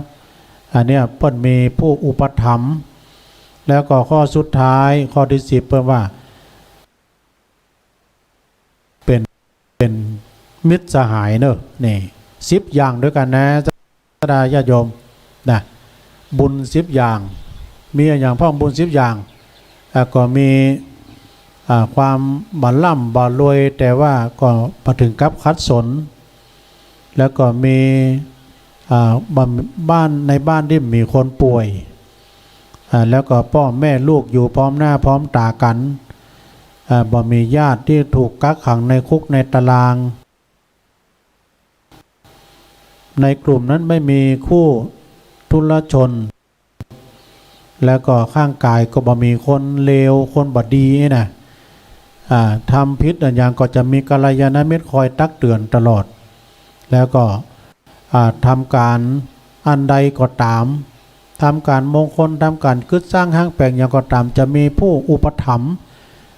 เปิ้นมีเงินมีคำก็มาช่วยเฮาเองเนาะแล้วก็ผู้มีผู้หูหรือว่านักปราชญ์เป็นกัลยาณมิตรเป็นมิตรสหายดี10อย่างด้วยกันเนสดาเนาะมาเล่าสู่จูกันฟังอันนี้เวลาก็ยังมีเหลือหลายอยู่เนาะสดาญาโยมก็อู้จาปราศัยกันไปจนหมดเวลาเนาะ อยู่ในรายการธรรมะยำแรงอยู่เนอะสารธรรมยำแรงซึ่งรายการนี้ก็ส่งกระแสเสียงไปทางเมืองฝางด้วยเนาะขอบคุณพี่น้องทางเมืองฝางด้วยเนอะที่เพิ่นจะมากันวันพรุ่งนี้ถ้าได้มาก็ฟังรายการถ่ายทอดวันพรุ่งนี้ก็จะมีพี่นานปอมปล่อยข่าวนี่นักข่าวเฮาเนาะ เป็นนักจัดรายการข่าวขึ้นธรรมะของเฮาเปิ้นมาอ่านข่าวให้เราฟังเปิ้นก็อ่านข่าวก็มีสีสันนะเปิ้น จ้างเปิ้นภาคตัวนะมีแฟนรายการตุลุงก็ฟังเปิ้นตลอดนะข่าวตังพี่น้องเจ้าบ้านนะต่างๆเอิ้นไปตังพี่น้องตังพี่น้อยป้อนน้อยป้อนนานตัวเนาะป้อนน้อยป้อนนานป้อนนานซอบม่วนป้อนนานกันเองเขาเนี่ยชมรมน้อยหนานได้มาช่วยกันชมรมน้อยหนานแล้วก็ตังตุลุงแก้ววันนี้เปิ้นปิกไปอยู่วันพุธเปิ้นจะมาแดมแล้วเปิ้นจะมาช่วยการช่วยงานเขาเนี่ยนะแล้วก็ทำหลายท่านเนาะมาช่วยกันมาช่วยตุปินัทนี่ก็เปิ้นก็เป็นตุ้นหนุ่มตุ้นน้อยแล้วก็เปิ้นมีในการออกรายการวิทยุตุลุงก็ฟังเปิ้นนะเปิ้นเทศกันวันนั้นเปิ้นเทศทำเมืองนะตุลุงก็มาเปิดฟังกำลุนตุลุงก็ว่าพระน้อยที่ไหนมาเทศทำม่วนแตะม่วนว่าฟังเข้าไปวัดตุปินนัดเอาฟังอย่างพระน้อยนะเสียงเป็นม่วนแล้วก็ตังได้รับความอนุเคราะห์จากท่านพระครูอภิวัฒนวิกรมโดยแห่งศรัทธาตังสายขึ้นบุญของเฮานะสายขึ้นสีขาวเฮาก็ได้รับความอนุเคราะห์จากท่านพระครูอภิวัฒนวิกรมเนาะสายบุญของเฮาจะมากันนักกันหลายอันนี้เฮาจะไปกินไปทานที่ไหนก็ตามมีผู้นำบุญเนาะสถานเนาะแต่เฮามาจัดอย่างอันนี้มันได้วันนั้นเขาจะไปกินไปทานที่เวียงแหงนี่นะเราไผ่ลองจัดหรอ แต่ว่าเอามาหันท่านพระครูเนี่ยเพิ่นเก่งในการจัดรถจัดลากาไปกินไปทานแล้วก็ม่วนนะเอาไปก็ม่วนได้มีไผ่เจ็บไผ่เป็นอย่างนะอย่างเอาไปทางเมืองน่านก็ดีเนาะแล้วก็ในวันที่2นี่ดำกรรมนึกพี่น้องเมืองฝางนะพี่น้องเมืองฝางในวันที่2 กันยานะตังคณะพระนักจัดรายการต่างๆนะเปิ้นจะเวียงป่าเป้านี่ก็ไปทางเวียงป่าเป้านี่เปิ้นจะไปไส้มือ วันพวกนี้พี่น้องตังเมืองฝางแม่อายชัยประการเพื่อจะมาเอามือก่อนแล้ววันที่2 กันยาเนาะ2 กันยาก็ไปปะกันที่วัดพระบาทอุดมพระบาทอุดมแล้วก็สำหรับสายตั้งเมืองฝางนี่ก็แม่จงดีนะจะมา3 กันรถตู้ก่อนแล้วก็สายตั้งปุ้นแถมเนาะครับคุณพี่ครับสายตั้งงานแม่อายแถมตั้งตุพี่จ่าน้อยเขาตั้งพ่อหลวงสีมาเขาเนาะพ่อหลวงมาพ่อหลวงสีมาเขาตั้งพ่อเลี้ยงนั่นลงเขาท่านรองนายกเขาเนี่ยตังพี่น้องตังแม่อายตังแม่พันเขาก็จะมาเนาะตังแม่พันเขาพอเลี้ยงนั่นลงเขาก็มากันนักกันหลายเนาะ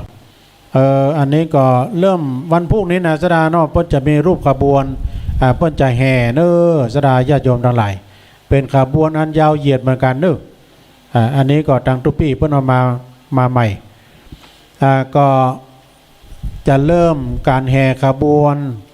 รูปขบวนนะคือจะมีพานต่างๆจะเริ่มตั้งแต่เวลาเที่ยงครึ่ง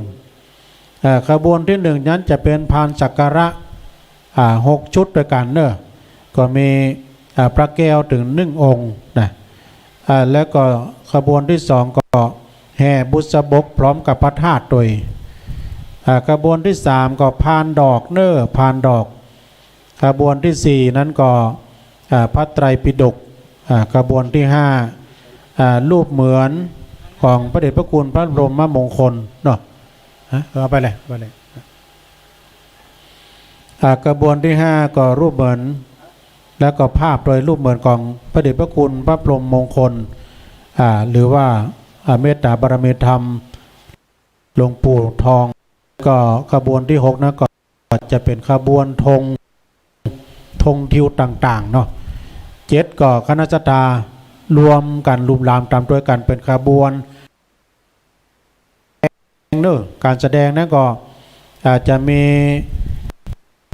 วัดแม่ของน้อยเนาะ วัดแม่ของน้อยก็คือวัดชัยยาทุ่งล้อมนะวัดชัยยาทุ่งล้อมแล้วก็จะมีคณะฟ้อนเล็บนำขบวนมานี่ก็ฟ้อนเล็บนำขบวนก็จะเริ่มที่หน้าวัดนะเริ่มที่หน้าวัดมีเจียงใหม่อยู่3คณะด้วยกันนะแล้วก็2เพลงวัดดอนจันทร์นะเพลงของวัดดอนจันทร์เยาวชนบ้านปัดจันทร์เนอะนี่นะขบวนที่2ขบวนที่3ก็จะมีฟ้อนขันดอก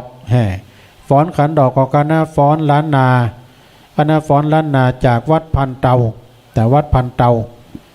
จะมีฟ้อนแล้วก็อันนี้เปิ้นบอกว่าหลังจากเสร็จพิธีทางศาสนาแล้วก็จะมีแถม3อย่างด้วยกันเนอะมีฟ้อนไหว้สาบารมีอันนี้ของวัดพันเตา2ฟ้อนจ้อง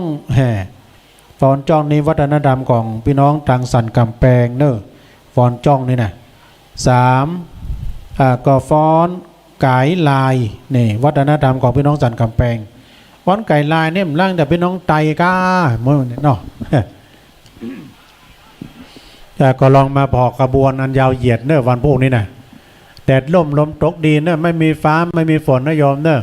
แต่กี้เปิ้นจามมาน้อยเดียวเดี๋ยวนี้เปล่งลึงหันดอยหันอย่างโมดละบ่มืดละหันแสงแดดมาแล้วนะ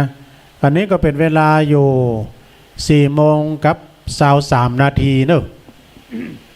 4 โมงกับ23 นาทีช่วงสุดท้ายนี่พอจะโทรมาก็โทรมาเนอะโทรมาเลยแต่เวลาแต่น้อยเดียวเนาะ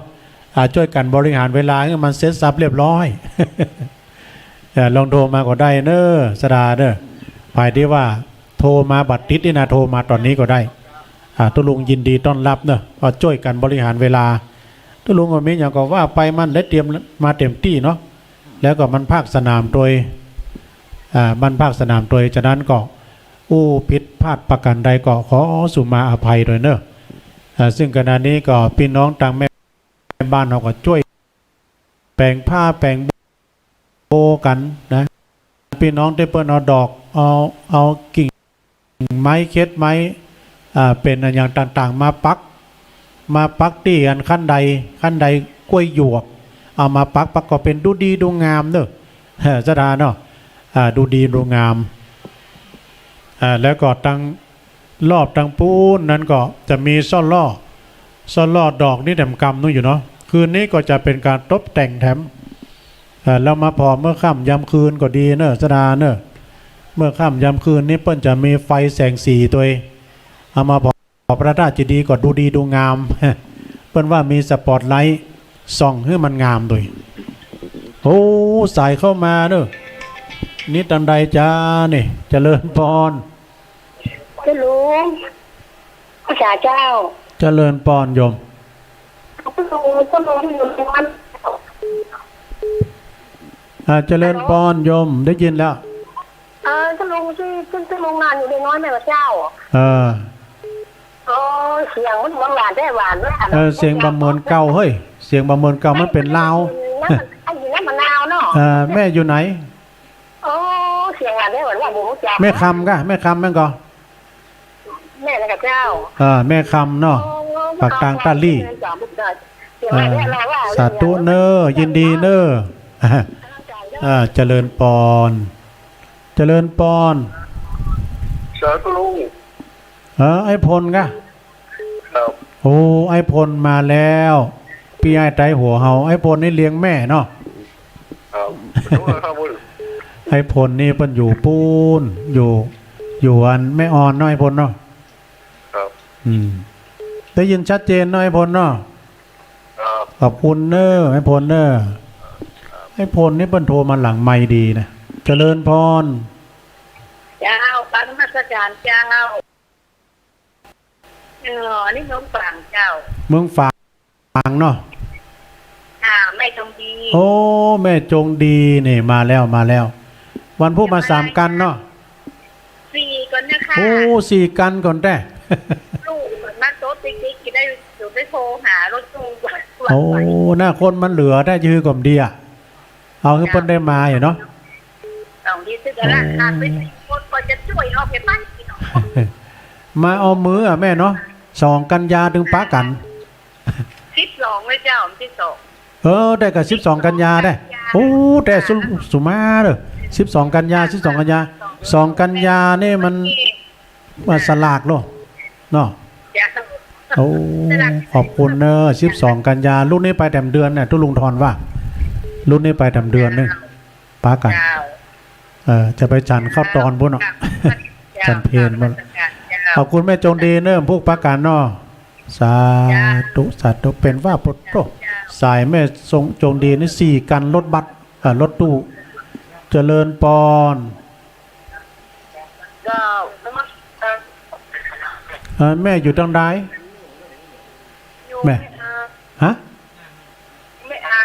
โอ้อยู่แม่อายเนาะแม่จะมาก็ หอมปักหอมไปแล้ว โอ้ฝากฮอมมาเรียบร้อยแล้วเนาะเป็นยังแม่อยู่บ้านฟังเปิ้นถ่ายทอดนะเนอะ เจ้า โอ้ เจนดีเจ้า ชัดเจนดีเนาะแม่เนาะ เจนดี สาธุสาธุเนอะโธ่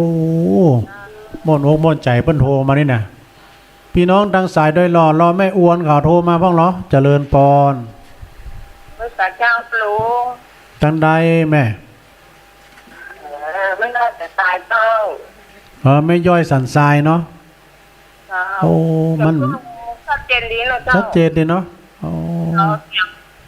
เสียงลุงเสียง ตัวลุงดัดเสียงอย่าเสียงนุ่มวะนี่ แม่คำว่าโอ้ยเสียงรอดีว่ะแม่คำว่า เสียงรอดีเจ้า มันปากลาวด้วยกะเนาะ อนุมาอันแล้วเจ้าอนุโมทนาตัว ขอบคุณนะแม่เนอยินดีหลายๆเนาะสาธุสาธุก็อย่าสดาญาติโยมแต่พ่องเล่นพ่องเนาะคืนพุธก็ฟังพระอาจารย์เอาลักนื้อเจริญปอนโอ้เข้ามาใหม่เข้ามาใหม่ เข้ามาใหม่เจริญปอนม่วนดี โอ้ขอแต่ในภาษาท่านเจ้าครับ โอ้พี่นันยันมาแล้วสารปียังเนิง โอ้ท่านเจ้าครับผมสารปียังเนิงครับอันเป็นว่าท่านเจ้าไป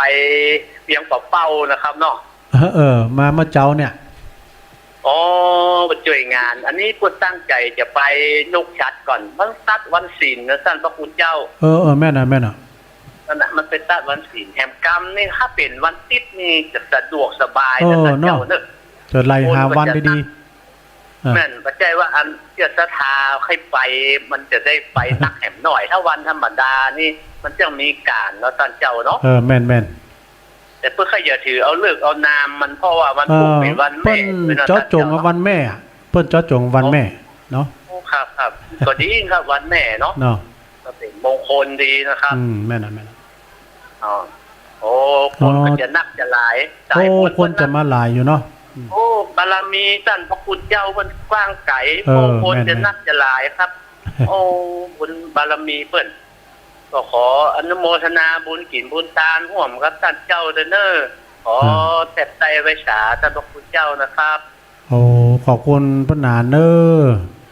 ครับผม สาธุโอ้อันนี้ปนานยันเนอจากสารปีอย่างเนิงเนาะอันนี้เปิ้นอู้ม่วนจ่าหวาน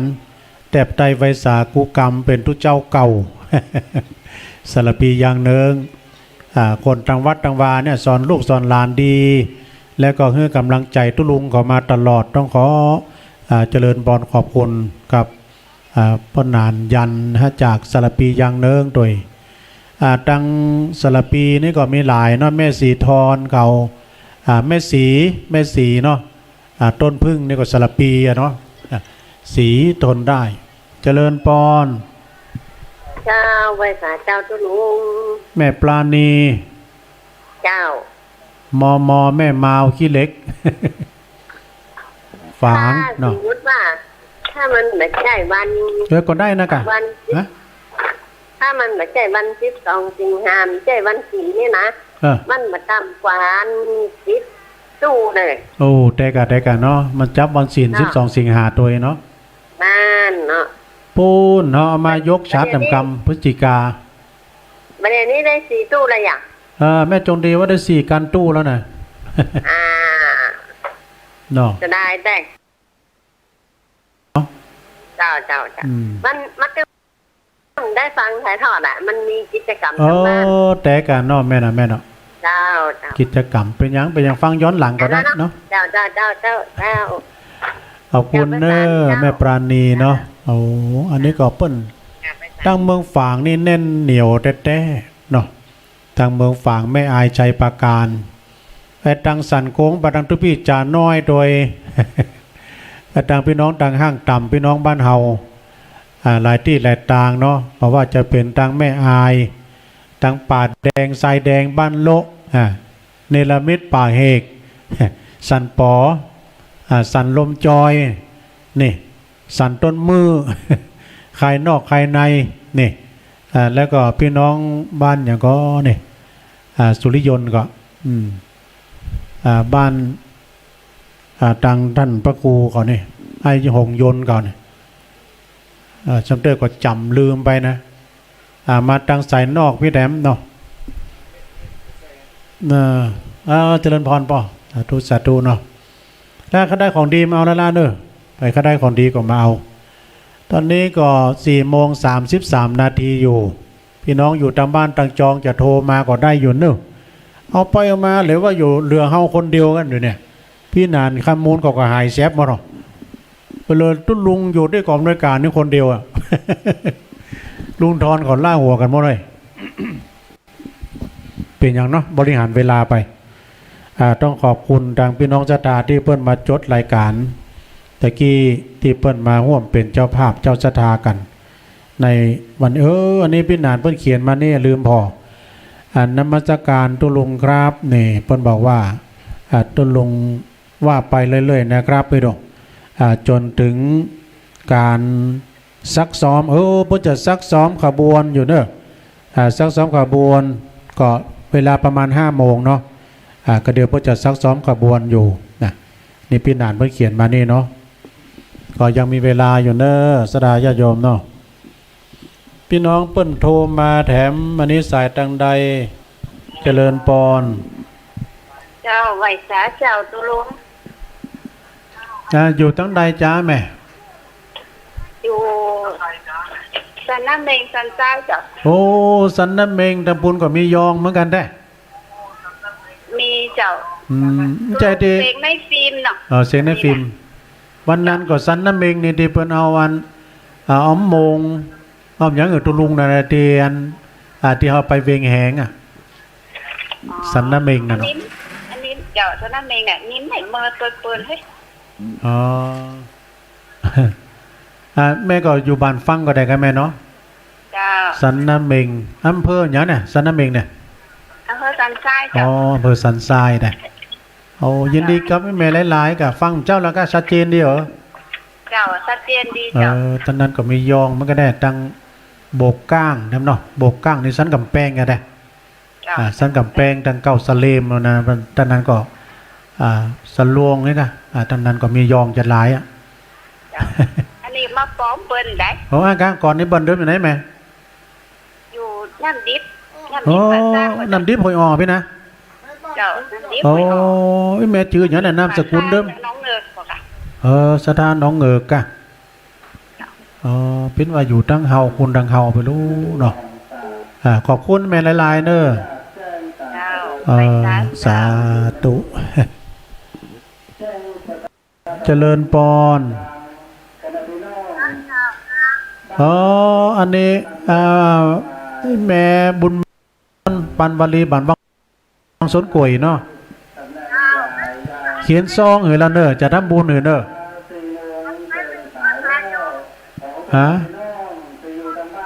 แม่อู่ดังๆกะอู่ดังๆมันได้ยินนี่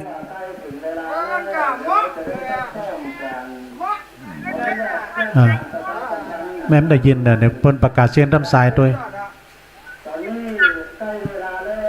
ที่อู่กันเจ้าที่มาโดยตามเนี่ยก็จะทำบุญนะแม่เนอะมันได้ยินเสียงแม่แม่สีทอนว่าอย่างแม่สีทอนฟังไข่หัวเลืองได้แม่ ม่สีทอนอันที่เจ้านะก็ตุทำบุญหน่อยแล้วเนอะทำบุญหน่อยแล้วนะแม่เดี๋ยวนี้มันจะหุ่นเริงนะบนประกาศเส้นน้ำทรายด้วยแม่ก็ปากกอยด้วยที่ในนี่เป็นประกาศคุ้นมาซักซ่อมเนอะสถานเนอะก็เดี๋ยวมันจะซ่อมขบวนไปอยู่ตำแหน่งได้ก็ดีเนาะก็เดียวถ้าพอในตอนนี้ก็เปิดจะซักซ่อมแห่ขบวนนะมี7ขบวนด้วยกันเนอะบุษบกประธานเหมือนของ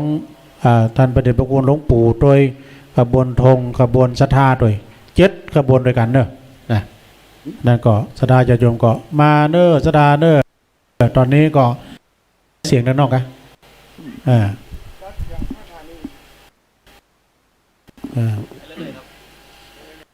เดินพรได้ป่ะ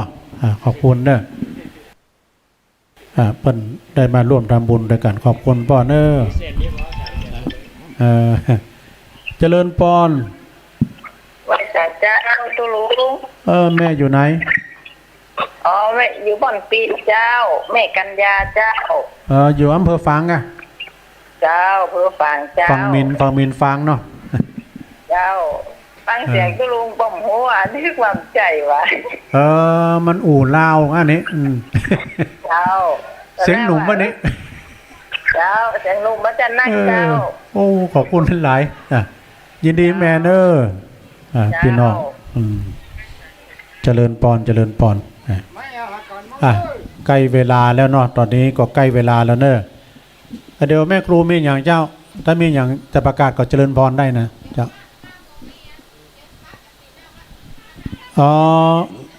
ขบวนต่างๆเนอะ5 โมงนี่ก็ไปรวมตัวกันที่หน้าวัดเนอะเนาะมาจุกันที่พระราชเจดีย์นี่ก่อนก็ได้สักประมาณ5 โมงนี่เอาก็จะไปซ้อมขบวนกันเนอะตะกี้ก็ทางพ่อหลวงได้ประกาศเสียงรำสายไปแล้วนะก็มีขบวนนี่วันพรุ่งนี้นะเพื่อจะแห่ตั้งเวลาก็เที่ยงเกิงจะได้แห่ขบวนสำหรับขบวนแรกนั้นก็จะเป็นขบวนพานสักการะ6 ชุดด้วยกันและก็พร้อมด้วยพระแก้วแถม1 องค์ขบวนที่2นั้นก็แห่บุษบกพร้อมพระธาตุขบวนที่3ก็พานดอกขบวนที่4ก็พระไตรปิฎกขบวนที่5ก็รูปเหมือนของพระเดชพระคุณหลวงปู่ขบวนที่6นั้นก็ขบวนธงนะขบวนที่7นั้นก็ขบวนสัทธานรูปรามตามตัวมาเป็นจำนวนนักเนาะแล้วจะมีฟ้อนการแสดงแด่มหลายคณะด้วยกันเจริญพรโยมเนาะโอ้โยมจะร่วมทำบุญเนาะโยมชื่อหยางโยมชื่อหยางหอมสาวบาทยินดีเนาะขอบคุณนะโยมเนาะบนหอมทำบุญแถมเดี๋ยวป้าเอานั้นให้เปิ้ลด้วยของดีเอาของดีด้วยเนอะเดี๋ยวของดีร่วมทำบุญด้วยกันแล้วก็มีฟ้อนวันพรุ่งนี้การแสดงเนาะการแสดงก็มีพี่น้องศรัทธาจากวัดของน้อยกับแม่ของน้อยวัดชัยยาทุ่งล้อมนะแล้วก็ฟ้อนเล็บนำขบวนก็เริ่มตั้งแต่หน้าวัดซึ่งก็เชียงใหม่นั้นจะมี3 คณะคณะวัดดอนจันทร์คณะฟ้อนวัดดอนจันทร์ฟ้อนขันดอกตัวนะเดี๋ยวกันเนอเจริญพรจะไว้สาเจ้าท่านอาจารย์เจ้า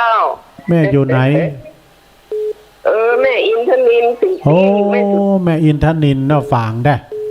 เจ้าอันที่ท่านว่าแต่ที่ว่าวันที่2 กันยายนจะวันที่12นั่นกับตุลุงก็ลืมไปคนเท่าตุลุงนี่อันต้นได้ถอดถามาอยู่เหมือนละลาบละหลวง12เนาะ12 กันยาเจ้า12 กันยาว่าเท่าอายุเท่าใดท่านอายุเท่าใดล่ะตุลุงเจ้า30 ปลายเนี่ยกะ 30 ปลายนะโอ้ไม่ถึงน้อยนี่มันฝนตกมันข้ามคืนหุ่งอย่างนี้นะนั่นนะกะเก็บดอกเก็บดวงอย่างก็ซ้อนฝนเนี่ยพอเขาไปนอนวัดมันได้ใช้ดอกนักนั่นกะดักหูเย็นใจไปนอนวัดนี่นะเนาะแม่เนาะเจ้าอันเตรียมเนี่ยปะเอฟมันอย่างไว้นี่ล่ะไปเก็บดอกนี่กำลังจะใส่ปุ๋ยว่าโทรหาท่านทำก่อนที่ว่าฝนตกเก็บตัวจะไปวัดมันพูกเนาะเจ้าให้น้ำยงน้ำยาอย่างไว้นี่เตรียมพร้อมละดีแล้วกันวันที่12ปักกันกะ12 กันยานะปักกันใช่นะท่านมันดาสลากบ้านนี่ท่านก็คือคนบอกทุกวันนั้นนี่วันดาสลากวันสลากวันที่13โอ้ดีกะทุลุงอย่าไปนอนน้ำคืนนึงจะไปรวดไปฮับตานะเนาะเนอะเจ้านี่มนต์ล่วงหน้าวันที่12วันบรรดาเนาะ13ก็สลากโอ้ถ้าสลากเมืองฝางนี่นะตามที่อันว่าสันต้นมือนะแต่พ่อเล็กนั่นลงว่านะถ้าว่าสลากเมืองฝางทุกเจ้าเนี่ยนะได้เป็นหมื่นเป็นที่ขอยได้เพิ่นได้แต่กะว่าอันหอนเฮาต้นน้อย2 ต้นแต่ยอดต้นไหนว่าเล่นบ่ได้แม่ไปถือสากันว่าเล่นบ่ได้แต่บัดใจนี้เฮาก็ใส่ยอดไปตามหน้าพวกนั้นที่ตามหน้าบุญนะตามหน้าบุญตามหน้าบุญนะเอาย่อยกินกุ้งกินเนียวไปเอาแทนนั่นกำลังใจนะท่านขอบคุณนะแม่สาธุสาธุเจ้าอนุโมทนาสาธุขอบคุณเนอะพ่อแม่พี่น้องปุดผมมาหาในบ้านเป็นแต่งอยู่ทางบ้านลองมาพอแม่บ้านแต่งชาติงามใดผมก็ดีอกดีใจกับเป็นแต่เนเป็นเอากันแต่นะครับประเด็นนี้กับพอเมฆก็คืมมาอะไรจะเกิดกับมันเกิดเนาะนี่เป็นว่าจำเพลงเป็นว่าเนี่ยเป็นว่าเมฆลอยขัดใจจะเมียนหัวใจและละลิวลมหนาวเริ่มพิวเลี้ยวมาเมียฟ้าสิ้นฝนเมียนพี่ชินใจน้องจากพี่ไปก็เพียงจากหนคิดถึงหน้ามนมองได้แต่เอี้ยนะหัวใจมันเป็นอย่างก็เป็นอย่างมันเป็นธรรมดาผมจะชองฟังก็ได้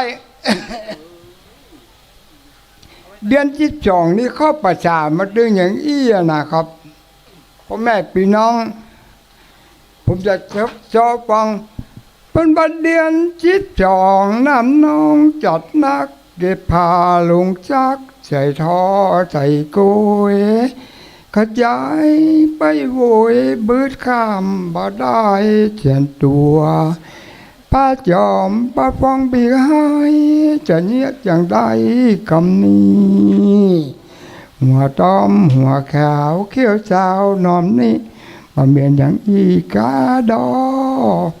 ป้าอุบนานผมแต่งแต่ตังมาดีไปได้นะครับแต่งแต่ตังจากดอยสะเก็ดมาเนี่ยเด็ดสะกอยเนี่ยโอ้บ้านป่าจานเนี่ยโอ้เปิงมันน้ำทะลุปุปังเนาะมันเหตุพายุมันเกิดนี่ครับโอ้ทางบ้านผมเป็นห้องเหตุลมทางนี้เป็นห้องเหตุพายุมันปัดเลยปัดเลยเหตุพายุตรงเนี้ยฮอดผมปิกบ้าน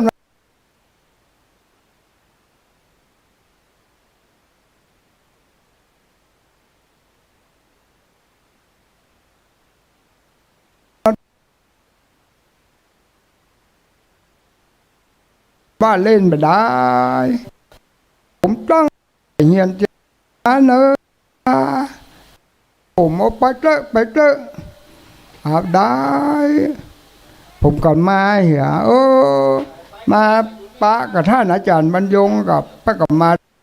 จะไม่วันที่9แต่คื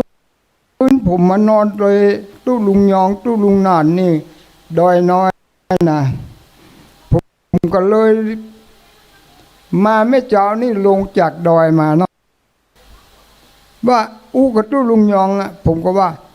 ลงจากดอยก็ให้พักผ่อนเพียง7 วันผมค้างอีกคันขอน้ำกินขานเถิดหน้ามนผมลงจากดอยน้อยมานะครับโอ้ม่วนเน้อดอยน้อยปะโนอุดมสมบูรณ์กูสิ่งกูยังอ่ะมันเป็นฟ้าฝนนี่มันจะบัดตกครับมันก็อย่างเอี้ยมันก็ตกอย่างเทียมพ่อแม่พี่น้องบรักหัวแต่ว่ารายการของพระธาตุนี่นะครับมันแบบจะมีตัวตาอี้นะปูมีหำหลายแสนหลายล้านอยู่นะครับมันคุดบัตรกับบัได้ลาดเดียบบันไดกับยังบัได้แปลงสีอย่าไปห้องสีจังโก้จังเกอร์อย่างโอ้กันใส่สีจังโก้จังเกอร์ไปนี่ฮอดจะลองใหญ่นี่ผมก็ถ้าบุญมีบาดตายขอควายจึงบ้องนะพ่อแม่พี่น้องอายุผมแต่กับพระเจ้าเกิดเหมือนผมเกิดเหมือนพระเจ้าอายุผมเพียงแต่ตัวเลขผมกับมโนอกมองใจผมมาอย่างเนี้ยผมก็เงินดีเพราะว่าผมมันเกิดเหมือนลำไปได้มัน78แล้วครับพ่อแม่พี่น้องเอาเหตุใดก็เหตุนั้นประเดี๋ยวนี้ท่านอาจารย์ไปก็เดินไปเดินมาเลยแข้งเลยขาอาจารย์จะมาออกรายการก็ได้เลย ผมก็เลยว่ามันพูกนี่หมู่ห้อยการก็จะมาเนาะผมหูข่าวว่าเป็นโทรมาผมแม่สายทองก็จะมา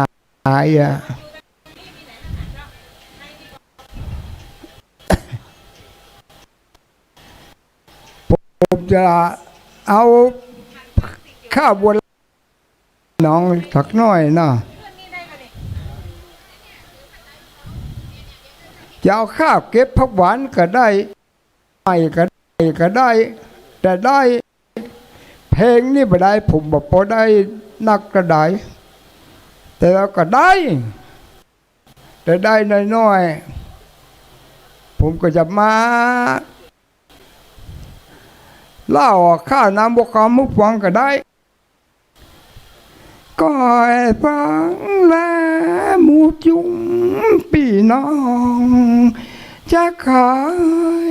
ตำนองกะเลี่ยงเพลงนางบัวคำไข่ตำระบ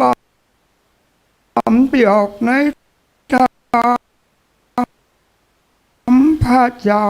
ที่ต่อโปรดเกล้าเจ้า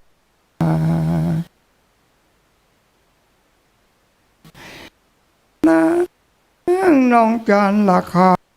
ได้จาแล้วอย่างใดกับเจ้ากินกู้สู่วัดนอไทยวันหนึ่งน้องใบก็ตั้ง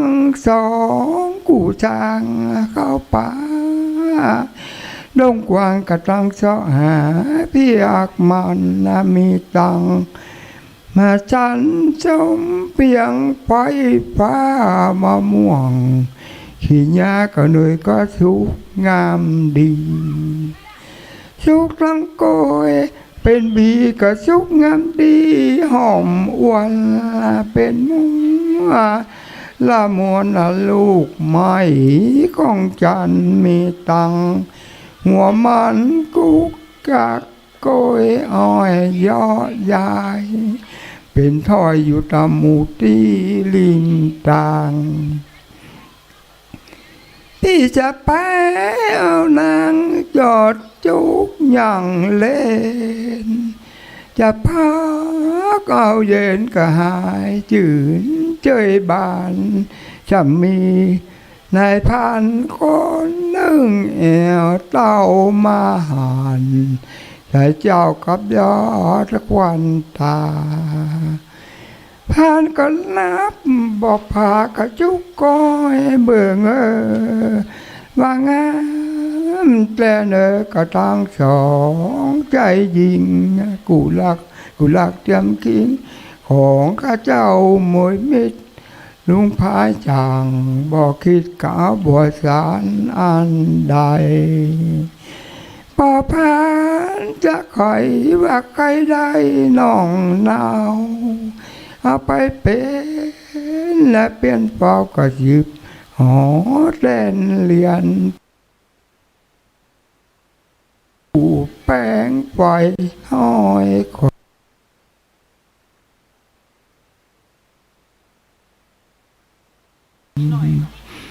ก็ได้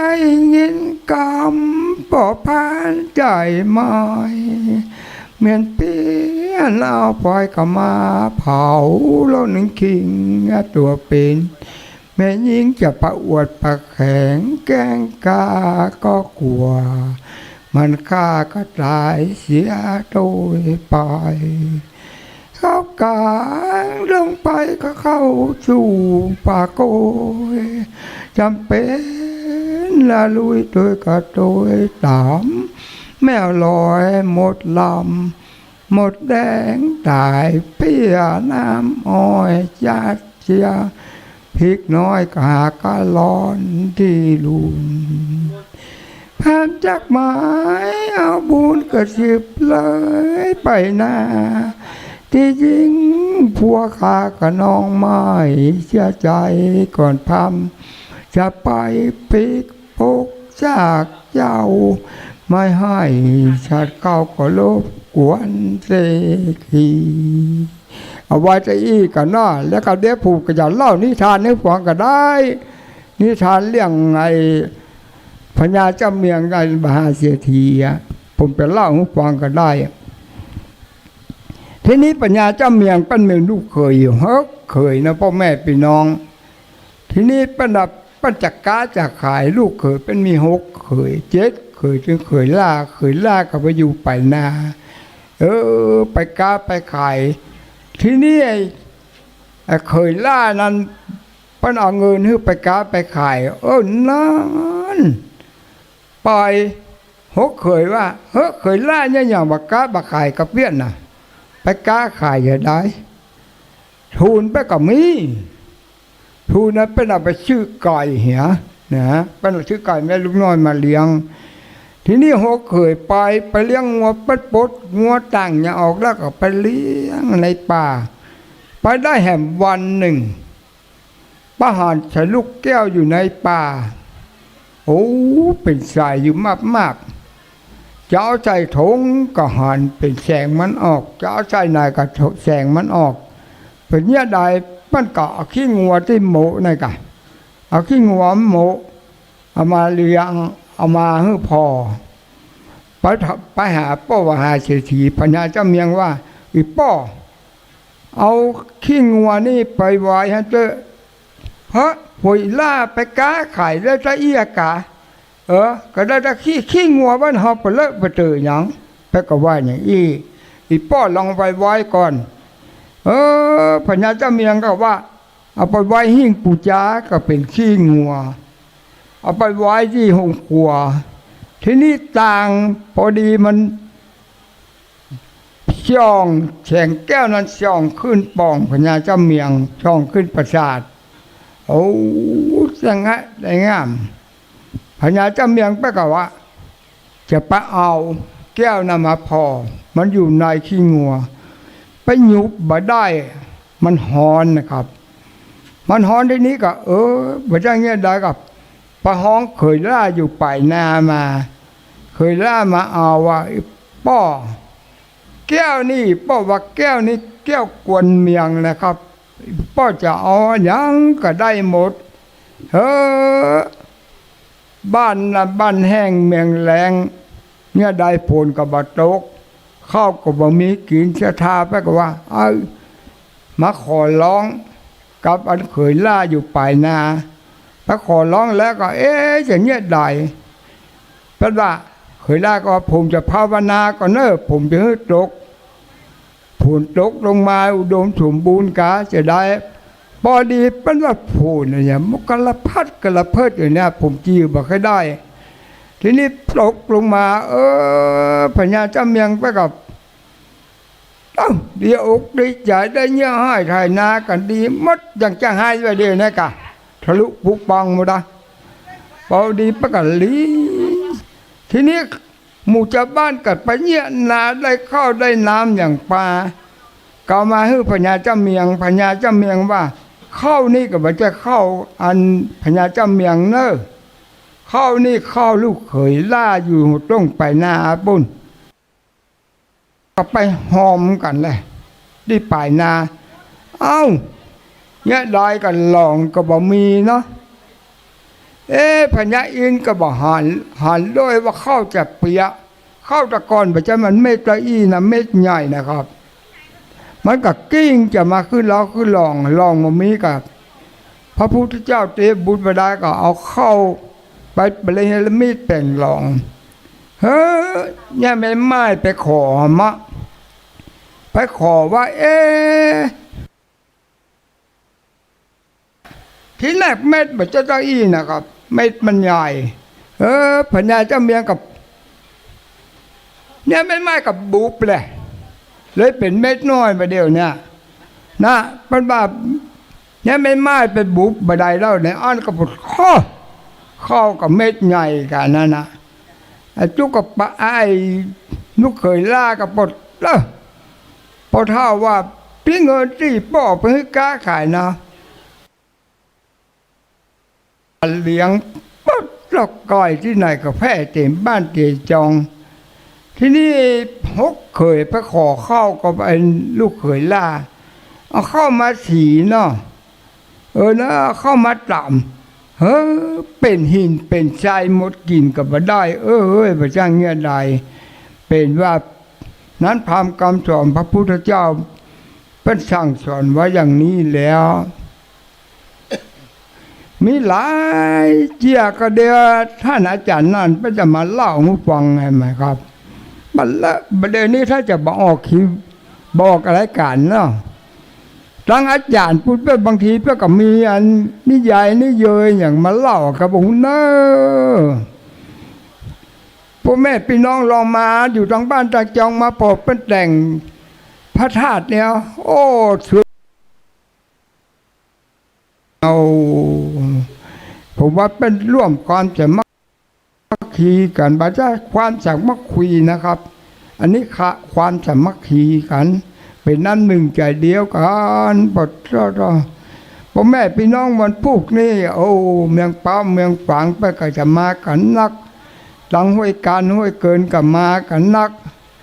แม่สายท้องแต่เชิงเป็นไม่จะมาวันพุกเนี่ยผมก็มีความไม่ดีที่มาช่วยกันเนี่ยพระธาตุนี้ประกอบจากพระธาตุเดชากองเพื่อมานะจำลองมานี่เห็นน้อยพี่น้องจังไห้ว่าต้องไปแล้วไปไหว้พระธาตุเดชากองไหว้บ้านเฮานี่แหละไปแล้วสบายเลยถ้าจำลองแต่ว่าจะจ่ายเงินไปทางหน้านี่ผมมาลาดลาผมนี่ผมเดินแวดไปแวดมานี่หลายแสนอยู่นะครับเนอะคูดบาทกับมาได้แพงเจียกซีบันไดก็ไอ้อย่างก็นักไอ้ตองไอ้อย่างเป็นห้องฉี่จังเกอร์เห็นบอกเสียงนักอยู่เนอะหลายแสนอยู่พ่อแม่พี่น้องบัจจัยมาสักแสนสองแสนเนอะพ่อแม่พี่น้องที่ว่าจะเดินไปเดินมามีกิจศรัทธาที่จะมาบริจาคขอเรียนเชิญได้ที่โต๊ะกรรมการนี้นะครับก็เดียวขอเสียงตอนนี้กับเนอลุงทอนครับเดี๋ยวนี้ได้เวลาสดาเฮาเกียมเนื้อเกียมตัวเนอเอามารวมตัวกันเลยอาจารย์เพิ่งก็รออยู่นี่แล้วเนาะแม่ครูเขาทุกขบวนนะเขาจะเริ่มในการซักซ้อมใหญ่ในตอนนี้เลยนะร่วมกันเลยเนอะพี่น้องสดาเขาอยู่ทางใดก็ดีร่วมขบวนกันเพราะว่าตอนนี้ก็จะได้เวลา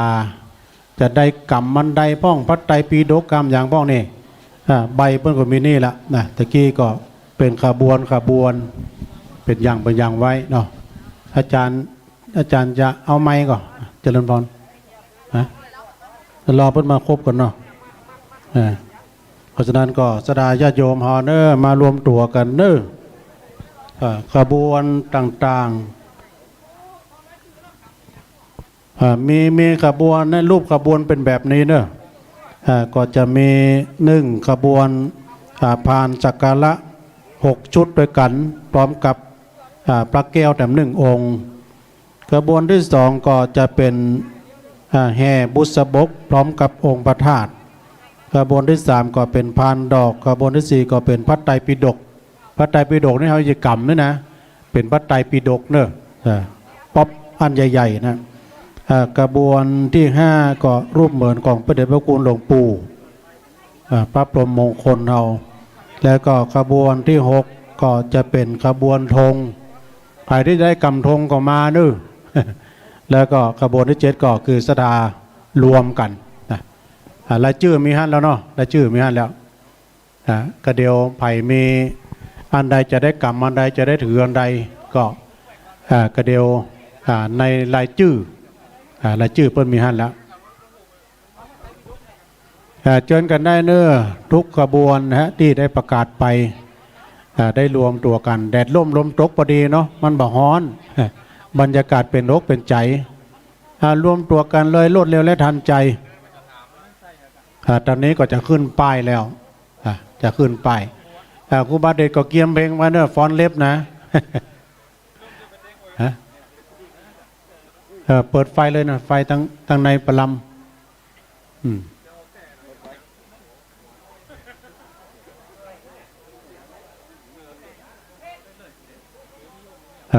เอา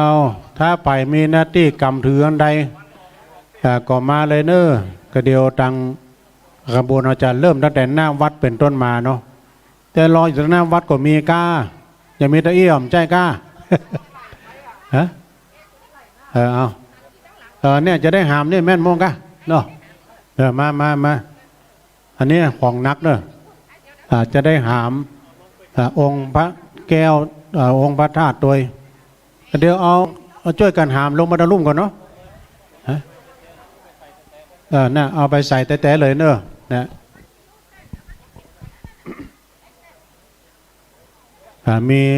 มีเฉลียงที่ของครูบาตัว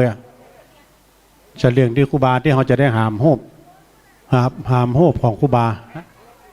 อันนั้นซ้ำ8 คนเลยรู้ซ้ำ8 คนเราได้บุญนักเนอะเฉลียงที่หามรูปครูบานี่นะ8 คนด้วยกันมาไผ่สมัครเนี่ยมีรายชื่อหมดนะอาจารย์เนาะ อาจารย์ก็เดียวก็อ่านรายชื่อก็ได้นะรายชื่อมีตุปินนัดเนาะเกียมตัวเนอะป้ายนี่ก็ยำเดี๋ยวเปิ้นมัดอยู่ ป้ายนี่ขึ้นโอ้เด่นจะดีนะป้ายนี่นะรวมน้ำใจสมมติว่าวันพวกนี้เตี้ยงเกิงเนาะเดี๋ยวนี้เขาถึงเตี้ยงเกิงนี่นะเอาเหมือนสมจริงสมจังเลยเนอะซักซ้อมครั้งยิ่งใหญ่ ก็เดี๋ยววันพวกนี้ก็จะเป็นอย่างนี้วันนี้ยังดีนะวันพวกนี้อาจจะมีแสงแดดแต่วันนี้บดดีฉะนั้นก็รวมตัวกันเนอะใกล้เวลาแล้วป้ายก็ขึ้นไว้แล้วถ่ายทำซักซ้อมนี่ก็เหมือนจริงนะเพราะว่ากองถ่ายทำของทีมงานวัดไฟหินตังพี่นานเขาเปิ้นจะถ่ายครบหมดนะแต่งชุดบัดแต่งชุดก็ตามด้วยวันพวกนี้เขาแต่งชุดกันเนาะก็เดียวนี่กล้องแต่ละกล้อง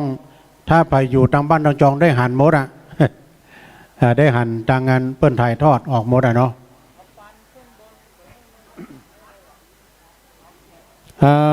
ศรัทธาญาติโยมตอนนี้ก็ใกล้เวลาเนอะรวมตัวกันยังมาอยู่ก็มีนะศรัทธาก็กำลังเดินทางมาเนาะ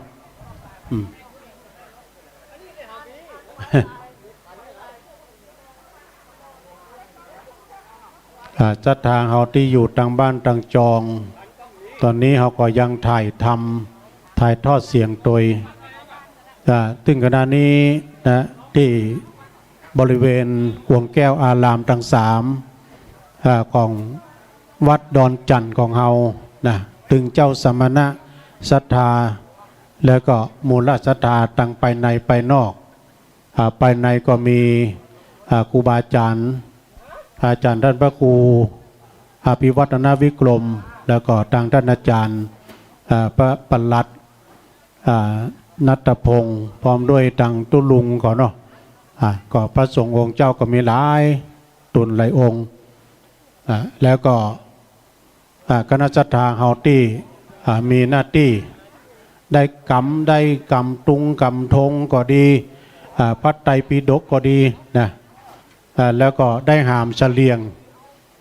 นี่หาม8ก่อนนะตุลุงทรว่าต้องหาม8ก่อนนะเฉลียงขึ้นออกมานอกไปเลยนะ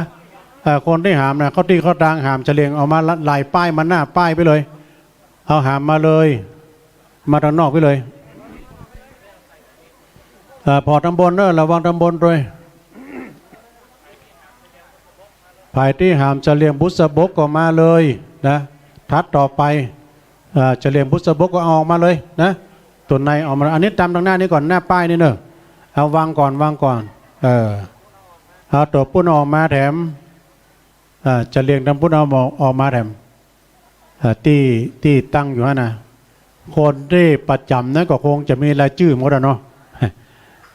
ต้องแก้ไขที่ป้ายนี่ตัวเนอะมันหย่อนยาน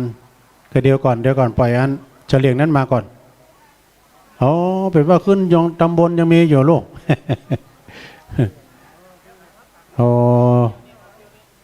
มาเคลียร์นี่เลยมาเพี้ยวนี่เลยนี่ก็เดี๋ยวเขาจะได้หามนี่ออกอันนั้นวางหันแล้วก็มาเพี้ยวนี่ยกไป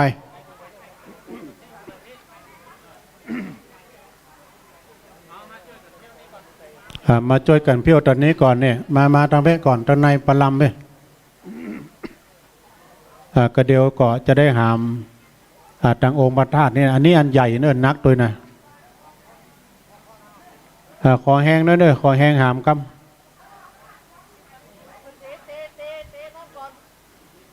ขณะนี้ก็ยังบะพร้อมแต่เน้อสถานคนก่อนนักก็หลายอยู่กำก็ตัวพระเจ้า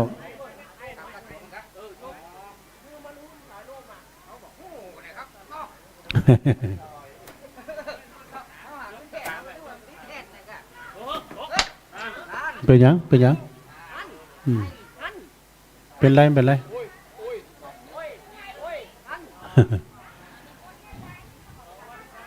รวมตีกันเนอะรวมกันสถานเนอะ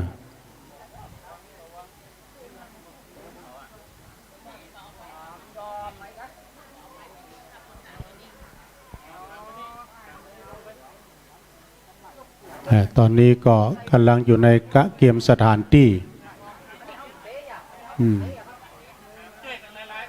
มาช่วยกันหลายๆช่วยกันหามเดี๋ยวกันเนอะหลายๆคนกันเนอะฟังเตื้อกำทนายตัว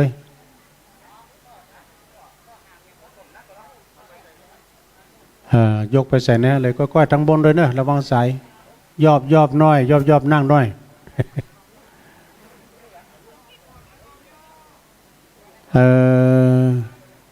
ใส่ตัวพี่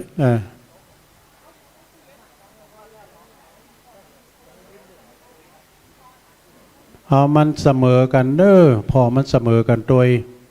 กำลังตั้งดา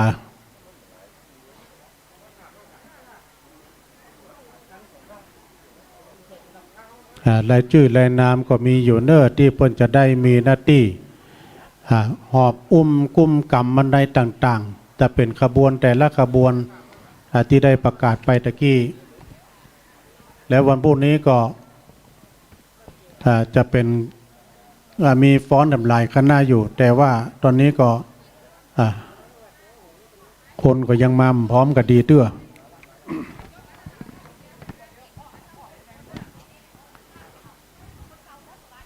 ถึงมดนั่นก็7 ช่องขบวนโดยกันเนอสดาเนาะแล้วก็วันพรุ่งนี้การแสดงก็ได้รับความอนุเคราะห์จากวัดแม่ของน้อยวัดชัยยาทุ่งล้อมแล้วก็จะมีฟ้อนเล็บนำขบวนโดยฟ้อนของวัดดอนจันทร์โดยฟ้อนขันดอกโดยแล้วก็หลังจากเสร็จพิธีแล้วก็จะมีฟ้อนปูจาโดยคณะฟ้อนไหวสาบารมีของวัดพันเตาแล้วก็ฟ้อนจ้องอย่างใดก็ท่าพอวัฒนธรรม ของสภาวัฒนธรรมอำเภอสันกำแพง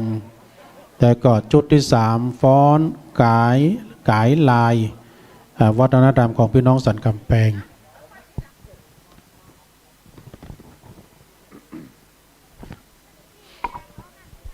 กังไว้อย่างดีเนอะสถานการณ์มันตก กังกันไว้อย่างดีฉะนั้นพี่น้องชะตาที่อยู่กันต่างบ้านต่างจองนอกในค่ำคืนนี้จะมาแอวมาแหวงก็ได้เนอะมาพอไฟแสงสีความอลังการในบริเวณวัดเฮาแล้วก็ต่างวันพวกนี้เป็นงานบุญใหญ่พี่น้องศรัทธาที่จะเอาโฮงตานมาก็ประมาณสัก9 โมง 10 โมงก็ยังตันเนอะเพราะว่างานของเฮานี่จะเริ่มตั้งแต่พิธีการเขาจะเกิดขึ้นในเวลาพี่น้องที่อยู่บ้านใกล้บ้านไก่เวลาประมาณ8 โมงเสร็จจากงานตังวัดตังวาเม้นวัดแล้วก็มาตันอยู่เนาะคนตั้งก็สะดวกสบายนะอย่างพี่น้องตังป่าละปูนตังเจียงใหม่จอมตองตังปุ้นตันเปลือกตะกี้ตุลุงออกปุ้นมาก็8 โมงมาถึง10 โมงป่ายนะมาถึงประมาณ10 โมงป่ายหน่อย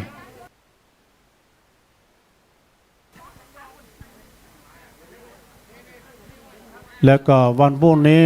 ก็ขอประกาศให้ทางคณะกรรมการเฮาด้วยเนอะคณะกรรมการเฮาแผนกตังลิขิตขีดเขียนก็ดีเนาะได้ช่วยกัน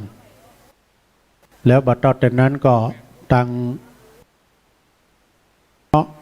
จากพี่นันปอมปล่อยข่าว พี่นันปอมปล่อยข่าวนี่เปิ้นเป็นคนในพื้นที่หูจักนายกหูจักกำนันหูจักแขกผู้มีเกียรติถึงโมดเนาะในพิธีการนั้นก็พี่นันปอมปล่อยข่าวพี่นันปอมนี่เปิ้นอ่านข่าวก็เป็นที่ติดอกติดใจของคนโดยทั่วไปเนาะเปิ้นแต่งสีสันแต่งแต้มเนาะหลากหลายตัวเสียงดำสายดังดำแล้วดักก่อน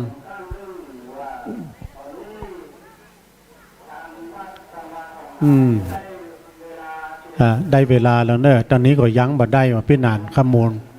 เพราะว่าสถานีก็ยั้งบัดได้นะตุลุงก็ว่าไปเรื่อยๆก่อน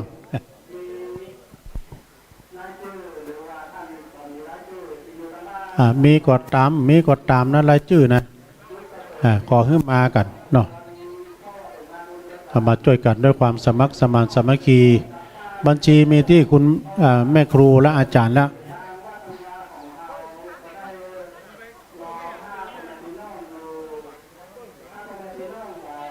ช่วยกันหอบกันอุ้มกันตุ้มโอ้คนนั้นเนี่ยเหมือนลุงทอนนั่นเลยนะลุงทอน2ก็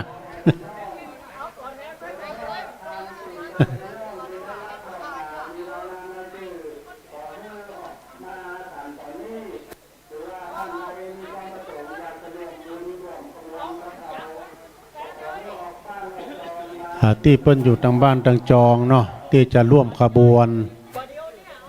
ก็ออกมากันได้แล้วเนอะถ้าเปิ้นบัดเต้าบัดตันคนที่อยู่แทนไปก่อนก็ได้เนาะ เป็นการซักซ้อมใหญ่แทนไปก่อนก็ได้ถ้าเปิ้นอยู่ทางบ้านทางจองมาเต้าตัน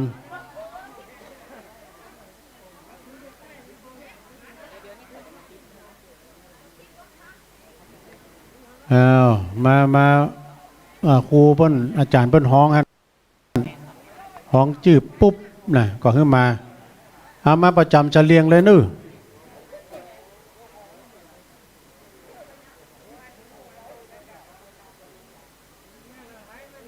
ครูเพิ่นฮ้องก็มาประจำเฉลียงเลย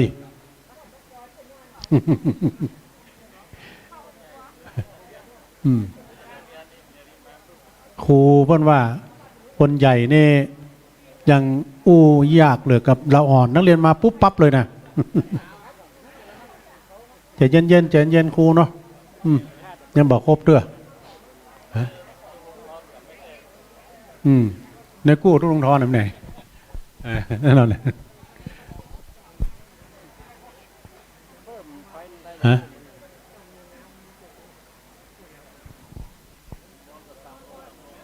นั่นก็ขัดใจโวยน้อยตำบลก็ต่ำลงนะขัดใจโวยน้อยนี่ซักซ้อมวันพรุ่งนี้กันห้องกันอย่างยี่นี่มันดันเนอะมันดันการนะครูเนอะวันนี้ต้องซักซ้อมใหญ่วันพรุ่งกันห้องกันเยอะๆยังมาด้วยเนี่ยจบข่าว เปิงครูว่าได้กันแล้วอ่อนนี่ว่าง่ายเลยนี้กว่านี้นี่ เนาะแล้วนักเรียนนี่ว่าจัดง่ายเนาะนี่เพิ่นมาพร้อมเตื้อเพิ่นอยู่ทางบ้านทางจองอยู่ประกาศเสียงนำสาย2เตื้อมาเน้อตั้งป้ายตำบลก็ย่ำสำเร็จเตื้อใจเย็นๆวันพวกนี้ก็จะได้สู่สายตาพี่น้องศรัทธาต่างบ้านต่างจองถือแม้นบ่ได้มาก็ได้หันภาพเน้อพี่นันณัฐวุฒิทีมงานของวัดไฟหินตังพี่นานเป็นเก้าพร้อมกับสวัสดิ์เจ้าลูกเนนสมบูรณ์ตะวันเขานะเพิ่นก็อยู่กันเนี้ยนอนเนี้ยบุตรน้อยตัวลุงปุ่นในวิหารบ่ ทีมงานของวัดไฟหินโดยเมตตาบารมีธรรมอาจารย์ท่านพระครูสมุวิสุวัตวรกิจโจนะครับเนาะแล้วก็วันพรุ่งนี้ทางอาจารย์เพิ่นบอกว่าจะไปลืมเม็ด77ไม่ใช่ไปลืมเม็ดปิดจมูกมาตัวเนาะทุกท่านทุกคนโดยขบวนที่เขาจะมาโดยนึกขบวนทางเชียงใหม่ละปูน จะไปลืมเม็ดหรือว่าผ้าปิดจมูกมาตัวนึกพี่น้องบ้านเฮาก็ดีนะอันนี้ทางแม่ครูเพิ่นมาบอกว่าขอจะไปลืมเนอะทางวัดมีแจกนะห่างไผ่ห่างมันเอามาตัว แมทปิดจมูกเนาะกันไว้ก่อนกันไว้ดีกว่าแก้กาดจะไปตกนะกาดจะไปตกงานของเขานี้สำเร็จลุล่วงไปด้วยดีต้องอาศัยความเป็นน้ำหนึ่งใจเดียวความพร้อมเพรียงกันกับหมู่กับคณะนะช่วยกันตุ้มกันช่วยกันเพราะฉะนั้นก็คณะศรัทธาสาธุชนญาติโยมเนาะวันนี้ก็ตังครูบาเดชเปิ้นบริการเครื่องเสียงเสียงดังฟังชัดเตรียมมาพร้อมเนาะเครื่องเสียงดังฟังชัดถึงหน้าวิหารถึงหลังวิหารครอบคลุมกันหมดเนอะต้องขอบคุณตังครูบาเดชตัวนะฮะตอนนี้ยังบอกพร้อมด้วยเนาะสดาญาติโยมทั้งหลายก็ก้อยเป็นก้อยไปกันวันนี้มาถึงมีฟ้ามีฝนนะย่อนไปทางปุ่นไปทางหน้าไปทางปุ่นแต่ทางเฮานี่ก็เป่งดีเป่งงามแต่กี้แสงแดดก็มาแล้วประดับงามหูงามตาหลังจากที่เฮาได้ไปได้แปลงได้กึศได้สร้างตังพระธาตุเจ้าเจดีย์ชเวดากองจำแถมหัวเนาะเขาก็จะตั้งประเพณีส่งน้ำพระธาตุแถมนะเพราะว่ามีพระธาตุแล้วเขาก็ต้องมีการส่งน้ำพระธาตุเป็นประจำปีเนาะเป็นกู้ปีไปอย่างวัดเฮาเนี่ยวัดดอนจันนี่นะพระสงฆ์ก็มีครบมีถึง 4-5 ตนก่อนดูพระเนนเฮามีครบนะโดยเมตตาบารมีอาจารย์พระครูปลัดเฮาบริหารจัดการทางวัดวาอารามคือสร้างห้างแปลงอะไรก่อนแล้วโวยเซตโวยนะถึงไปในไปนอกเขามีความสมัครสมานสามัคคีกันเป็นน้ำหนึ่งใจเดียวกันได้คือสร้างห้างแปลงอะไรก่อนแล้วโวยลุกโวยวันพวกนี้ด้วยบุญญาบารมีในพระเดชพระคุณท่านเจ้าคุณพระศรีศิลปาจารย์ก็ดีแล้วก็คณะลูกศิษย์ลูกหาของพระเดชพระคุณหลวงปู่พระพรหมมงคลทั้งไปในไปนอกนะไปในก็มีครูบาอาจารย์ทำร้ายตนหลายองค์เนาะไปนอกก็จะมีคุณแม่จันฟองกิ่วแก้วคุณเชิดพงษ์กิ่วแก้วแล้วก็คุณนงลักษ์กิ่วแก้วพร้อมด้วยคณะลูกศิษย์ลูกหาของท่านพระเดชพระคุณหลวงปู่ตลอดถึงคณะสัตยาสาธุชนโดยรวมหมดถึงละปูนเชียงใหม่ลำปางเนี่ย ลำปางก็จะมาเนี่ยทางแม่จันฟ้องเขาเนาะ พี่น้องทางสายทาง ตังปุ้นโดยเนี่ยปอดดุลกับปุ้นนะตังไหลแก้วตังดอยแดนตังวัดดอยแดนปุ้นนะจะมากันนักกันหลายอยู่สายตังละปูนเชียงใหม่ตังดงหลวงโดยแล้วก็ทำหลายวัดเพราะว่าที่เปิ้นจะมากันหลังจากเลิกวัดกันแล้วเนาะตอนนี้ก็ยังอยู่เนอสดาญาติโยมเนาะรอที่เปิ้นหามจะเลี้ยงนี่ยังขาดไป3 คนก็ต้องหาม8ใจเย็นๆถ้าว่ามีไผ่แตนก็แตนกันไป ตอนนี้ก็ลุ้นดังป้ายแต่เมาะนี่ก็เป็นการความสมัครสมานสามัคคีกันเป็นน้ำหนึ่งใจเดียวกันต้องพอคอยดูแลเกี่ยวกับทางครูบาอาจารย์ทางที่เปิ้นได้จัดรูปขบวนเนาะอาจารย์เพื่อก็รอให้มันพร้อมไข่ตึงยิงตึงใจตึงน้อยตึงใหญ่หนุ่มกำล่ำไม้ตัวนะได้ช่วยกันซึ่งขบวนนั้นก็ที่ได้จัดไปวันพรุ่งนี้ก็จะมีโฮงตาลนะฮะสำหรับโฮงตาลนี่ก็จะมีจำนวนหลายแล้วก็พี่น้องที่ถวายภัตตาหารเพลโดยขบวนคณะดำหลายคณะที่เปิ้นจะมากันก็ต่างกินข้าวงายแล้วก็มาตันอยู่เนาะทางเมืองฝางนี่ซ้ำใกล้กะทางเมืองฝางนี่บักไก่เนาะข้ามดอยมาได้ ทางละปูนเชียงใหม่นี่ยังไก่อยู่มาบุญกุศลปกปักรักษาอันที่เฮาวันนั้นก็ไปบรรจุกันผู้โนไปบรรจุกันที่ตังวัดวังดินวัดวังดินตำบลขวงเปาอำเภอจอมตองคุณเชิดพงศ์พร้อมด้วยคุณแม่จันฟองกิ่วแก้วอันนี้เพิ่นสร้างกันหลายวัดเนาะที่วัดตังวัดม่อนห้วยแก้วโดยวัดอรัญญาวาสดงป่าหวายหลายวัดนะคุณแม่จันฟองแล้วก็พระเดชพระคุณหลวงปู่เพิ่นไปสร้างอุโบสถวัดดงหลวงโดยหลายเนาะหลายที่หลายทางแล้วก็จนได้ว่ามาสร้างที่วัดดอนจันทร์แห่งนี้แถมก็เป็นนิมิตหมายอันดีเนาะได้แปลงมาก็โวยแต้ๆสดาเข้าวัดมาก็ถึงหันพระราชเจดีย์แล้วก็เป็นพระราชเจดีย์ตันใจแท้ๆไม่ใช่ว่ามีแค่พระเจ้าตันใจนะมีพระราชเจดีย์ตันใจโดยอย่างที่วัดวังดินนั้นเปิ้นสร้างถึงอุโบสถโดยแล้วก็พระธาตุเจดีย์โดยก็เต็มอกเต็มใจดังท่านอาจารย์ลุ่งโลดเขาเนาะตุปี้แก้วเขาทั้งพุ่นแล้วก็ทางหน้าวัดก็เต็มใจแต่กว้างขวางเนื้อหน้าวัดวังดินนะแล้วก็เรียบกำแพงเปิ้นจ้างปลูกจักไข่เนี่ยอุ้ยเป็นดีงามจูหม้อแกงจะดีจักไข่ที่หน้าวัดวังดินเดียวกันเนอสดาอดใจรอสกรรมยังไม่พร้อมตอนนี้กระบวนยังไม่พร้อมรอคนที่เพิ่นกำลังเดินทางลุกบ้านลุกจองมาเพราะว่าจะต้องเป็นขบวนนั้นยิ่งใหญ่ขบวนแรกนั่นก็จะเป็นขบวนพานสักการะแต่ตุลุงก็เพิ่นไม่มาคือกรรมก็กรรมปากไป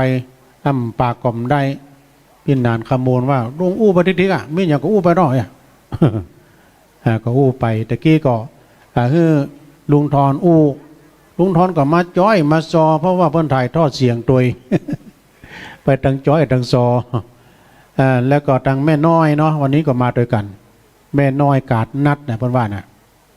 ได้มาด้วยกันที่แรกก็แม่ต้อยแม่ต้อยแต่คนเป็นอุทาหรณ์เนอะพร้อมแล้วเนาะแม่ครูว่าพร้อมแล้วเอามากลัวมันหย่อนมาพูดสดโตดนะ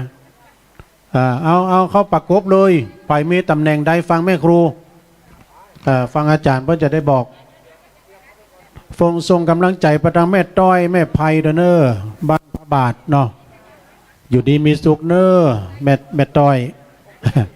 แม่ต้อยแม่ไพที่แรกจะมาด้วยกันก็อยู่ดีมีสุขละนะเอาเลยกำเลยใครจับที่ไหนตอนนี้เปิ้นห้องมาแล้วประจำตำแหน่งนู้ไฟหาม ได้หามแปดกันหรอใช่ก็เดี๋ยวรออาจารย์เพิ่นจัดแผนกคนก่อนเอาจับเลยใครอยู่แผนกได้จับเลยให้มันจับคนให้มันจับคำไม่การไว้ก่อนอ่ะนั่นเป็นนักเป็นหนองอย่างนั้นน่ะหามซี่ก็ถึงได้นะ นักนักอ่ะเอาคนมันบาทเท่ากันเด้อมันต่ำสูงก็ค่าท่าก็ฮะ จะเรียงตั้งหน้าโดยเนาะตั้งหน้าก็รูปภาพเหมือนของท่านครูบาตังปุ้นก็ตังอุ้มพระไตรปิฎกก็เกียมเนอจะได้เวลาแล้วตอนนี้จะได้ขยับขยื่นเคลื่อนไป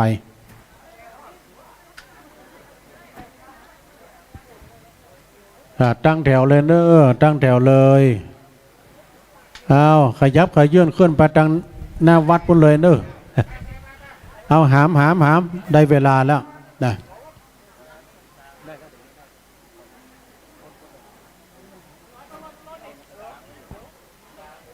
ยาวไปเล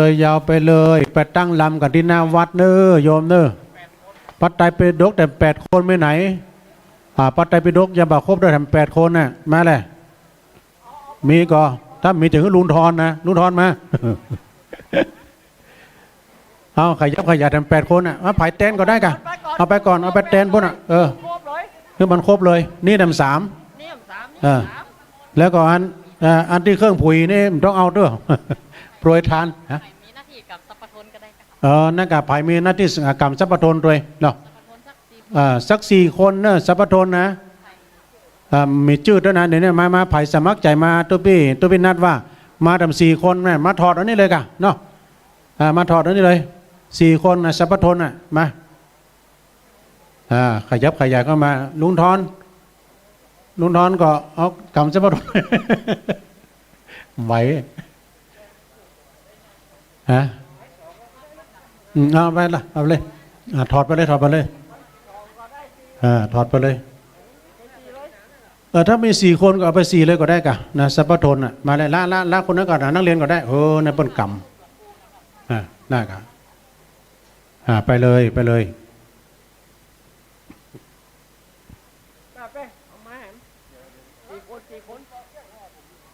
เอามาเลยเอาเครื่องแหงไปไหนทางลุงทอนอ่ะ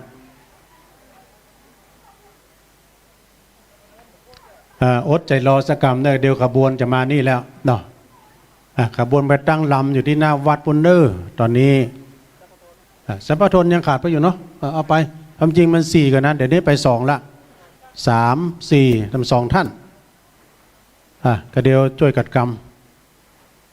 เมื่อมันครบชุดกับวันพรุ่งนี้เราจะได้หันความอลังการในการแห่องค์พระธาตุเฮาโดยเนาะวันนี้นี่เปิ้นมามครบเตื้อเฮาก็แตนกันไปก่อนเปิ้นมาแบบครบเตื้อนี้แตนกันไปก่อนเนาะขบวนนั้นก็เป็นรูปแบบอย่างนี้เนอะขบวนแรกนั้นก็เป็นขบวนพานสักการะ6 ชุดด้วยกันพร้อมกับพระแก้วแถม1 องค์รูปขบวนนะขบวนที่2ก็จะมีการแห่บุษบกพร้อมองค์ประธาตพร้อมประธาตด้วยขบวนที่3ก็พานดอกก็มีจัดหลายขบวนที่4นั่นก็ขบวนของพระไตรปิฎกก็มีนักมีหลายแต่คนมาบอกครบวันพุธนี้ขึ้นมาครบเนอะวันพุธนี้ขอขึ้นมาครบกันเพราะว่าวันพุธนี้ทีวีทุกช่องจะมาถ่ายทำหมดขอขึ้นมากันกระบวนที่5ก็กระบวนรูปเหมือนของพระเดชพระคุณพระพรหมมงคลครูบาแล้วก็ขบวนที่6นั้นก็ขบวนธงเนี่ยธงต่างๆธงเหลืองธงแดงหรือว่าธงเสมาธรรมจักรธงชาติแล้วก็ขบวนที่7สุดท้ายขบวนของพระออกสถานรวมกันมากันเป็นคณะมากันหลายแล้วก็มาถึงในวัดก็จะมีการแสดงมีการแสดงฟ้อนต่างๆของวัดแม่ของน้อยก็ดีวัดชัยยาทุ่งล้อมแล้วก็จะมีฟ้อนเล็บนำขบวนก็ของจะเริ่มที่หน้าวัดเนี่ยฟ้อนเล็บนำขบวนนี่นะจากจังหวัดเชียงใหม่3 คณะด้วยกันก็จะมี สองจะมีเพลงของวัดดอนจันทร์เยาวชนบ้านปัจจันทร์เปิ้นก็จะนำมาแดมแล้วก็ชุดที่สามก็ฟ้อนขันดอกของคณะฟ้อนล้านนาวัดพันเตาเนี่ยหลังจากเสร็จพิธีแล้วจะมีเพิ่มเติมแถมอาจจะมีเพิ่มเติมกันคือเสร็จพิธีแล้วก็เสร็จพิธีทางศาสนาแล้วก็อาจจะมีฟ้อนฟ้อนไหว้สาปารมีอันนี้ของวัดพันเตาแล้วก็สองจะฟ้อนจ้องโดยฟ้อนจ้องนี้ก็ของสภาวัฒนธรรมของสันกำแพงสามฟ้อนกายลายเนี่ยวัฒนธรรมอำเภอสันกำแพงเพื่อนจะฟ้อนกัน จะม่วนวันพรุ่งนี้นะเดี๋ยวขบวนเริ่มมาแล้วเดี๋ยวนี้ก็ไปตั้งลำกันโอ้ไปก็เสี่ยงหมดแน่เหลือคนกี่คนเนี่ยเหลือ3-4 คนก็แน่เพื่อไปตั้งขบวนกันหมดเนาะ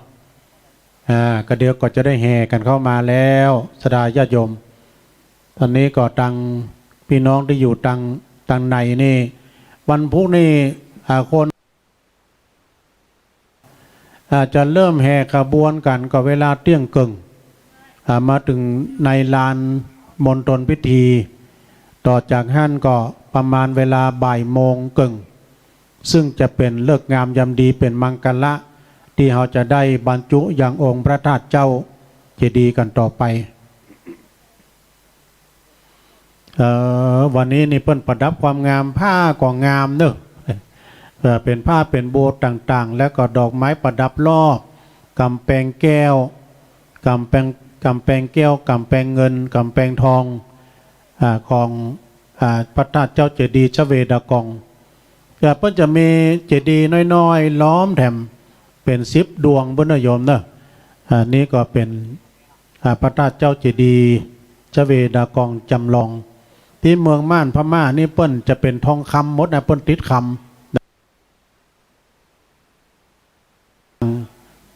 จับแปลงแล้วก็จะมีการปิดทองอยู่ก้าเนาะ เริ่มได้ย้อยเริ่มตั้งลำกันแล้วเนอตอนนี้แต่วันพรุ่งนี้ก็ครูบาอาจารย์วัดวาอารามที่เพิ่นจะมาที่เพิ่มได้มาก็ยังมีเนื่องจากว่ามันตรงกันนะอย่างว่าวันแม่วันพรุ่งนี้นี่ตังอำเภอส่วนราชการเพื่อก็จะมีการเจริญพระพุทธมนต์กันแล้วก็ตักบาตรกันที่ทำการที่ว่าการอำเภอกายนะเนาะเพื่อถวายเป็นพระราชกุศลกับสมเด็จพระราชินีเฮาเนาะวันแม่แห่งชาตินี้เป็นวันแม่ของแผ่นดินเนาะใครที่มีแม่ก็ดี ก็เป็นโอกาสดีไปไหว้พ่อไหว้แม่นะถ้าว่าพ่อแม่เฮามีแล้วก็ทำบุญอุทิศนะอย่างว่าวันพ่อก็ดีวันแม่ก็ดีก็ตานขันเข้าไปหาพ่อหาแม่เพื่อเป็นการที่เราจะได้น้อมรำลึกนึกถึงคุณงามความดีเป็นการกตัญญูกตเวทิตาคุณกับพ่อกับแม่เขาก็ดีก็เริ่มได้ย้อยกันมาแล้วสดาญาติโยมทั้งหลายบริเวณที่เราได้นั่งนี่ที่ศาสนพิธีที่พระสงฆ์นี่ก็มีในศาลามุงคาศาลามุงคานี่ก็มันจะเย็นเนาะสำหรับศาลามุงคานี่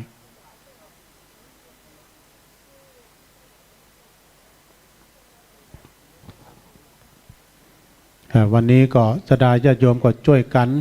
ทางด้านตังพี่นานเขาก็กำลังจัดแจงตังป้ายเนาะตังป้ายโอ้ตอนนี้ก็เป็นเวลา5 โมงป่ายแล้ว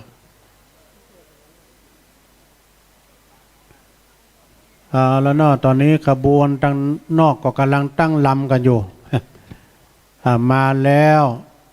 ขบวนจะเริ่มทยอยกันมาแล้วในโอกาสในตอนนี้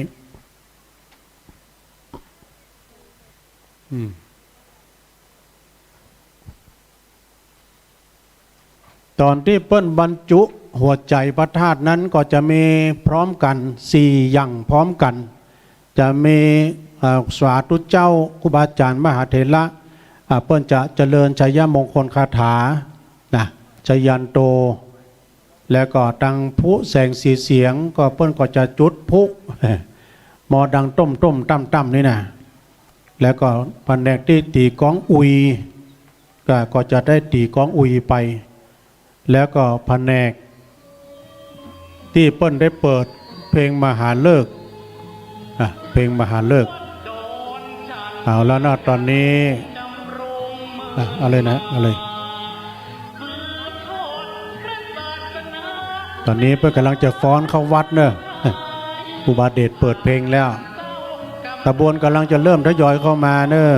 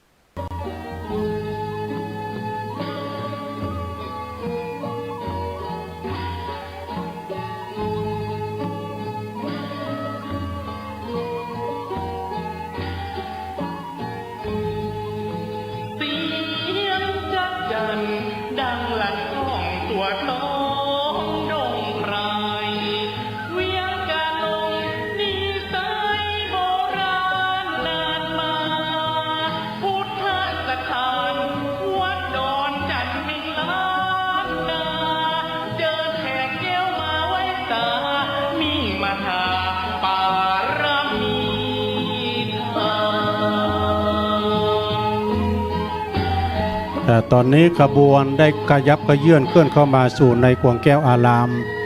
สู่มณฑลพิธีนะไปจอดที่ไหนแม่ครูบอกเนอะอาจารย์ขบวนแรกนั้นผ่านสักการะ6 ชุดด้วยกันพร้อมสัพพทนขบวนที่3นั้นก็แห่บุษบกโอ้สวยงามเลยนะเป็นภาพที่สวยงามเนาะชะลอกันนะแม่เนอะชะลอก่อนเดี๋ยวถอดรองเท้าขึ้นไปกระบวนก็บอกไปหลายอย่างเนาะตะกี้ก็กระบวนแรกนั้นผ่านสักการะกำลังขึ้นสู่บนมณฑลพิธีเนอะกระบวนที่2ก็แห่บุษบกองค์พระธาตุอยู่ปูนอยู่แล้วก็กระบวนที่3ผ่านดอกกระบวนผ่านดอกกระบวนที่4ก็พระไตรปิฎกกระบวนที่5ก็รูปเหมือนของพระเดชพระคุณหลวงปู่ขบวนที่6ก็เป็นขบวนธง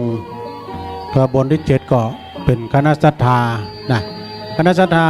ก็จะติดตามลำโดยมาแถมนักอยู่นี้เป็นการจำลองซักซ้อมใหญ่เนอะศรัทธาเนอะ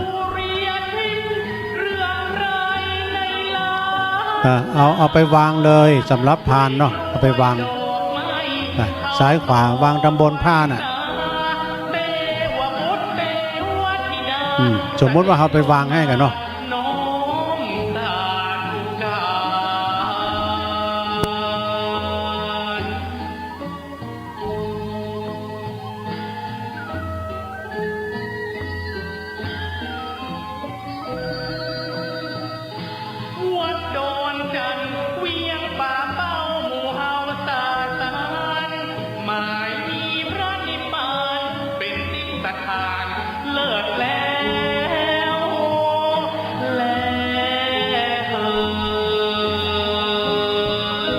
ศรัทธาพังไปปิกเตอร์เนอร์ถ้าว่ามาถึงแล้วเดี๋ยวดู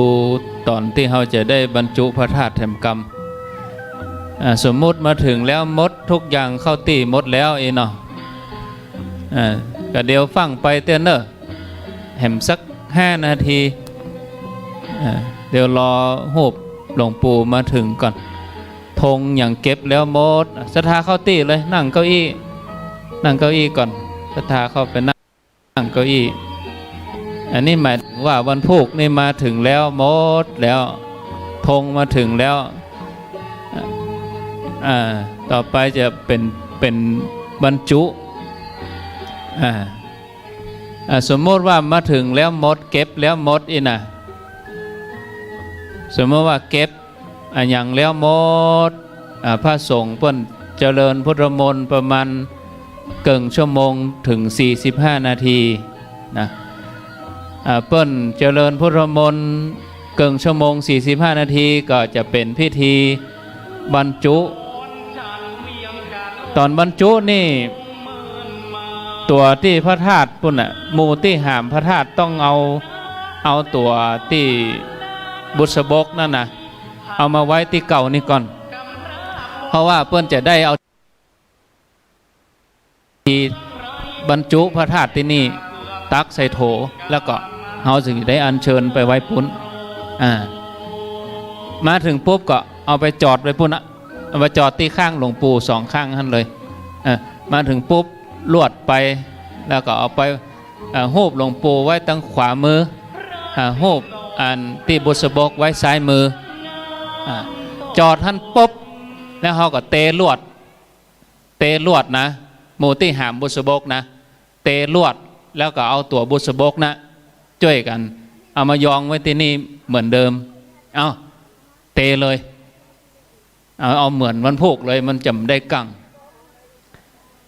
วันพุกมาเจ้าก้อยมัดแถมใหม่เนาะ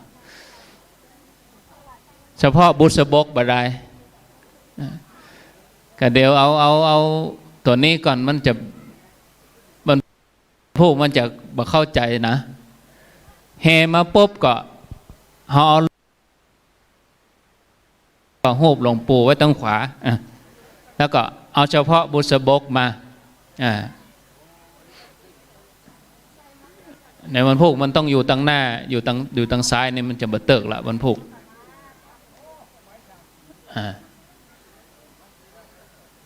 แล้วก็โมที่หามนี่คือโมที่นุ่งชุดขาวมดมันก็นั่นแหละจะได้มาช่วยกันกำชุดตังเพโมที่หามหูบหลวงปู่ก็มาเพโมที่หามหูบหลวงปู่กับโมที่หามบุษบกมาเพเลยวันพุกนี่ใส่ชุดขาวมดมันก็นะเอามายืนนี่ยืนเลี้ยงที่เก้าอี้นี่มายืนที่เอาเก้าอี้ออกก่อนนี่ระวังนะเอาอันที่มันตกง่ายๆนี่ลงก่อนไปเพราะว่าวันนี้มันได้แง่หรอกเจ้าภาพกำหรอก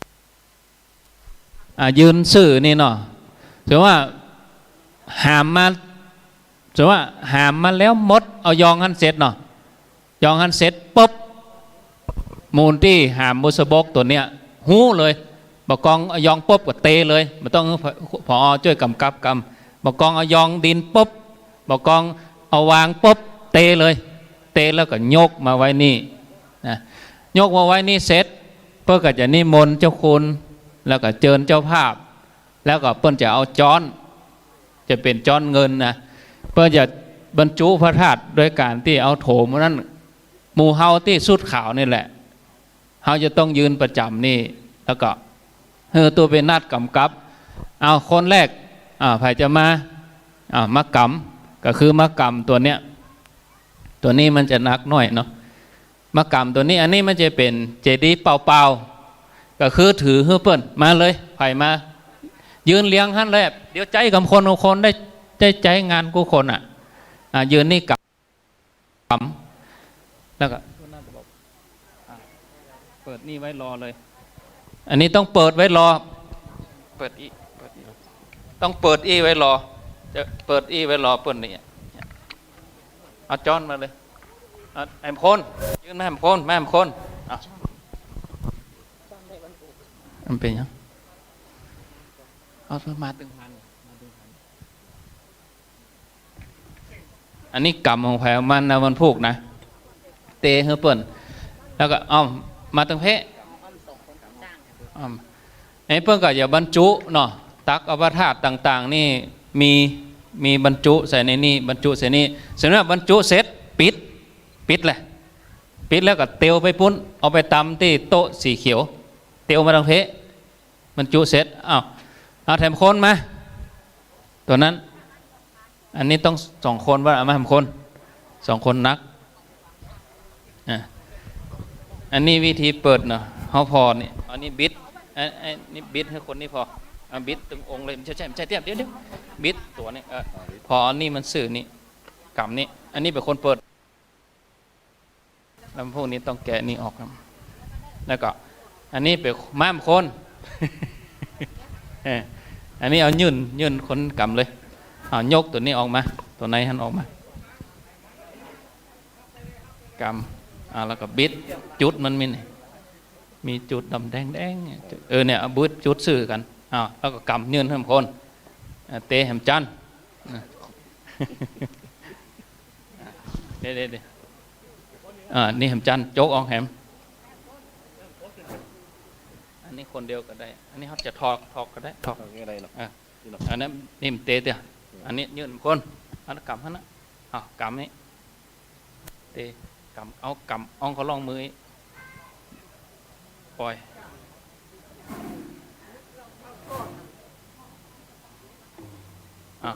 กำแฮมต้องจำดีๆนะความมีแฮมน้ำแฮมจันนี่เป็นทองหมุนเนี่ยมันพูกมันต้องช่วยกันนะมันจะฟาดนะต้องโอ่งเขาลงมืออันนี้ปล่อยให้คนนั้นกำเลยน่ะนี่คนนั้นห้ามคนไปห้ามคนน่ะเอายื่นให้กำยังกันมัน3-4 จันต้องตอนมันจุก็คือต้องเอายื่นทีละชิ้นเอาชิ้นน้อยเข้าไปก่อน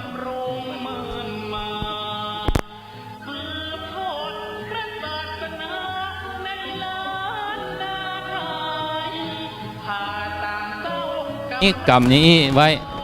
แล้วทีนี้ตัวบรรจุเนี่ยก็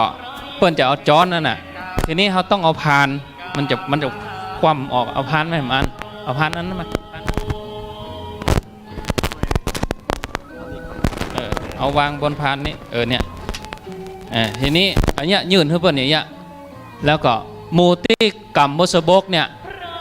มาแฮม2 คนแฮม2 คนไผอันนี้เอากิมมาตัวเนอะมาอยู่ลายเพะกิมมันพูกปุ๊บ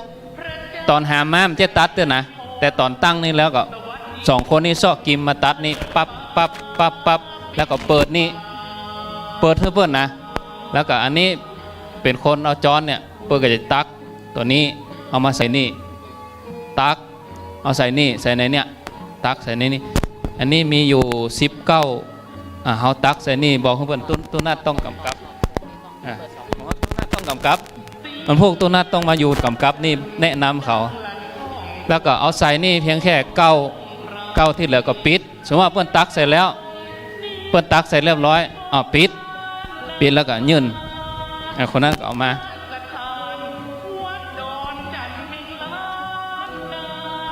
ช่วยกันกันอันนี้จะไปคว่ำนะมันคว่ำนะพระธาตุคว่ำนะเขาต้องไว้ในนี่มาคว่ำมาคว่ำในนี่มาคว่ำตกปูนมันยุ่งเหรอนะเมาคว่ำในพานนี่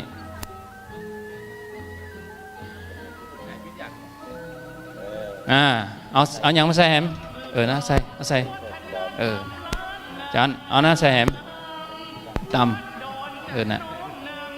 ปล่อยลงเลยปุ๊บน่ะเป็นยังเอาซื้อกันเมื่อคืนนี้ถึงไปได้ฝึกคืนหงก็ฮะ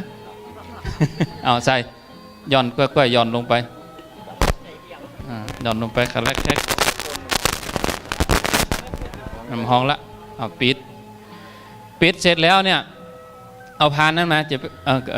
เอายองบนพานกำเอาซื่อๆกันสีแดงๆเอาตัวนี้สลักนี่ต้องเอาซื่อกันอีกแล้วก็ปิดอีกแล้วก็ปิดอีกยองอันนี้ก็ถือไปแฮมโมนี้กับมันพวกเขาได้ยืนอย่างนี้แล้วนะพร้อมได้แต่ต้องกำนี่ตัวประคองจะไหวว่าเนี่ย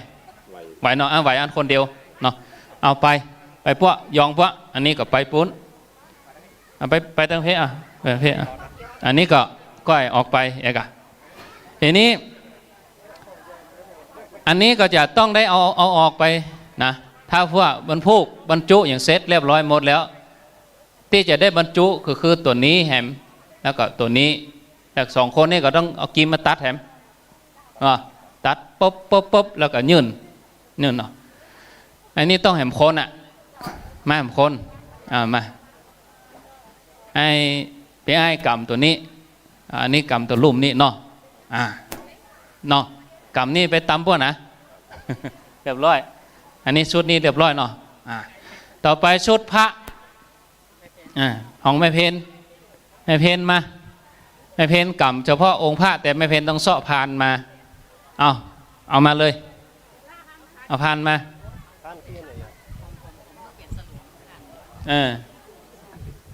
แล้วอันนี้ต้องปลดใจมาช่วยเปิ้นกำ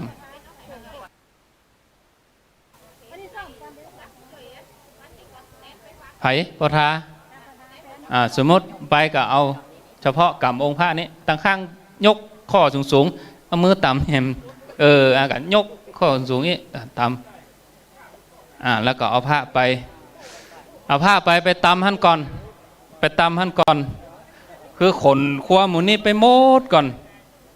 ว่าใจมีไหนไผจะกำนี่ชุดขาวนะอันนี้จะเป็นเจ้าภาพเชียงใหม่เพื่อเปิ้นมากำคนเดียวเปิ้นอันนี้ตู้ไปนัดเช็คชื่อมาแล้วประกาศชื่อ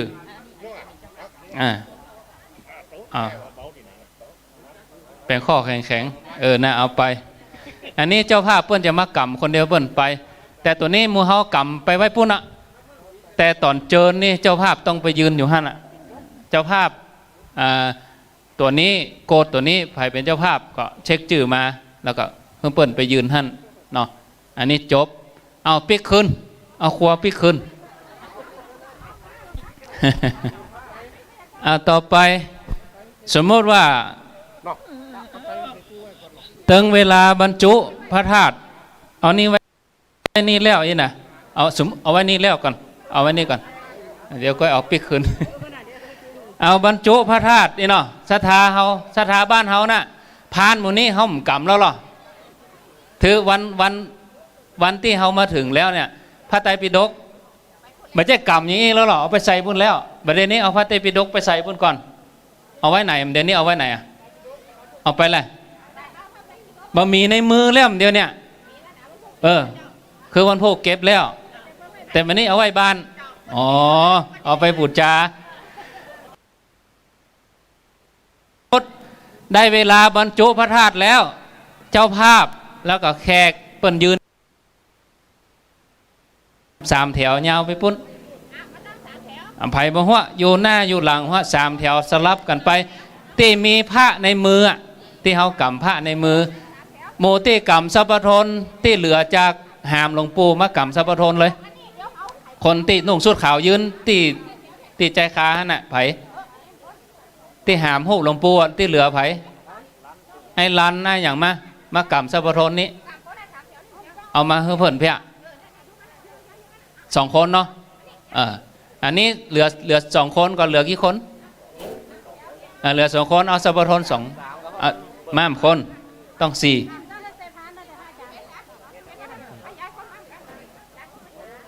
กำประจำสัพพทนพุ่นแหม2 คนเลยอันนี้วันพวกนี้ขึ้นได้กำ4 คนแต่กะตัวเจ้าก็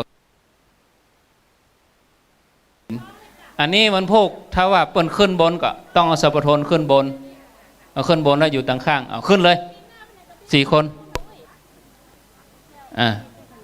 อันนี้สมมติ3 คนนี่เป็นผู้ใหญ่ไว้ก่อนเป็นผู้รักผู้ใหญ่มาขึ้นบนนี่จ่าว่าไปได้จ่าว่าอยู่อนาคตเป็นนี่สมมติว่าเปิ้นจะเจิญผู้รักผู้ใหญ่ขึ้นเสร็จเปิ้นจะเอาพระหมู่นี้เนี่ยเอาขึ้นเขาก็ต้องมีคนช่วยให้มาเนี่ยแผนกนี้อยู่ฝั่งปุ้น2 คนฝั่งนี้2 คนไผ่ประจายนุ่งชุดขาวมายืนอยู่อันนี้ขยับไปหน้าหน่อยสัพพทนขยับไปหน้าหน่อย ข้างเพแหม2 คนขึ้นขยับเอาสัพพโทนไปหน้าหน่อยอันนี้คือของตั้งหลายอ่ะของที่เปิ้นเอามามันจะตั้งอยู่นี่มันก็จะตั้งอยู่นี่แล้วนี่ก็ไว้หลังคือเอาของที่เขาเอามาท่านแล้วน่ะเดี๋ยวนี้ของทุกชิ้นมันจะตั้งอยู่นี่แล้วก็เฮือตู้ไปนัดกำกับไม่ได้ละตู้นัดกำกับไม่ได้ละตู้นัดจะได้ขึ้นบนปุ่นอ่ะตู้นัดก็ไผ่นั่นตู้นัดต้องขึ้นบนเนาะไผ่จะกำกับเนี่ยพอกำกับนี่เนาะอยู่ตั้งหลุมก็ได้กำกับเพื่อเขายืนเอาสมมติจะบรรจุเอาตัวนั้นใส่ก่อนยอดขาวๆกำคนอันเอายืนเฮ้อวายหน้าวายนะอันนี้ก็ยืนเฮ้อเปิ้นนี่แหละหันซ้ายก็ซ้ายพร้อมกันหันขวาก็ขวาแล้วมันจนกันอันนี้เนาะมันพูด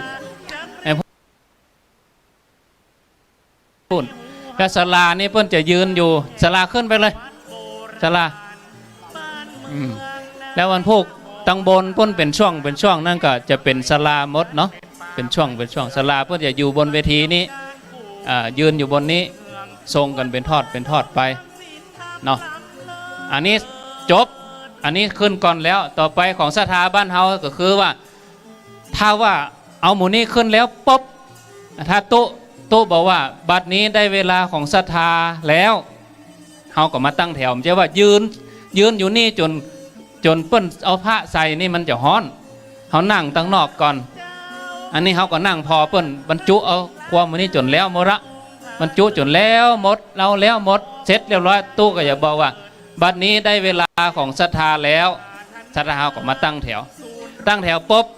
ก็เอาพระที่เฮากำมาเนี่ยบอกว่าพระผงพระน้อยองค์เล็กองค์ใหญ่ก็เอามายื่นเฮ้อ2-3 คนเนี่ยฮับเอายื่น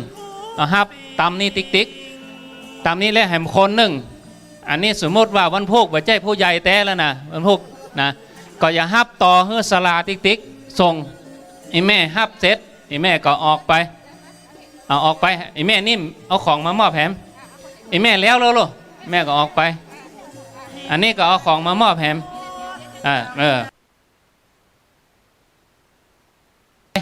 ส่งขึ้นไปติ๊กอันนี้ก็ออกไปตั้งปุ้นอันนี้ก็ออกไปตั้งเพหี่ยเอามาแถมเอาของมาเอานี่ขึ้นให้เขาวันพวกจะเป็นอย่างนี้ก็ออกไปตั้งปุ้นออกไปติ๊กอันนี้คือแล้วไปเลยนะเอาเรียบร้อยอันนี้เอากลับเหมือนเดิมเอากลับหมดอันนี้กลับอันนี้มนตู้ลุงเลยเรียบร้อย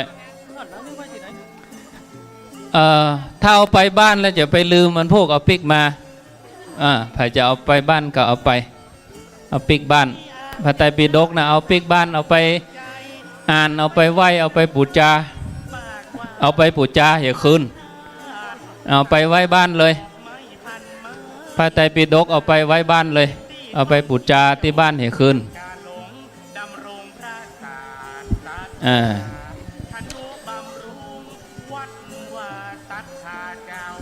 นิมนต์ตุลุง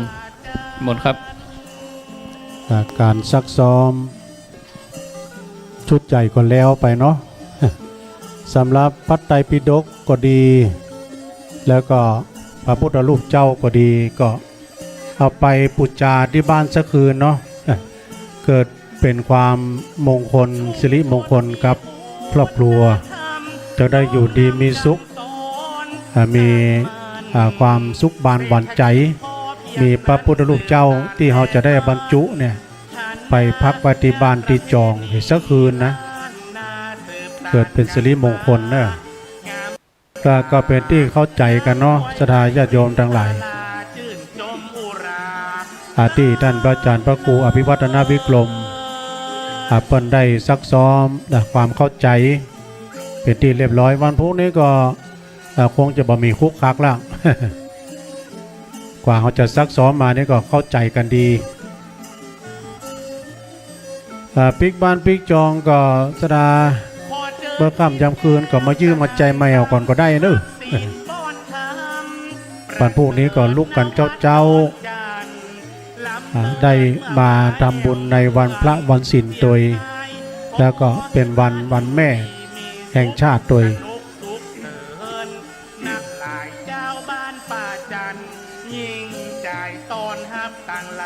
รองรับงานบุญใหญ่วันพรุ่งนี้เนอสดา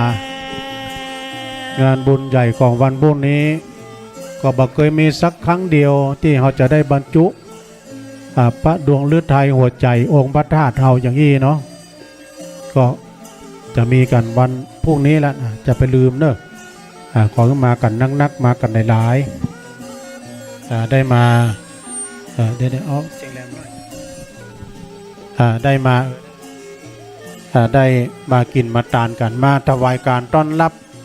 ครูบาอาจารย์ที่เปิ้นจะมาเป็นทรงพิธีตัว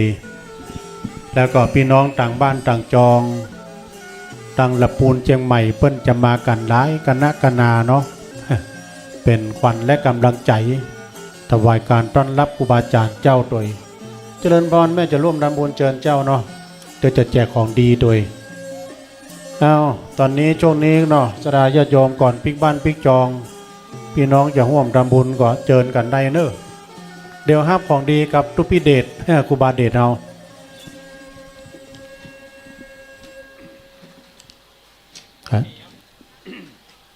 จะได้จดเอาลายใหม่เอาชื่อจดลายใหม่นาม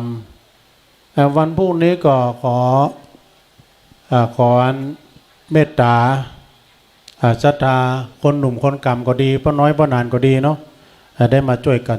ลิขิตขีดเขียนจดหนังสือจดรายชื่อเนาะของที่เปิ้นจะมาทำบุญนะแล้วก็ที่เปิ้นจะเอาวัตถุมงคลมาบรรจุแถม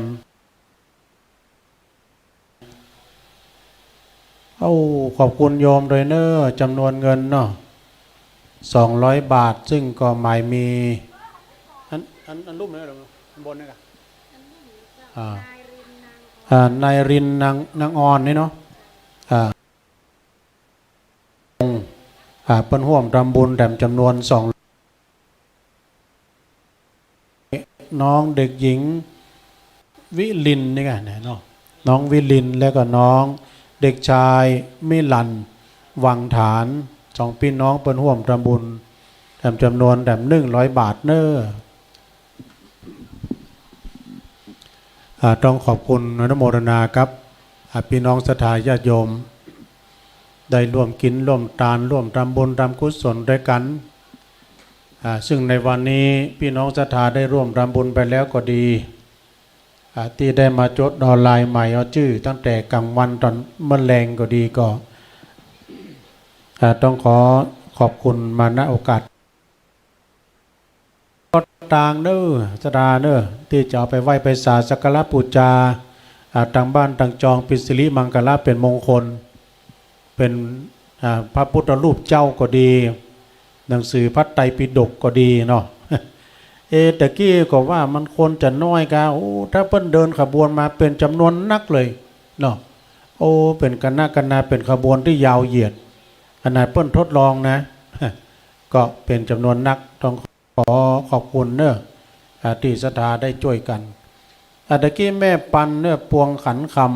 ำถวายยอดสังฆทานพระสงฆ์แถม200 บาทเนอะแม่สุพินพรหมมาร่วมทำบุญแถม200 บาทก็ต้องขอขอบคุณ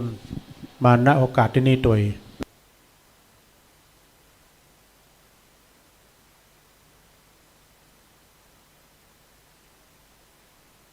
สมัยก่อนนั้นเป็นแห่งใดหูหัน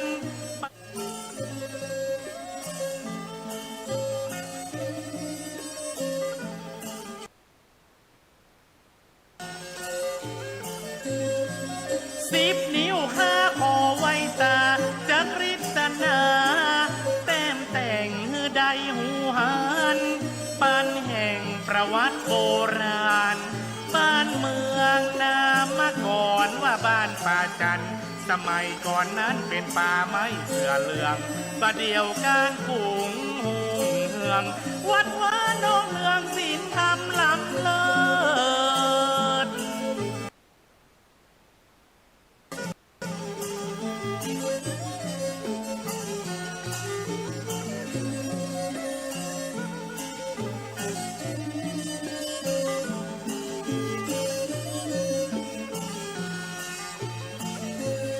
สารูปเจ้า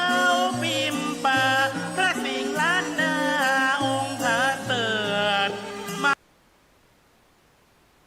สำเร็จสมภาธนาศูนย์รวมจิตใจพี่น้องไหวสามาชมดอกเอืองสินผาอลังการตาทุกสิ่ง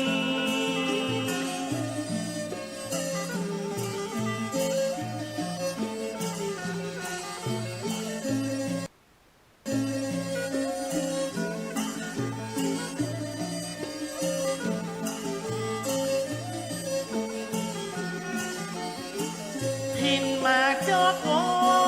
ตำนานเล่าเฮือลูกหลานเป็นมิ่งม่อนมโนรา งามยิ่งให้จวนแค่แก้วมาเมืองโบราณสถานผาสามเต้าแต่เก้าปู่ย่าตาเหลืองมีนองสามขานองเนืองบ้านเมืองมีสุขสายกว้าง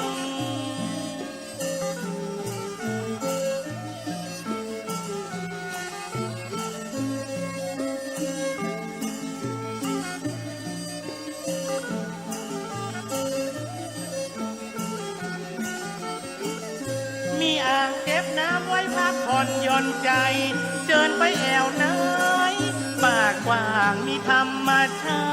ติสาว่างดอกไม้พันไม้นาเป็นที่ท่องเที่ยวเวียงกาหลงดำรงพระศาสนาธนุบำรุงวัดวาศรัทธาเจ้าบ้านป่าจัน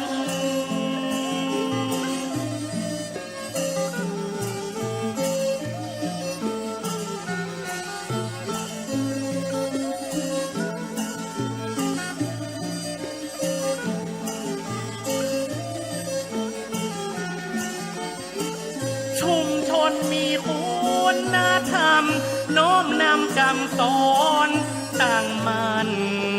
เศรษฐกิจพอเพียงนั้นสืบสานและพัฒนางามประเพณีล้านนาสืบสานกันมางามตาน้ำห้วยไหลรินทาลาชื่นชมอุราล้ำเลิศ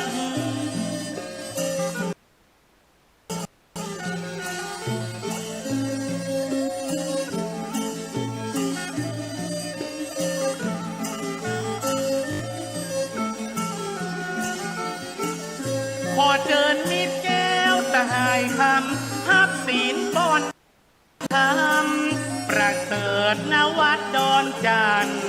ล้ำเลิศเมื่อมาแอวเมืองเสียงไทยขอให้ท่านอยู่ดีมีสุขสนุกสุขเถินนักหลายเจ้าตอนฮับต่างหลายมา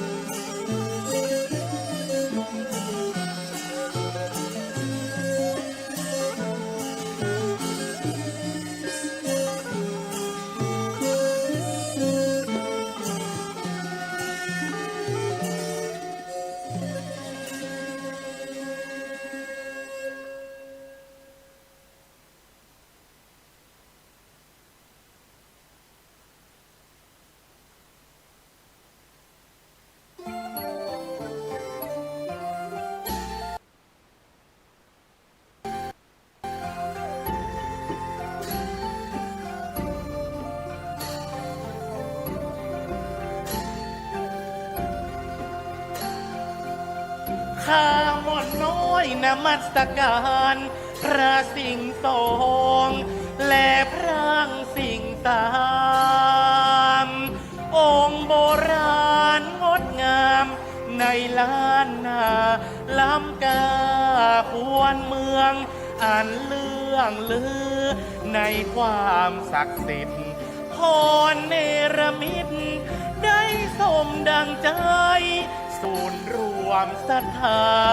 สาธุชนยิ่งใหญ่ในเวียงกาลงเวียงป่าเป้าเชียงรายอามิสบูชาโน้มถวายเครื่องสูงทั้งปวงบูชาบวงสรวงพระสิงห์แห่งวัดดอนจันทร์เรืองไรทูบเทียนดอกไม้ข้าวมิ่นสมปล่อยน้ำสุขันธาทรงองค์เป็นมิ่งดูเรียดนตรีกวีทุกสิ่งฟ้อนรำอ่อนหวานถวายบุญทานประเสริฐยิ่งแล้วได้สาธุการกราบไหว้บนบานพระพุทธคุณบุญพระสิงห์เจ้ากำจุนเกื้อกูลสุขล้ำดวงฤทัยมิ่งมงคลชัยเงินทองไหลมาผลบุญรักษาโจกลาบน้องเนื้อ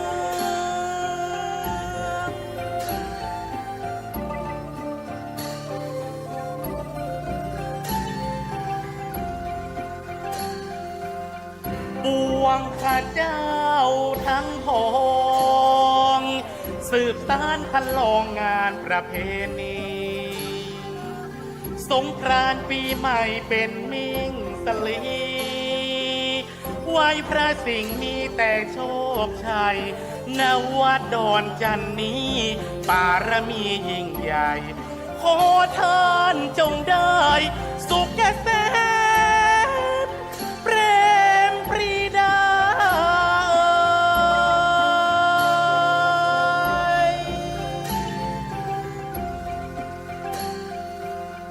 ข้าหม่อนน้อยนมัสการพระสิงห์ทองและพระสิงห์ตามองค์โบราณงดงามในล้านนาล้ำกาควรเมืองอันเรื่องลือในความศักดิ์สิทธิ์พรเนรมิตได้สมดังใจศูนย์รวมศรัทธาสาธุชนยิ่งใหญ่ในเวียงกาลงเวียงป่าเป้าเชียงรายอามิสบูชาโน้มถวายเครื่องสูงทั้งปวงบูชาบวงสรวงพระสิงห์แห่งวัดดอนจันทร์เรืองไรทูบเทียนดอกไม้ข้าวมิ่นสมปล่อยน้ำสุขันธาทรงองค์เป็นมิ่งดูเรียดนตรีกวีทุกสิ่งฟ้อนรำอ่อนหวานถวายบุญทานประเสริฐยิ่งแล้วได้สาธุการกราบไหว้บนบานพระพุทธคุณบุญพระสิงห์เจ้ากำจุนเกื้อกูลสุขล้ำดวงฤทัยมิ่งมงคลชัยเงินทองไหลมาผลบุญรักษาโจกลาบน้องเนื้อ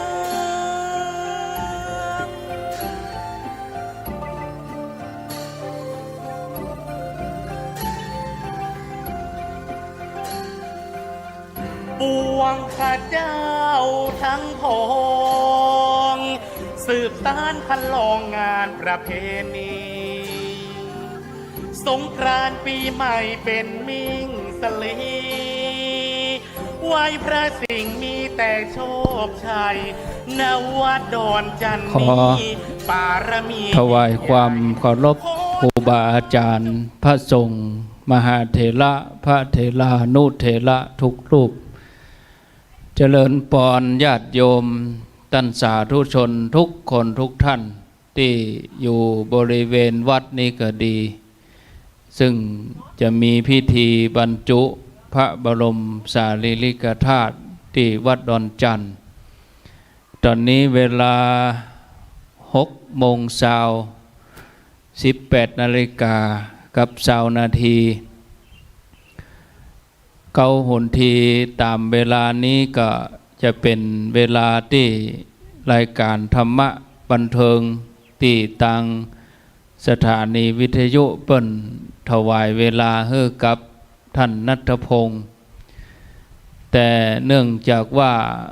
การงานจังหวัดก็คงจะต้องได้เกียมหลายสิ่งหลายอย่างเพื่อความเรียบร้อยแต่ก็ขออนุโมทนากับ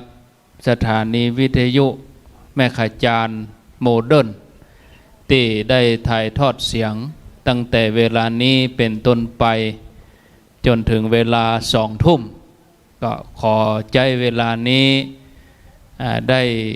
ถ่ายทอดเสียงเกี่ยวกับบรรยากาศในงานก็ได้คือท่านชัยวัฒน์นาคเสโนหรือว่าตุลุงยองท่านชัยวัฒน์เปิ้นจะดำเนินรายการก่อนตอนนี้ก็ได้ถ่ายทอดไปหลายขึ้นหลายสถานีมีสถานีวิทยุที่วัดห้วยตองซักถ่ายทอดตั้งแต่เมื่องายมาแล้วแม่แจมแล้วก็104.50ตามเวลาเปิ้นก็ถ่ายทอดตั้งแต่เมื่อตอนนี้ในพื้นที่อำเภอเวียงป่าเป้าเฮาก็มีขึ้น 94.50 แม่ขจารโมเดิร์นเรดิโอของป้อน้อยสุวรรณแม่อนงพรหมมินทร์ที่ได้มีกุศลเจตนาถวายเวลาเป็นบุญเป็นกุศลนอกจากจะรับเป็นเจ้าภาพสังฆทานแถม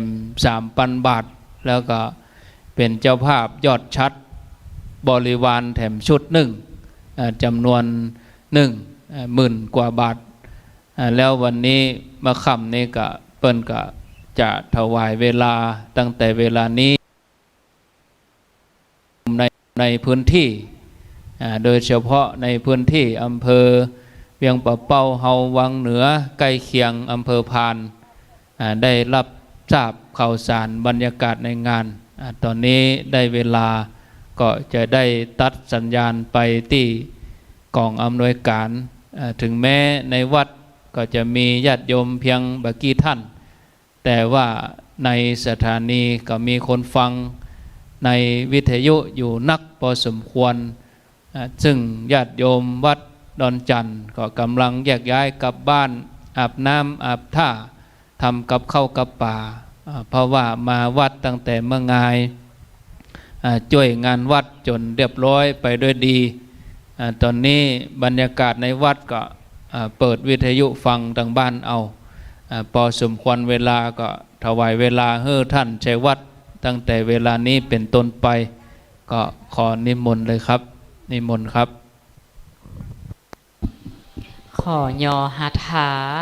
วันทากราบน้อมต่างดวงดอกซ่อมมาทุบบุภาตัวคามันน้อยกราบไหวทูลสาไตรรัตนา3 ดวงเก้าเงา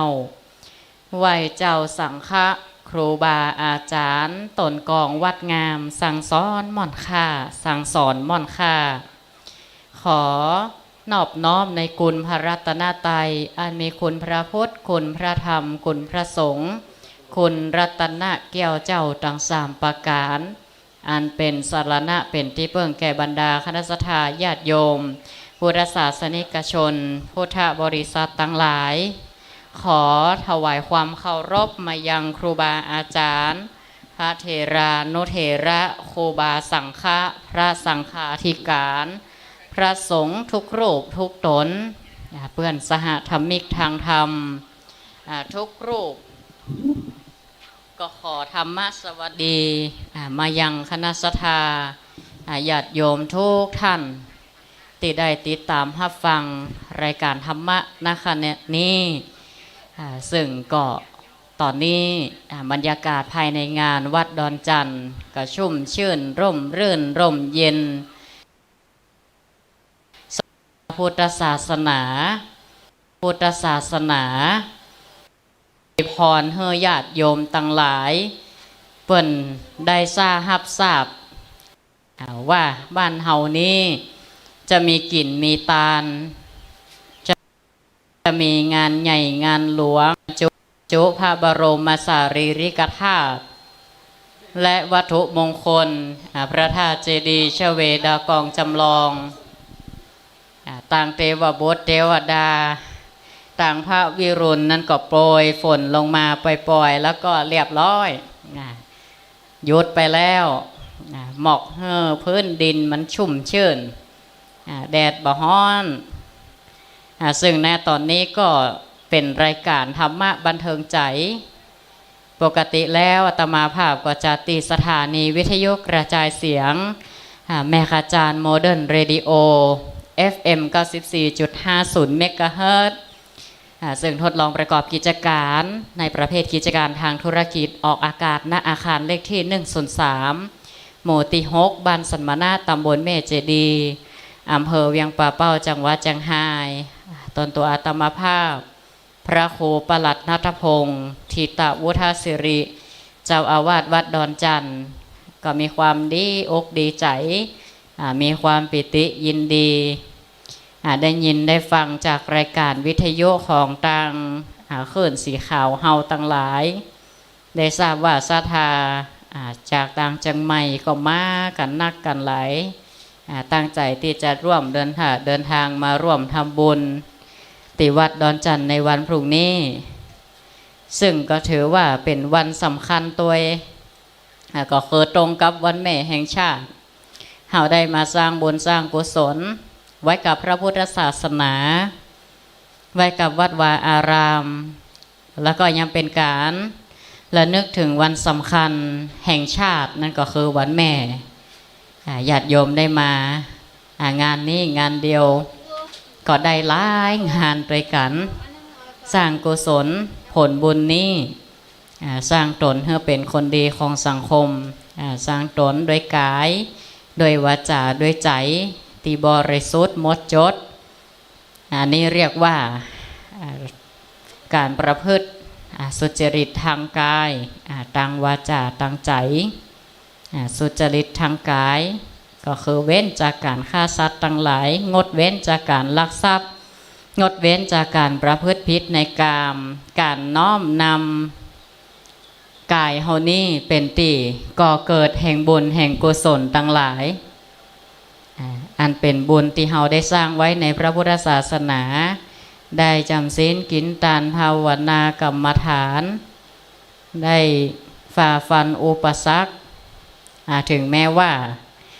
หากว่าต่างจังใหม่มาจังไห้วันโภคก็จะมีอุปสรรคเล็กน้อยเกี่ยวกับถนนหนทางแต่ก็มีศรัทธาหลายท่านว่าโอ้บ่เป็นอุปสรรคสักน้อยศรัทธาที่เปิ่นเดินทางมาก่อนก็จะมีตั้งศรัทธาวัดของวัดตาลุกเนาะศรัทธาตั้งสันผีเสื้อเปิ่นได้มาแวะมาเยี่ยมมาเยือนตั้งแต่ตอนเจ้ามาละแล้วก็ไปแอวแม่สายผู้เปิ่นจะปิกมาอยู่ตังสันปะตองก็ดีและหลายตีหลายตังตอนนี้อาตมาภาพก็ดำเนินรายการจัดรายการไปเรื่อยๆว่าศรัทธาท่านใดตีจะโทรศัพท์เข้ามาอู้จ่าสนทนากันก็ตีเบอร์โทรศัพท์ของอาตมาภาพเบอร์เดิม096-345-8026 096-345-8026ก็ถ้าได้โทรศัพท์อู้จ่าทักทายปราศัยกันได้เนอะในช่วงนี้ เขาได้มาร่วมกันก็มีศรัทธาบ้านใกล้เรือนเคียงมาช่วยกันจัดแจงแต่งดาแป่งใบสีตกแต่งพันพุ่มสักการะจัดเตรียมสถานที่เขาจะพร้อมเนื่องในงานบรรจุพระบรมสารีริกธาตุวันพรุ่งนี้พร้อมกับวัตถุมงคลสถานที่ได้ยินเสียงท่านได้มีเจตนาเจ้าภาพประจำวันเกิดหรือว่าพระวัดอาจจะเป็นพระเครื่องวัตถุมงคลอันเป็นตีแสดงถึงรูปเหมือนหรือรูปเคารพของสมเด็จพระสัมมาสัมพุทธเจ้าก็ติดตัวกับศรัทธาญาติโยมมาร่วมกันบรรจุในวันพรุ่งนี้และในตอนเย็นตีพันมาก็ได้ซักซ้อมจัดเตรียมขบวนอย่างตีท่านอาจารย์ได้กล่าวไว้ได้อู้ไว้ตะกี้ต้นรายการว่าศรัทธาวัดดอนจันทร์ยินดีปิติยินดีต้อนรับกับศรัทธาญาติโยมป้าอุ้ยแม่อุ้ยหลวงป้านาอาศรัทธาต่างหลายที่จะได้มาร่วมวันพรุ่งนี้ก็ตั้งมีการซักซ้อมเตรียมขบวนที่เขาจะได้แห่อัญเชิญขบวนพระบรมสารีริกธาตุเนี่ยญาติโยมท่านตั้งหลายสุโขปุญญสะอุจโยการสั่งสมบุญนำซึ่งความสุขมาเฮ่อและเป็นสิ่งที่สะท้อนให้หันถึงความสมัครสมานสามัคคีของพุทธบริษัทพุทธศาสนิกชนที่รวมกันเป็นหนึ่งเดียวกันได้มามีเจตนาเดียวกันมีวัตถุประสงค์ด้วยกันนั่นคือการที่เฮาตั้งหลายมาบรรจุพระบรมสารีริกธาตุในวันพรุ่งนี้และเป็นการแสดงออกถึงความกตัญญูเนื่องในวันแม่แห่งชาติตอนนี้ก็บรรยากาศต่างร่มรื่นก็บรรยากาศก็ดีเนาะบรรยากาศก็เอื้ออำนวยต่อการทำบุญจัดสรรบุญอุดหนุนตอนนี้ถ้าศรัทธาญาติโยมท่านใดจะโทรศัพท์มาอู้จ่าสนทนาในช่วงนี้เป็นต้นไปก็มาโทรศัพท์มาสนทนาอู้จ่าสอบถามกันได้ตั้งแต่เจ้ามานี่ก็ได้ประกาศรายชื่อรายนามศรัทธารับร่วมเป็นเจ้าภาพไทยทานไทยธรรมเจ้าภาพร่วมทำบุญทั่วไปในงานก็หลายผู้หลายท่านเทวบุตรเทวดาเปิ่นได้มาฮับหูฮับทราบข่าวสารงานบุญงานกุศลของเฮาเปิ่นก็จะได้มาปกปักรักษาญาติโยมเฮาตั้งหลายเปิ่นได้สร้างความชุ่มชื่นร่มรื่นลมเย็นอ่อยมหิกรรมก็จ้าพอดีศรัทธาเขาจะได้มาร่วมกันสร้างเจดีย์ด้วยกันหรอเหมือนกันการสร้างธรรมะการเฮ่อธรรมเป็นทานชนะการเฮ่อทั้งปวงองค์พระธาตุเจดีย์กระดุจเสมือนสัญลักษณ์ตัวแทนในการเคารพสักการะบูชาในตัวของสมเด็จพระสัมมาสัมพุทธเจ้าสายตีนไหนเข้ามาเจริญปอนภาษาพระอาจารย์เจ้าเจริญปอนโยมแม่จากตั้งได้แม่ไรเจ้าโอ้แม่ไรสันทรายนี่บ้าปัญญาโอ้ดีละแม่บุญสำเร็จด้วยการอนุโมทนาบุญด้วยการร่วมกันแม่การแม่จะไปวัดมันข้าวเนาะมันแม่ไปส่งเนาะไปมันมันไงพระเจ้าแล้วกับลูกไปวันทำงานเนี่ยแมลงลูกมาทำงานมาติ๊กมาหับเอกะแม่ว่าจะได้แต่ถ้ามันเสร็จยังก็เดือดเกินไปเนาะฟังคนไทยถอดทางวิทยุก็ได้แม่เจ้าก็ไม่ได้อยู่วัดไม่ได้ฟังว่ะอยู่วัดละอยู่วัดต้องหลวงว่าน่ะแม่นไปฟังธรรมฟังน้ำฟังธรรมก็เดือดแม่ก็ไปเหวไปมันไปนอนเห็นก่อนเนาะยินดีสักนักแม่สาธุนานๆเด้อสาธุนะอยู่ดีมีสุขแม่จะไม่สาเจ้าค่ะเจ้าอันนี้จากแม่ไลสันทรายนะนี่เราร่วมมาสร้างสุจริตทางกายตั้งวาจาตั้งใจอันเป็นบุญเป็นกุศลสังสมบุญฐานทางกายเฮาวาจาของเฮาตั้งจิตตั้งใจห้องก็ได้มาถวายแห่งกายแห่งใจ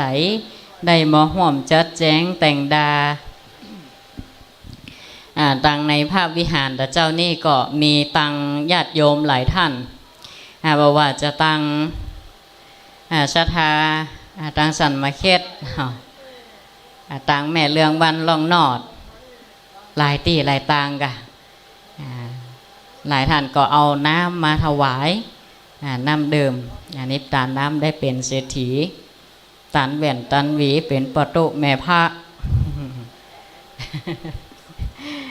อันนี้ก็เป็นความสุขอันเกิดจากการทำบุญบุญเกิดจากการให้ทานรักษาศีลเจริญเมตตาภาวนาความสุขทางกายอันเกิดจากการสำรวมการสร้างสมบุญด้วยกายเอาแห่งกายแห่งใจมาช่วยกันมาเติมมาหนุนมาเติมมาแท่งยกหันน้อยนี่น้อยก็ถึงได้อานิสงส์ละสถายกโต๊ะยกเก้าอี้เก็บขยะ วันพวกนี้นะสถาเวลาทุกท่านมาเขาก็จะได้มาร่วมกันบรรจุพระบรมสารีริกธาตุได้มาบรรจุวัตถุมงคลด้วยกันไผ่มีเครื่องวัตถุมงคลดีๆเนาะอันเป็นรูปสักการะเราจะได้บรรจุพร้อมกันเป็นที่ไหว้ที่สักการะของเราเทวดามนุษย์ทั้งหลายแม้แต่เทวดาเพิ่นก็นิยมชมชอบขณะเทวดาเพิ่นยังไปแปลงสวรรค์จันทร์ดาวดึงวะน่ะถ้าเกตแก้วจุรามณีสรีมหาธาตุเช่นกับศรัทธาเคยได้ยินได้ฟังพระธรรมเทศนาเพิ่นได้กล่าวไว้ถึง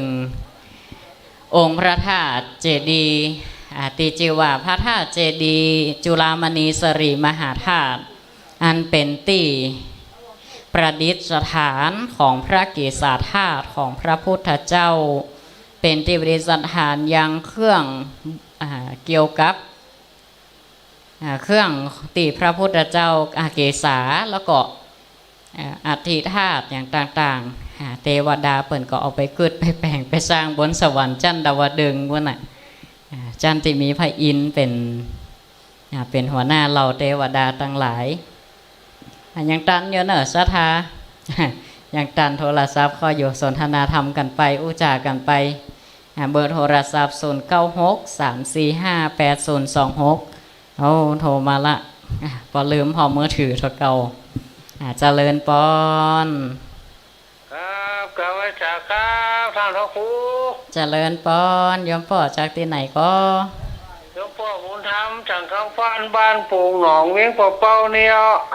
เอาแรงนี่ฝนตกก็ปอเดี๋ยวนี้กำลังอ้อยน้อยๆเนี่ยอ้อยน้อยๆเนาะเอาตังเพลงยั่งละปอตังเพลงยั่งละมันลงมากำละยั่งแท้กำลังอ้อยเนี่ยหมอกยักการม่วนนะปอจุ่มเย็นดีเนาะนั่นละกะวันโผช่วยกันก้างกาเนาะครับสัญญาณชัดเจนเนาะสัญญาณชัดเจนเนาะปอเนาะชัดเจนเลยวันนี้นะชัดเจนวันโผจะได้มาห่วมกันก็หาปอไปค่ะพ่อจะไปร่วมอยู่ลุงจอนกันมาร่วมกันเนาะครับนะกะเขาได้มาห่วมกันวางศิลาฤกษ์แล้วเขาต่อบุญให้มันสำเร็จวันหน้าถ้ามันสำเร็จเรียบร้อยไปด้วยดีนี่นะเขาจะมีปิติเขามีความสุขกายสุขใจว่าครั้งหนึ่งเขาได้มีส่วนร่วมในการเกิดการสร้างอันนี้เอาจนมันแผ่วยอดวันยกชัดคุณละแม่นละปอยกชัดอ้อมยกนั่นสำเร็จละกับนั่นแหละตอนเก้ายังไปเนาะตอนกลางก็ไปผายก็ไปกันเนาะแม่นอันเปิดไปว่างามในเบื้องต้นงามในท่ามกลางงามในที่สุดเหมือนเขาแสดงธรรมเนี่ยค่ะไพเราะในเบื้องต้นท่ามกลางและในที่สุดเนี่ยคือมันสดเปิ้นว่ากำบะเก่าว่าได้ก็ปอกนอนฮะดำหน้ามือหันซ้ายนอนหงายหันฟ้าเนาะครับอะไรกันย่างมันสุดหยอดไปเลยอนุโมทนาเนยมป่อเนอครับกาวชาครับสาธุเจริญปอนของข้าแม่แต่เทวดาเพิ่นก็มายอมมนุษย์เพิ่นกันเพิ่นก็ไปแปลงของเพิ่น พระธาตุเกศเกี้ยวจุฬามณีนี่บ่ดูว่าจะเป็นพระธาตุประจำปีเกิดคนที่เกิดปีจอนะไปไก่น้อย ถ้าใครขี้ข้านไปนี่บ่ไปเตืออีนะเปิ่นจำลองไว้ที่เชียงใหม่สำหรับพระธาตุวัดดอนจันทร์ก็เจดีย์ชเวดากองจำลองทำไปพม่าก็มาเพละ มาจังไห้เนี่ยได้หมดละพระธาตุบริวารแห่ง16 องค์ดศรัศยาน16ตรงกลางก็เป็นพระธาตุเอกเปรียบเสมือนศูนย์รวมต่างๆป้ายอดของพระธาตุเจดีย์นี้เปรียบเสมือนที่สุดแห่งเป้าหมายแห่งพระพุทธศาสนานั่นก็คือพระนิพพานนิพพานังปรมังสุขังนิพพานเป็นสุขในโลกบ่มีอย่างมีความสุขเท่ากับนิพพานเป็นหนทางในการดับทุกข์เราจะดับทุกข์ได้นั้นก็จะต้องรู้หลักสัจธรรมหลักอริยสัจสี่คือหลักความจริงที่ก่อเกิดทุกสรรพสิ่งในโลกล้วนมีความทุกข์เป็นเบื้องหน้าเมื่อเรารู้ว่าเราเกิดมานั้นในโลกสงสารนี้ล้วนจะปนได้ความทุกข์ความโศกเศร้าเสียใจความร่ำไรรำพันความบ่สบายกายความบ่สบายใจความคับแค้นใจต่างหลายมนุษย์ก็เลยแสวงหาอันเป็นที่พึ่งนี่คือที่พึ่งทางจิตทางใจเพื่อป้องกันหรือว่าสลัดออกซึ่งความกลัวเช่นการกลัวภัยธรรมชาติกลัวในสิ่งที่บ่หันกลัวในสิ่งที่เห็นกลัวในสิ่งที่ไปเหตุว่าเกิดจากอะไรหยังเช่นแต่ก่อนมนุษย์นี่กลัวหรอกลัวบอกว่าแสงหมับเม็บฟ้าผ่าฟ้าค้างท่วมน้ำพุน้ำปังเกิดได้อย่างใดเฮาบ่สบายนี่เกิดขึ้นจากอะไรหยังก็มีความเชื่อที่หลากหลายกันไปของก็ว่าเป็นการดลบันดาลของผีสางนางไม้เทวบุตรเทวดาความแก่เฒ่าชราพอไปพ่องก็อายุสั้นพ่องก็อายุยืนเหตุนี้ที่พึ่งนี่ที่สุดคือที่พึ่งทางใจเอาละเบอร์โทรศัพท์จากต่างใดเนาะเจริญปอนเจ้าการไว้ตาเจ้าฟังอยู่เนอะแม่จันเนาะเจ้าแม่จันสัญญาณชัดเจนเนาะแม่เนาะเจ้าวันนี้ถ่ายทอดสดนอกห้องทรงนะวันนี้ฝนอ้อยหน่อยนะอ้อยฝนอ้อยกระตังเพ่ยั่งละแม่หมอกเย็นใจเย็นกายนะคะเย็นละอ่านโต๊ะก่อนซักซ่อมเดินขบวนนะแม่ตะเกียบเจ้าบักกองจะเดินขบวนยั่งละโอ้ยดีใจแต่บอกแต่ตะไว้หน่อยพวกมันตอนห้ามโต๊ะหน่อยจ้ะช่วยกันทำ MOU เนอะกับเทบุตรเทวดานะว่าศรัทธาข้างวัดไข่แกนโคกแกนชากหายไปโดดไผ่เนออีเนาะจะไปจมเลยแกนโคกแกนชากไปหายนะมันเป็นเคล็ดลับเปิ่นว่าเอาไปสอนอีกอะวันผูกนี่บัดโต๊ะแล้วแม่จุ่มเย็นละเจ้าเอาลงทานมาเนาะแม่เนาะเจ้าไม่ล่าเขาเอาแม่ก็เขาก็เอาน้ำไปตัวที่พวกฟังไม่ล่าไปแม่เสาเพิ่นก็จะเอาจิ้นทอดน้ำพริกมาเหมือนกันโทรมาหาตะกี้นี่นะเจ้าแม่ไทยได้ไปเมื่อตอนก็ตันกับแม่ตันกับเจ้าตันอยู่ไงแม่จะไปบ้านตุ๊กว่าบ้านตุ๊กยันญาติจะไปกับเสือดีแล้วกันเจ้าเอาละวันนั้นก็มายืมมาใจกันก็ยินดีจะนักวันผูกปะกันแม่สาธุเนอเจริญปอนเนี่ยเราต้องการความสุขทางกายทางวาจาทางใจสุขกายสุขใจคำว่ามนุษย์ต้องการหาที่พึ่งที่สักการะบูชาถ้าหากว่ามนุษย์เฮานี่หาที่พึ่งที่เป็นไปเพื่อพ้นจากความทุกข์หรือว่ายึดลักษณะธรรมแต่เนี่ยมนุษย์ก็สามารถมีเหตุมีผลทำให้เขามีความคิดมีปัญญาหาทางลำดับขั้นตอนในการดับซึ่งความทุกข์ความโศกความคับแค้นใจต่างหลาย ธรรมะสวัสดีจากที่ไหน กับไม่ทราบเจ้าพันจันทร์นั่น เจริญพรแม่แก้วจากวังเหนือบ้านใหม่เฮาเนาะ จ้า เป็นได้พ่องแม่เพียวบ้านเพียวจองดีละกะบ่ได้ยินกันจัดเมินมาแล้วแต่อะไรแม่แหละ ได้เลือดเตีย หันโหมห้องเฮียนเก่าเฮาไปพอโอ้เป็นดีอินโด โอ้ยเป็นดีเงินรถใจอ่ะ น่านักที่สุดเลยเนาะปีนี้เนาะ ทีนี้ท่านนักขี่ชุดแต่งงานบ้านแต่งเหนียโรงเรียนนั่นนะไป อัน ขอ นี้ หัวแต่เติงกันมัดเลย เอาแหงใจจ่อยเนอะแม่ อัน เน นี้ อะ กะหัวบ้านนี่กะหัวน่ะปูนน่ะเติงนี่ เวิงเหีย เบิ่งนุ่นมันเตะแบบ เขาแปลงหัวสลาบเหี่ยมดีกะ เป็นเห็นนะ เขาแปลงหัวสลาบยังตะกอนเหี่ยมดีกะแม่หัวตังบ เป็ อน ง นั่นเองเอามันลงกันได้มั้งก่อนน่ะเนาะ ปล่อยมันจะบังบังได้จัง อันนี้มันมาบังกันเลยกับวิทย์เข้าหน้าต่างในน้ำนะ น่ะกะมาได้ก็มาซ่อมหัวมาได้ก็ซ่อมหัวแหละ อันนี้ก็ตู้เย็นก็ไหลสองแก้ว เอาขนาดจัดดักน่ะไหลอยู่ไม่มีว่าปลาทูเค็งไหลไม่เบิ่นกะอัน มันน่ามันเกี่ยวได้นะในบ้านแม่นะเกี่ยวเลยไปกะอันมากันได้บ้านไผ่บ้านมันอาการนักวันนี้ ทีนี้นักแกน่ะช่วย จะ กันอนุ พว รั ก กษ์สิ่ง ว่า แวด จะ ล้อ ไม่ได้ ม ไปอาจารย์นั่นการตั้งใจว่าจะไป แล้วงวดหน้าแหมนะงวดหน้ายก เอาหมดหน้าเอาหลัง งวดหน้าพากันมา จะวันหน้านี่ไปเข้าไปอ่ะ รอบนี้ก็หันใจขนาดอะแม่เข้าใจกันโยเนาะ เพราะว่าอันตอนเขาก็ได้ฟังทำเนาะ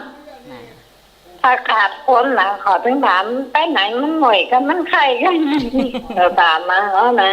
อย่างพระเจ้าผมได้จัดรายการนะกะคนหนึ่งก็โทรมาคนหนึ่งโทรมายังหายใจอยู่ก็อีวะ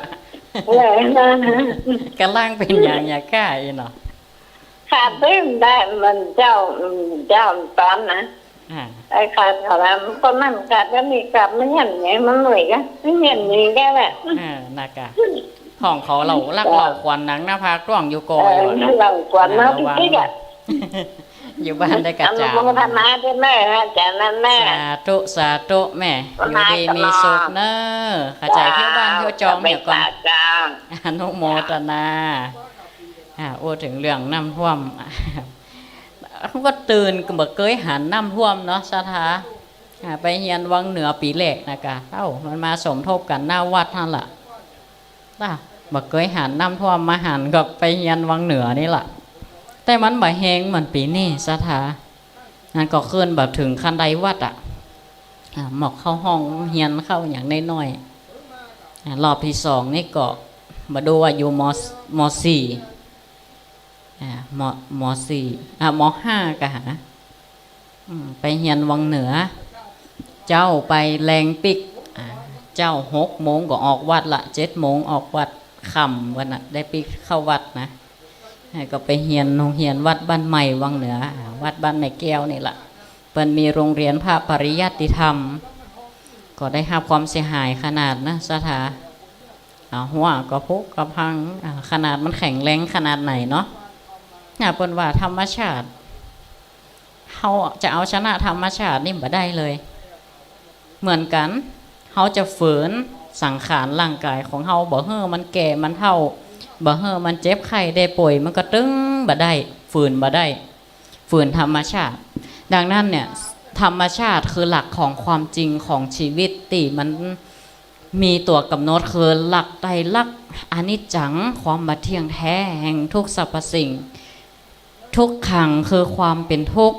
อนัตตาคือความบ่ใจตัวใจตนอันกระโลงเปิ่นไปว่าอย่างอานิจจังบ่เที่ยงมันก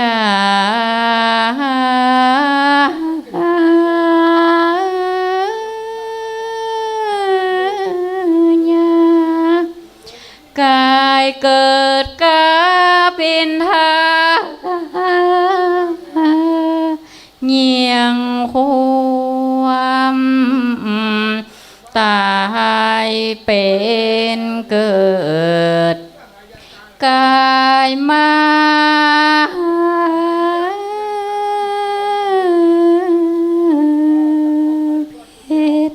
แหกไปเฮยเกิดด่างลูกปัดน้ำหอกแล้วตาแทมจะอาจก่อจะอาจตั้งเป็นคนอย่าห้ามอชุดอ่ะ อันนี้เสียงจะบ่หอดอันกะโหลงสงสารเปิ้นดึงได้กล่าวไว้รอว่าอานิจจังสังขารบ่เตียงมันกายาตายเกิดกับเพียนทางอย่างความเปิ้นเหมือนสังขารเฮาตั้งหลายเหมือนลุกปัดน้ำลุกปัดน้ำถ้าลุกนี่นะละอ่อนเดียวบ่ฮู้จักอันหยังคือลุกดูเจ้าตะก่อนดูเจ้ายังบ่ฮู้จัก ลุกแต่งถามคนเฒ่ามันอันนี้เป็นห้องว่าหยังอ้อยคนเดียวกังหันน้ำนี่เนาะตักลงตักขึ้นเต็มแล้วตักถอกเซ็ตตักขึ้นแหมเหมือนสังขารร่างกายของเฮาศรัทธาเกิดขึ้นตั้งอยู่และดับไปเป็นธรรมดาอันนี้เป็นหลักสัจธรรมของธรรมชาติลักไปลักเฮาฝืนมาได้การรู้ที่จะพ้นจากความทุกข์คือตัวปัญหาเกิดจะใดปัญหาเกิดจากความอยากความโลภความโกรธโลก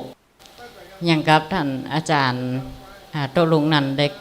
แต่เจ้าว่าหลงจิตลืมตายหลงกายลืมแก่หลงผัวหลงเมียลืมพ่อลืมแม่แล้วก็หลงเกี่ยวกับหลงจิตหลงใจนี่ย่อมลืมน้ำธรรมคำสอนศีลธรรมพระเจ้าอันนี้หลงอันตรายที่สุดนำไปสู่ความประมาทคนที่เปิดได้หู้มีสติตื่นรู้เนี่ยจะพร้อมที่จะสำรวมอาการกายวาจาใจสร้างแต่คุณงามความดีสั่งสมบารมีให้เกิดขึ้นกับตนกับตัวเพื่อเกิดสติปัญญาเกิดขึ้นได้เร่งตัวเก่าได้เฮือตัวเก่าได้ตื่นมาสร้างคุณงามความดีตื่นมาสร้างบุญสร้างกุศลตามหลักของกุศลกรรมมาบท10อย่าง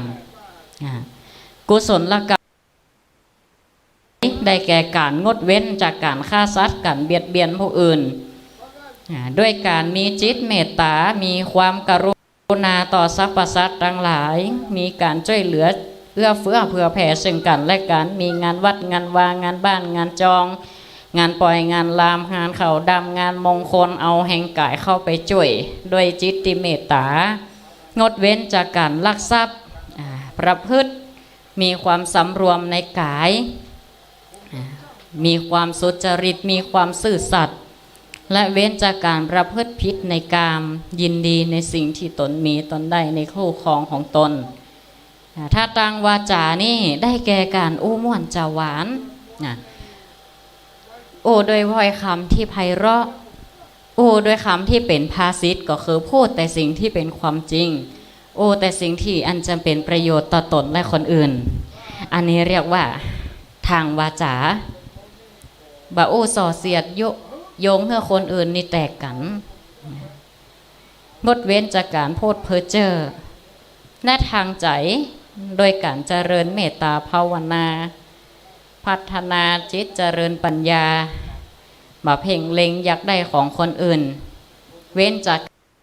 การอาฆาตพยาบาทและมีสัมมาทิฏฐิมีความเห็นชอบมีความคิดชอบมีความประพฤติมีความคิดถูกต้องตามหลักคันลองของธรรมอันนี้เป็นหลักธรรมเป็นความดีตึงมดจัดได้ว่าพระธรรมติพระผู้มีพระภาคเจ้าแสดงมาตลอด45 พรรษามีความละเอียดลึกซึ้ง นี่จนเป็นตีสังเกตว่าเหตุใดพระไตรปิฎกมี45เล่มอย่างศรัทธาญาติโยมจะได้จ่วยกันกรรมคนเล่มกันถูกบางท่านย่ำโมว่าโอ้พระไตรปิฎกคืออย่างนี้จะได้เขาต้องบรรจุไว้ในพระบรมสารีริกธาตุในพระธาตุเจดีย์เขาตัวสิ่งที่จะรูปแบบของพระธาตุนะมีกี่ประเภทอันอย่างพ่องจะสร้างเป็นองค์พระธาตุให้กราบไหว้สาสักการะบูชาก็เริ่มตั้งแต่พระบรมสารีริกธาตุสูงสุดต่อมาพระอรหันตธาตุพระปัจเจกธาตุหรือคือพระธาตุส่วนต่างๆของพระปัจเจกพุทธเจ้าต่อมาก็คือพระธาตุของพระอริยสงฆ์เจ้าหรือพระอรหันต์เป็นต้นแล้วก็ต่อมาเพิ่นก็มีการลดหย่อนเอาเกี่ยวกับอัฐิของบรรดากษัตริย์แต่สร้างเป็นกูเฮานิยมเป็นพระธาตุเป็นกูขึ้นมาแล้วก็พระธาตุที่เฮาจะสร้างเป็นที่ประดิษฐานเพิ่นห้องว่าเกี่ยวกับเครื่องใจไม้สอยของพระพุทธเจ้าอัฐบริขารบริโภคเจดีย์ภาษาบาลีเพิ่นว่าบริโภคเจดีย์หรือว่าสิ่งที่นำมาใจสอยได้แก่จีวรผ้าไตรบาท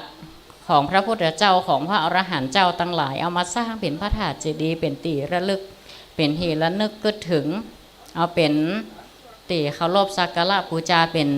สิ่งเคารพสูงสุดบูชาจะปูชนียนังเอตัมมังคละมุตตมัง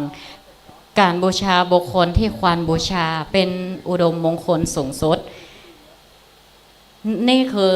1มงคลชีวิตใน3มงคลชีวิต38ประการมงคลคือสิ่งที่เป็นหนทางนำไปสู่ความเจริญก้าวหน้าเว้นจากความหลงก็คือการบูชาให้ถูกต้องถ้าหากเขาเป็นหลงเกี่ยวกับบูชาตั้งคนพาลกะหรือคนบดีหันเหไปตั้งอบายมุขมันก็บ่ทำให้เกิดความเจริญทางกายเจริญทางใจตั้งสติปัญญา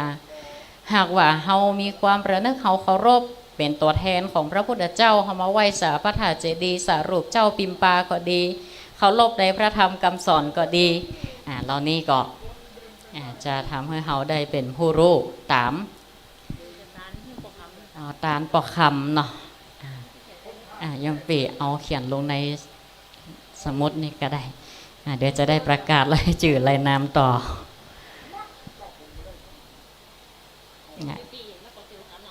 แม่นละหับลงทานนะพี่เนาะท่าน6นี่ก็มีชะทาหลายเหมือนกันนะลงทานวัดบรรเทาปีนี้ในงานบรรจุพระธาตุอันนี้ก็ออกรายการสดตัวเองวันเดียวนี่เปลี่ยนบรรยากาศกดกะจัดในห้องส่งวันเดียวนี้กล่องอำนวยการผสมผสานกันไปสถานที่ฟังตั้งบ้านอันนี้ตะกี้ก็อู้ถึงเรื่องของการบูชาอย่างมีอานิสงส์ก็คือบูชาสิ่งที่เป็นสักการะของเฮาทั้งหลายสักการะบูชาอย่างเฮาบูชาพ่อแม่จะฟังคำสอนครูบาอาจารย์เฮาได้ยึดเป็นบุคลาธิฐานที่เฮาบูชาคือยึดเอาคุณธรรมในตัวอันเฮาไปมีบทพุทธคุณธรรมคุณสังฆคุณจะได้ศรัทธาเวลาเฮาไหว้สารูปเจ้าปิมปาเนี่ยก็เหมือนเฮาระลึกถึงคุณของพระพุทธยกตัวอย่างเป็นผู้รู้แจ้งเป็นผู้เห็นธรรมตรัสรู้ชอบได้โดยพระองค์เองเป็นผู้รู้ผู้ตื่นผู้เบิกบานรู้อันหยังรู้ตามหลักสัจธรรมทางธรรมชาติตื่นจากความง่วงเหงาเหานอนถิ่นมิทะอะไรต่างๆที่มาครอบงำจิตใจของมนุษย์วนเวียนในวัฏสงสารแล้วก็ตั้งอกตั้งใจเจริญเมตตาภาวนาอันนี้โยมปิทำบุญเนาะโนโมทนาเนอครับห่วมเป็นเจ้าภาพโดยนางสาวพัฒพิชาวังฐาน ได้มาห้ามห่วมเป็นเจ้าภาพถวายพระสงฆ์1,000 บาทถวายทานไปหายังปอดดวงคำวังฐานถวายทานไปหายังปอเปงแม่เกียงปัญญาวงศ์แม่คำสวัสดีอันนี้ได้ร่วมทำบุญเพิ่มเติมรวมกัน 1,500 บาทอนุโมทนาสาธุศรัทธาก็สาธุการตัววันผูกนี่ท่านที่มาก็ได้มาเอี่ยวมาพอมาก้อยเนาะรวมกันทำบุญตามจิตตามเจตนาตามกำลังศรัทธาเฮามาเจาะจงอันเนี้ยศรัทธาการบูชาสูงสุดของชาวพุทธก็คือพระรัตนตรัยองค์พระธาตุก็ถือว่าเป็นตียึดเหนี่ยวจิตใจเป็นตีเคารพบูชาสูงสุดเหมือนเฮาไหวพระพุทธเจ้าคุณของพระพุทธเจ้าคุณของพระธรรมคือพระไตรปิฎกปิกมาต่อพระไตรปิฎก45 เล่มเปิ่นเสมอเหมือนว่าพระพุทธเจ้าเนี่ยทรงแสดงธรรมตลอด45 พรรษาเลยแบ่งมา45 เล่มจริงๆแล้วพระไตรปิฎกแปลว่าหมวดหมู่การจัดแจกแจงออกเป็นหมวดเป็นหมู่ไตรคือ3ปิฎกคือที่รองรับถ้าเราจะว่าเป็นภาชนะเนี่ยมันก็บอกค่อยเหมาะสมต่อใดก็คือการแจกแจงพระธรรมคำสอนของพระสัมมาสัมพุทธเจ้าออกไว้เป็นหมวดหมู่3 หมวดพระไตรปิฎกนะไตรแปลว่า3ก็มีพระสุตตันตปิฎกพระวินัยปิฎกและพระอภิธรรมปิฎกพระวินัยก็คือศีลเรื่องของศีลของธรรมศีลของบรรพชิตของลักประพฤติของคารวาสเป็นต้นเรื่องของพระสูตรหรือพระสุตตันตปิฎกเกี่ยวกับว่าเป็นเรื่องที่เหตุการณ์ที่เกิดขึ้นในสมัยพุทธกาลและก็พระพุทธองค์ได้ทรงยกหลักธรรมหัวข้อใดแก้ไขกับไขยกชาดกในอดีตมาเล่าให้ไขฟังก็คือเหมือนกับบันทึกชีวิตประจำวันสถาแต่มันน่ากว่านั่นก็คือพระพุทธเจ้าได้ยกตัวอย่างเป็นบุคลาธิฐานยกบุคคลเป็นที่ตั้งยกเหตุยกผลขึ้นมาแสดงธรรมให้ไขฟังแล้วเกิดเหตุเกิดผลเกิดมรรคเกิดผลจะใดกับไขได้บรรลุดวงตาเห็นธรรมเพราะเหตุใดบางเตือก็ย้อนไปในเรื่องของชาดกต่างๆเหมือนศรัทธาเฮาได้ศึกษาต่อมาก็คือพระอภิธรรมอันนี้คือหัวธรรมหัวข้อธรรมล้วนๆตอนนี้ก็จะได้พักรายการเฮาก็ได้มาฟังสปอร์ตโฆษณาประชาสัมพันธ์ของตังวัดกันต่อเนาะตอนนี้ก็เวลา6 โมงแรงกับแหม59 นาที18 นาฬิกา59 นาทีก็ขอพักเบรกรายการไว้เพียงตอนนี้ก่อนเนอะศรัทธาญาติโยมเฮาทุกท่านก็ขอธรรมะสวัสดี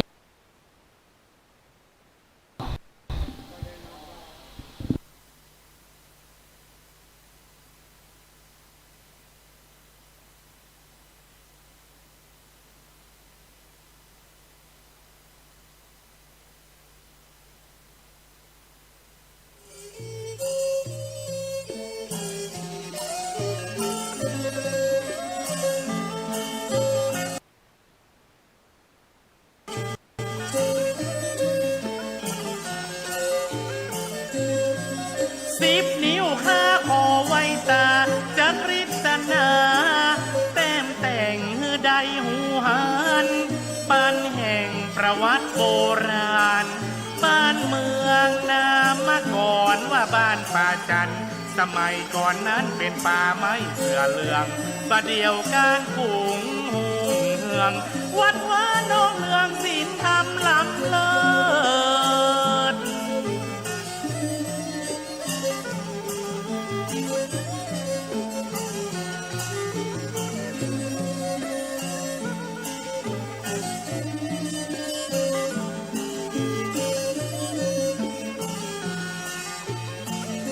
มีตารูปเจ้าพิมพ์ป่าพระสิงห์ล้านนาองค์พระเติดมาขอพรชัยบังเกิดสำริดสำเร็จสมภาธนาศูนย์รวมจิตใจพี่น้องสักเกินแท่สองไว้ตามาชมดอกเอืองทินผาอลังการตา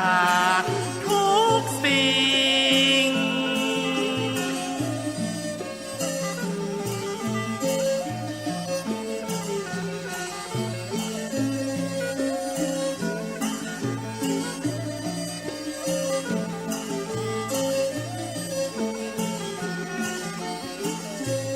มาจกโวตำนานเล่ายิ่งม่อนมโนรางามยิ่งให้จวนแขกแก้วมาเมืองโบราณสถานหาสามเต้าแต่เก้าปู่ย่าตาเหลืองมีนองสามขานองเนืองบ้านเมืองมีสุขสายกว้าง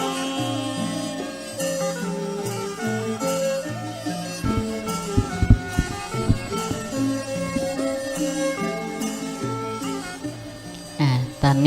นี้ก็ตังท่านอาจารย์ก็ได้บอกว่า ตอนนี้จัดรายการจักยาวไปเลยเนอะวะก็จะได้อู้ยาวไปเลยเนาะ จนถึงเวลา2 ทุ่มลืมไปเพราะว่ากุดเดือดตังสถานีเวียงป่าเป้านี่จะพักเวลา 19:30 นาที อันนี้ตังโดยหล่อเป็นจักยาวจนถึง2 ทุ่มตะกี้ก็ได้อู้ในเรื่องของเรื่องพระไตรปิฎกติสถาจะได้ยกได้แห่เพื่อที่จะเตรียมบรรจุในพระบรมในบรรจุในพระบรมธาตุหรือว่าองค์พระธาตุเจดีย์ชเวดากองจำลองในวันพรุ่งนี้เปิดได้แบ่งออกเป็นอยู่3 ไตรด้วยกัน3 หมวดหมู่เรื่องพระไตรปิฎกอันเป็นคัมภีร์สูงสุดในพระพุทธศาสนาเพราะแต่ละศาสนามันก็มีคัมภีร์ประจำศาสนานั้นจะเกิดขึ้นบ่ได้หากไม่ปราศจากคำสอนปราศจากศาสดาและสาวกและก็ผู้สืบทอดหรือแม้แต่ศาสนาสถานนั้นเหมือนกับศาสนาพุทธเฮามีพระศาสดาคือองค์สมเด็จพระสัมมาสัมพุทธเจ้าคือเจ้าชายสิทธัตถะผู้สละแล้วซึ่งต่างโลกเข้ามาบวชเพื่อแสวงหาสัจธรรมแสวงหารักความจริงของธรรมชาติเพื่อออกจากความทุกข์จะต้องบัด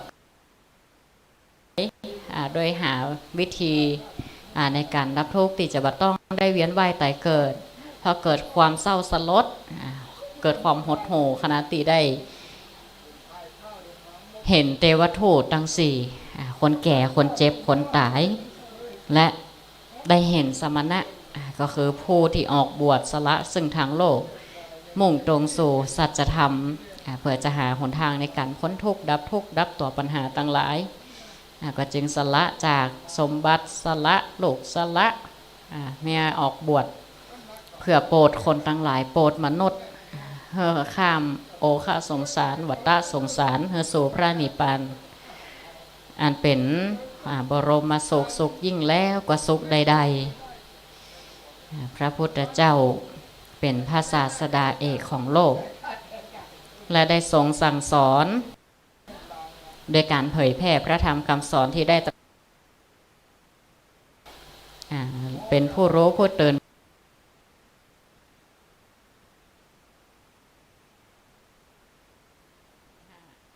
พระพุทธศาสนาจึงได้เผยแพร่ณขณะนั้นเป็นต้นมาเป็นเวลาถึง45 ปีดังนั้นพระไตรปิฎกนั้นจึงจำแนกออกเป็น45 เล่มถ้าเป็นเล่ม